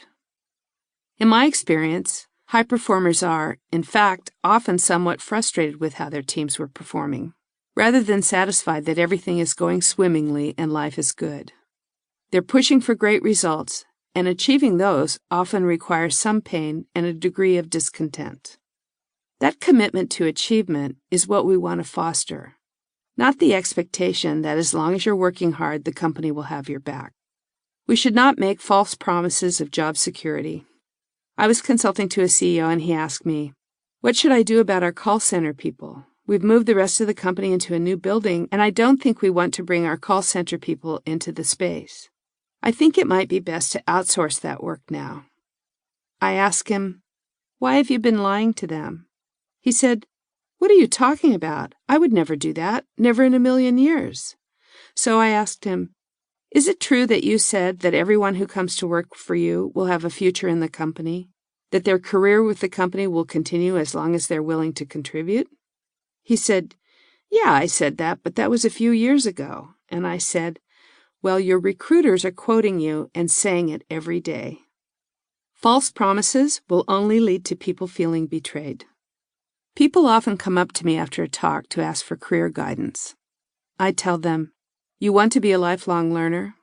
You always want to be acquiring new skills and having new experiences, and that doesn't have to be at the same company. The fact is that sometimes you're hired by a company to do something, and then you do it, and it's done. If I hire people to rebuild my garage, when they're done, I don't need them to rebuild the back of my house." My algorithm. I tell managers to use a simple rule when evaluating their teams, which I call an algorithm because engineers love the word and I love engineers. Is what this person loves to do, that they're extraordinarily good at doing, something we need someone to be great at? This way of thinking is just like reasoning about any other business activity. It's based on critical thinking and it takes the emotion out of the decision. Employees can also use the algorithm to assess whether or not they should stay at a company or start looking for a new job that might be a better fit. Another good thing about it is that it helps hiring managers to appreciate what a person's talents and passions are rather than fixating on what they can't do, and to assist them in finding a better fit in a next job. Another crazy traditional HR rule is that managers should not be giving references to people who are fired. This, too, is out of fear of being sued. But you can be open with people about what sort of reference you'll be able to give them and then let them decide. I used to sit down with my soon-to-be ex-employees and say, "Okay, we've established the fact that you're not a team leader, for example. But that's okay. You're a really talented engineer. I'll be happy to reference you for your technical acumen, but I'm not a good choice if you need praise about your management skills." As with the programmer I helped to get a job at Apple, I actively recommended people who were leaving us to other companies. Many have gone on to have flourishing careers elsewhere. They shouldn't have to carry with them the stigma of being fired. When someone is fired, no weapons are involved. They're not being killed. And who first decided to say that people were being terminated? One company's failure might be another company's treasure. Many times, I found that even people I thought were not very good went on to be really successful because they found the right fit. One of my favorite cases of someone finding a really great new fit is a designer who I just loved. She had been with Netflix since the very early days and weathered so many changes. She worked like a demon and she was very talented. But as the product became more and more about a different kind of design, her skills were no longer a good match. It was so hard to let her go, and I told her, "Don't lose me, okay? I'm there if you ever need me." Well, she moved right on to a great new job at one of the best companies in Silicon Valley. Then one day I was meeting with the head of HR at Microsoft, and while I was sitting in the lobby, this designer walked by. I called out, "Girl, what are you doing here?" And she told me she was interviewing for another job. We had a great catch-up, and when the HR head showed up, the designer and I gave each other a big hug. As I was walking away with the HR head, she said to me, "Hey, I understand you have a practice of proactively letting people go, and that you often stay close to them. How do you do that? Tell me about somebody you fired who you're still on good terms with." I said, "Well, the woman you just saw me with is somebody I had to let go." She said, "She hugged you." And I told her, "Yeah, I loved her then, and I still do." Owning and living the culture. There's no question that the discipline of proactively letting people go was one of the hardest, probably the single hardest, component of the Netflix culture for managers to become comfortable with. But most of them did. John Cinquetti, one of my favorite Netflix alumni, was beautifully clear about how he experienced this transformation. He told me, "The way we're socialized to work with people, to not tell them hard truths, is completely different from how Netflix was trying to get us to operate. And so you're fighting your own instincts." And for me, I really learned to embrace the model at Netflix after I hired a guy who was super strong on paper and knocked it out of the park in the interview, but he could just not execute in the Netflix environment at all well. He wasn't a strong doer, and at Netflix it wasn't enough to be smart. You had to get a lot done. Learning to come to grips with that and say goodbye to him, even though he was very popular, was owning the culture. And having that confidence from letting him go was the point for me when I never looked back.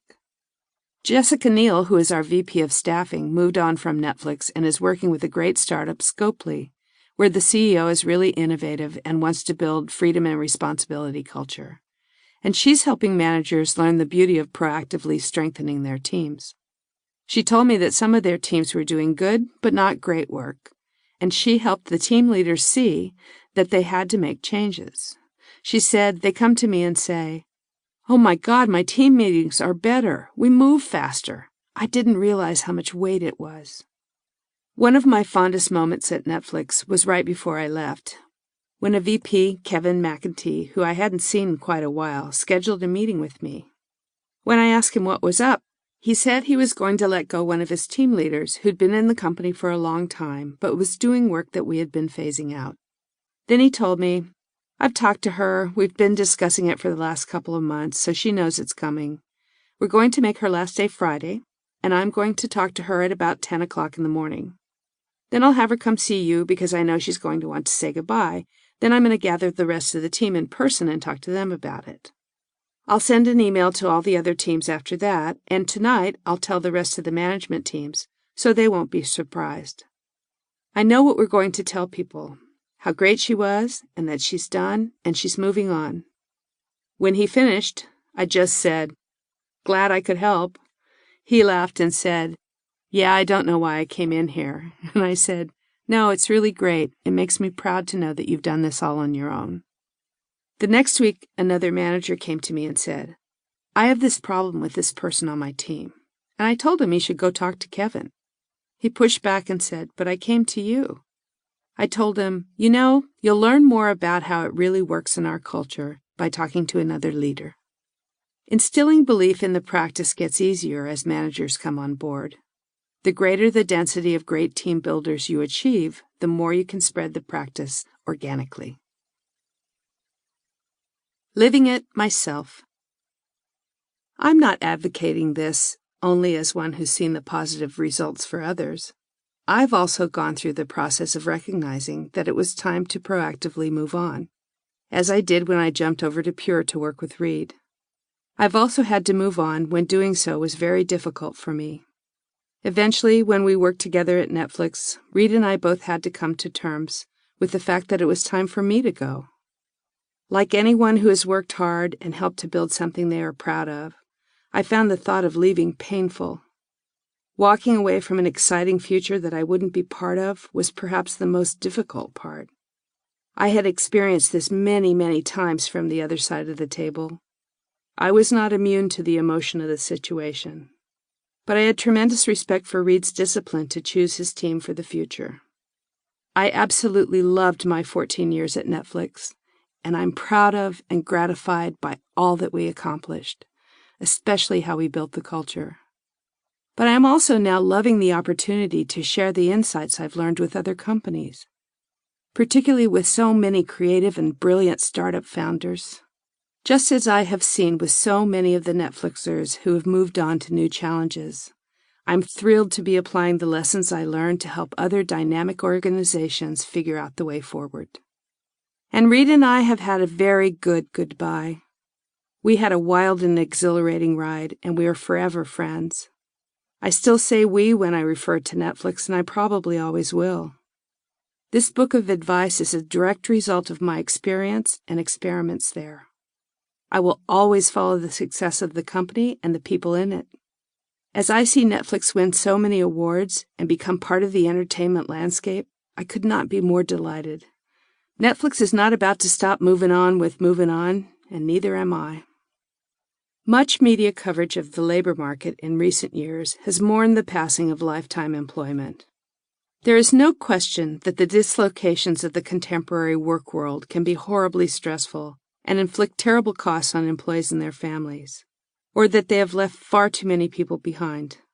The loss of purposeful and rewarding employment by so many skilled and hardworking individuals is a tragedy that the business community and our politicians must find much more effective ways of redressing. The best way for both companies and individuals to contend with the fierce competitive dynamism of business today is to stay limber and make sure that they are developing the skills and gaining the experience required for future success. We should all be proactively preparing for the road ahead.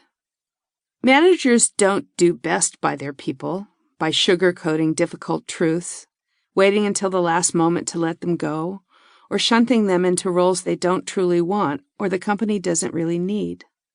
The effects of all of these are disempowering, dispiriting, and corrosive, both for the individuals in question and for entire teams. People deserve to know the truth of their prospects in real time. Being totally honest with them and supporting them in finding new opportunities is the best way to ensure that both they and your team can flourish. It takes practice and courage to get better at the truth. It takes finding your personal power. You never really finish this task, so it's time to get started.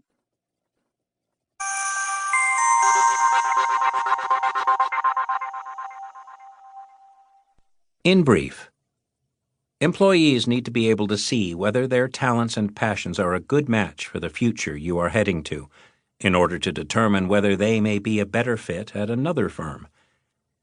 People should hear frequently about how well they're performing.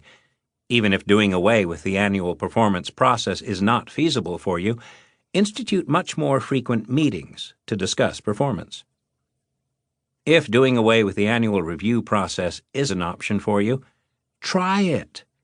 The process is a big waste of time and can become a stand-in for real-time information about performance.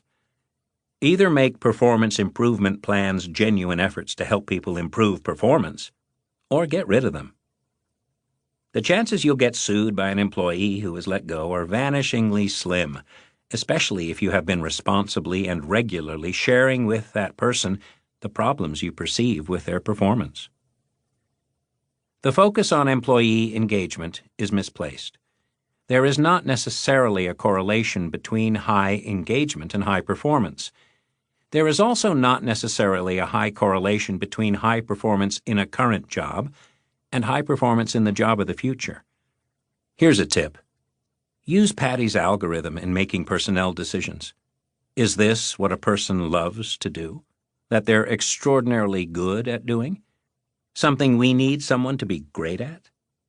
All managers can actively help their exiting team members find great new opportunities. Goodbyes can be very good. Managers who adopt this more fluid approach to performance review and team building come to clearly see that it is better for all concerned and better for overall team performance. Questions to consider. What would be the equivalent for you of offering your team members individual general feedback on their performance 10 games at a time? Might it make sense to determine feedback frequency based on benchmark deadlines for achieving team goals, rather than according to a set time period? That might, for example, mean timing discussions according to the stages of completion for a project. Whom on other teams could you ask to provide feedback about your team members' performance? Can you say that every person on your team is doing a job they're passionate about and great at, and that you need them to be doing? If not, can you have a conversation with those who aren't about other opportunities in the company they could consider, or about the landscape of opportunities they can consider outside? Are you building a network of managers at other firms to whom you can recommend your exiting team members? How well are you keeping up on changes in business operations and personnel at firms that might be able to offer good opportunities for them?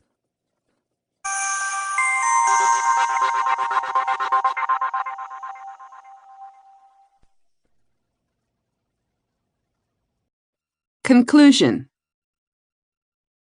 The distinctive, explicitly articulated, and appealing culture at Netflix helped our hiring managers and my team consistently recruit great people, even in the face of extremely fierce competition. When I talked with my former VP of HR, Jessica Neal, about this, she said a great thing about what a company's culture should be. Culture is the strategy of how you work. And if people believe it is a strategy, and that it is important, they will help you think about it deeply and try things. She has been in the process of adapting the Netflix culture to the startup she joined, and she shared a wonderful insight about the process. You can't do it all at once. You have to pick where you want to start, prioritizing just as you do with the rest of the business. That takes me back to my point about approaching people management the way we approach product management. We took things a step at a time at Netflix. We tested, we made some mistakes, we rethought and tried again. We were working actively on developing the culture throughout the 14 years I was there. And I'm sure Reed and this team are not about to stop. The most gratifying thing about consulting has been learning how hungry so many organizational leaders are for a new way to work. From 20-person startups to a nonprofit foundation to one of the oldest and most august public relations firms. I recently gave a talk to a group of executives at J. Walter Thompson. The 152-year-old company had just won an award for an edgy television ad for Coca-Cola. In it, a teenage girl looks out her kitchen window, mooning over the hunky young pool guy, while her gay brother does the same from his bedroom window upstairs. They both rush to bring the pool guy a can of Coke, only to discover that their cougar mother has beat them to it. That ad, I discovered, was made by the company's Argentina group, a scrappy, relatively small unit that was hungry and lean and felt free to push the envelope. The CEO, Tamara Ingram, who invited me to come, wants to be sure the company keeps fostering that kind of creative risk-taking. A comment she made to me after the talk speaks to my hopes for sharing my experiences in culture building. What she said was, "The telling of what you've accomplished has really helped us see how we could do things differently." The process is evolutionary, and as with evolution in nature, some changes won't be adaptive and you'll have to try again. Some people will find the changes uncomfortable. People will push back, and some may decide to leave. Some of the practices that worked so well at Netflix might not work for you, or at least not right away. I'm constantly helping founders and CEOs plan how they can begin implementing change in the ways that will work best for them, so they can create their own version of a freedom and responsibility culture. Experimenting incrementally and allowing for variations on themes is vital. Different team leaders may adapt the practices in different ways. Teams and whole departments can have their own cultures, as well as incorporating common fundamental precepts. Another thing I loved that Jessica said was that the Netflix culture lived across the company. As different as the engineering culture was from the marketing culture and the culture of the content creators in LA, we were all ultimately unified around our fundamentals. One thing I absolutely advise is making sure your HR people are your partners. You must stress to them that you want them to be true business-building partners. When your HR people are business people first, it doesn't seem odd to the rest of your management team to have them in the room for a staff meeting or coach hiring managers on how to interview and give people feedback. Instead of thinking HR is there to catch them misbehaving, team leaders will be open to input. Make sure they really know how your business operates. Do they know your 3 key drivers of revenue? Do they know who your top 4 competitors are? Do they know about the technology that's about to disrupt your market? Tell them. And if they don't want to know, replace them. Another foundation of successful culture change is honesty about the challenges and the nature of progress along the way. In one of our company meetings when Reed was taking questions, someone stood up and said, "I think it's time to address the culture of fear." This was when we were facing a huge downturn in the economy following the dot-com boom. People expected layoffs, and we had been totally clear that they could happen. The guy standing up had given a presentation earlier in the day about how we were not going to be able to make tiny changes in the Netflix product. We were going mountain climbing, up big mountains. Reed picked up the metaphor. He said, maybe some fear isn't so bad. When you're taking on a mountain the magnitude of Mount Fuji or K2, you have to bring oxygen. It's scary. But if you go up and a storm comes and you go back to base camp, nobody's going to tell you that you're a failure. I loved it because it expressed so well that not only were we engaged in a great challenge, which would involve setbacks, but we were also on a great adventure. One thing I can promise you about the process of building your own culture of freedom and responsibility is that you will be heartened by how people step up. When people feel they have more power, more control over their careers, they feel more confidence. Confidence to speak up more, to take more risks, to pick themselves up again when they make mistakes, and to take on more and more responsibility. They will amaze you. Just imagine if you had an organization full of people who know they have power. Think of the better judgments they'll make and how much faster they'll make them. Think of how they'll surprise you with ideas you could have never asked them for. Imagine what it will be like to be so much more honest and open, you with them and them with you. Keep reminding yourself that people have power. It's not your job to give it to them. Appreciate their power. Unleash it from hidebound policies, approvals, and procedures, and trust me, they will be powerful.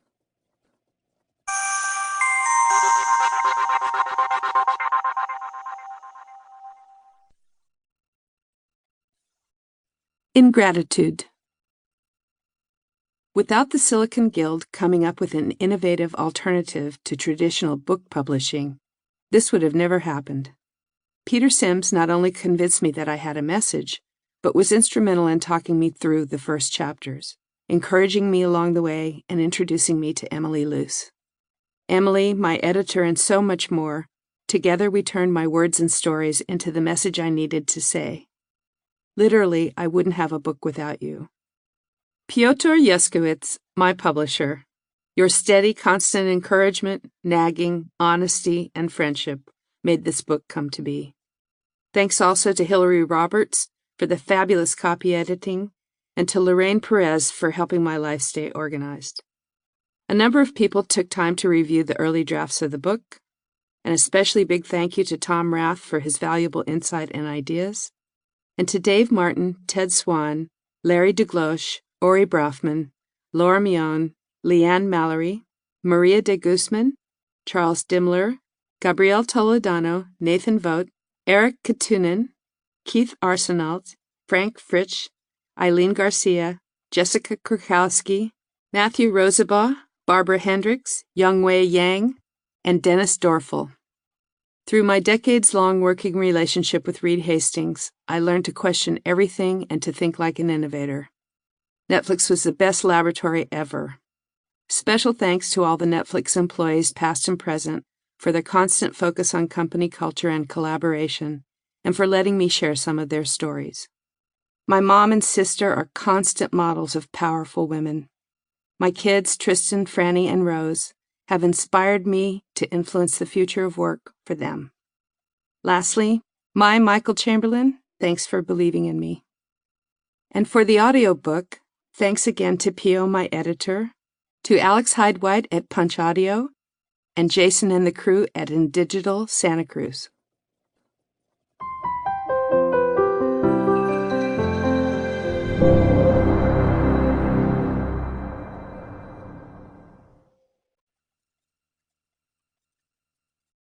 This has been a Silicon Guild Publishing production of Powerful, Building a Culture of Freedom and Responsibility. Written and narrated by Patty McCord, co-creator of the Netflix Culture Deck, with additional narration by Alex Hyde-White. Executive producer for Silicon Guild, Pio Yuskevich. Produced by Punch Audio. Engineered and recorded by Jason Hatfield at InDigital Studios, Santa Cruz, California. Copyright 2017 by Silicon Guild Publishing. Production copyright 2018 by Silicon Guild Publishing. Thank you for listening.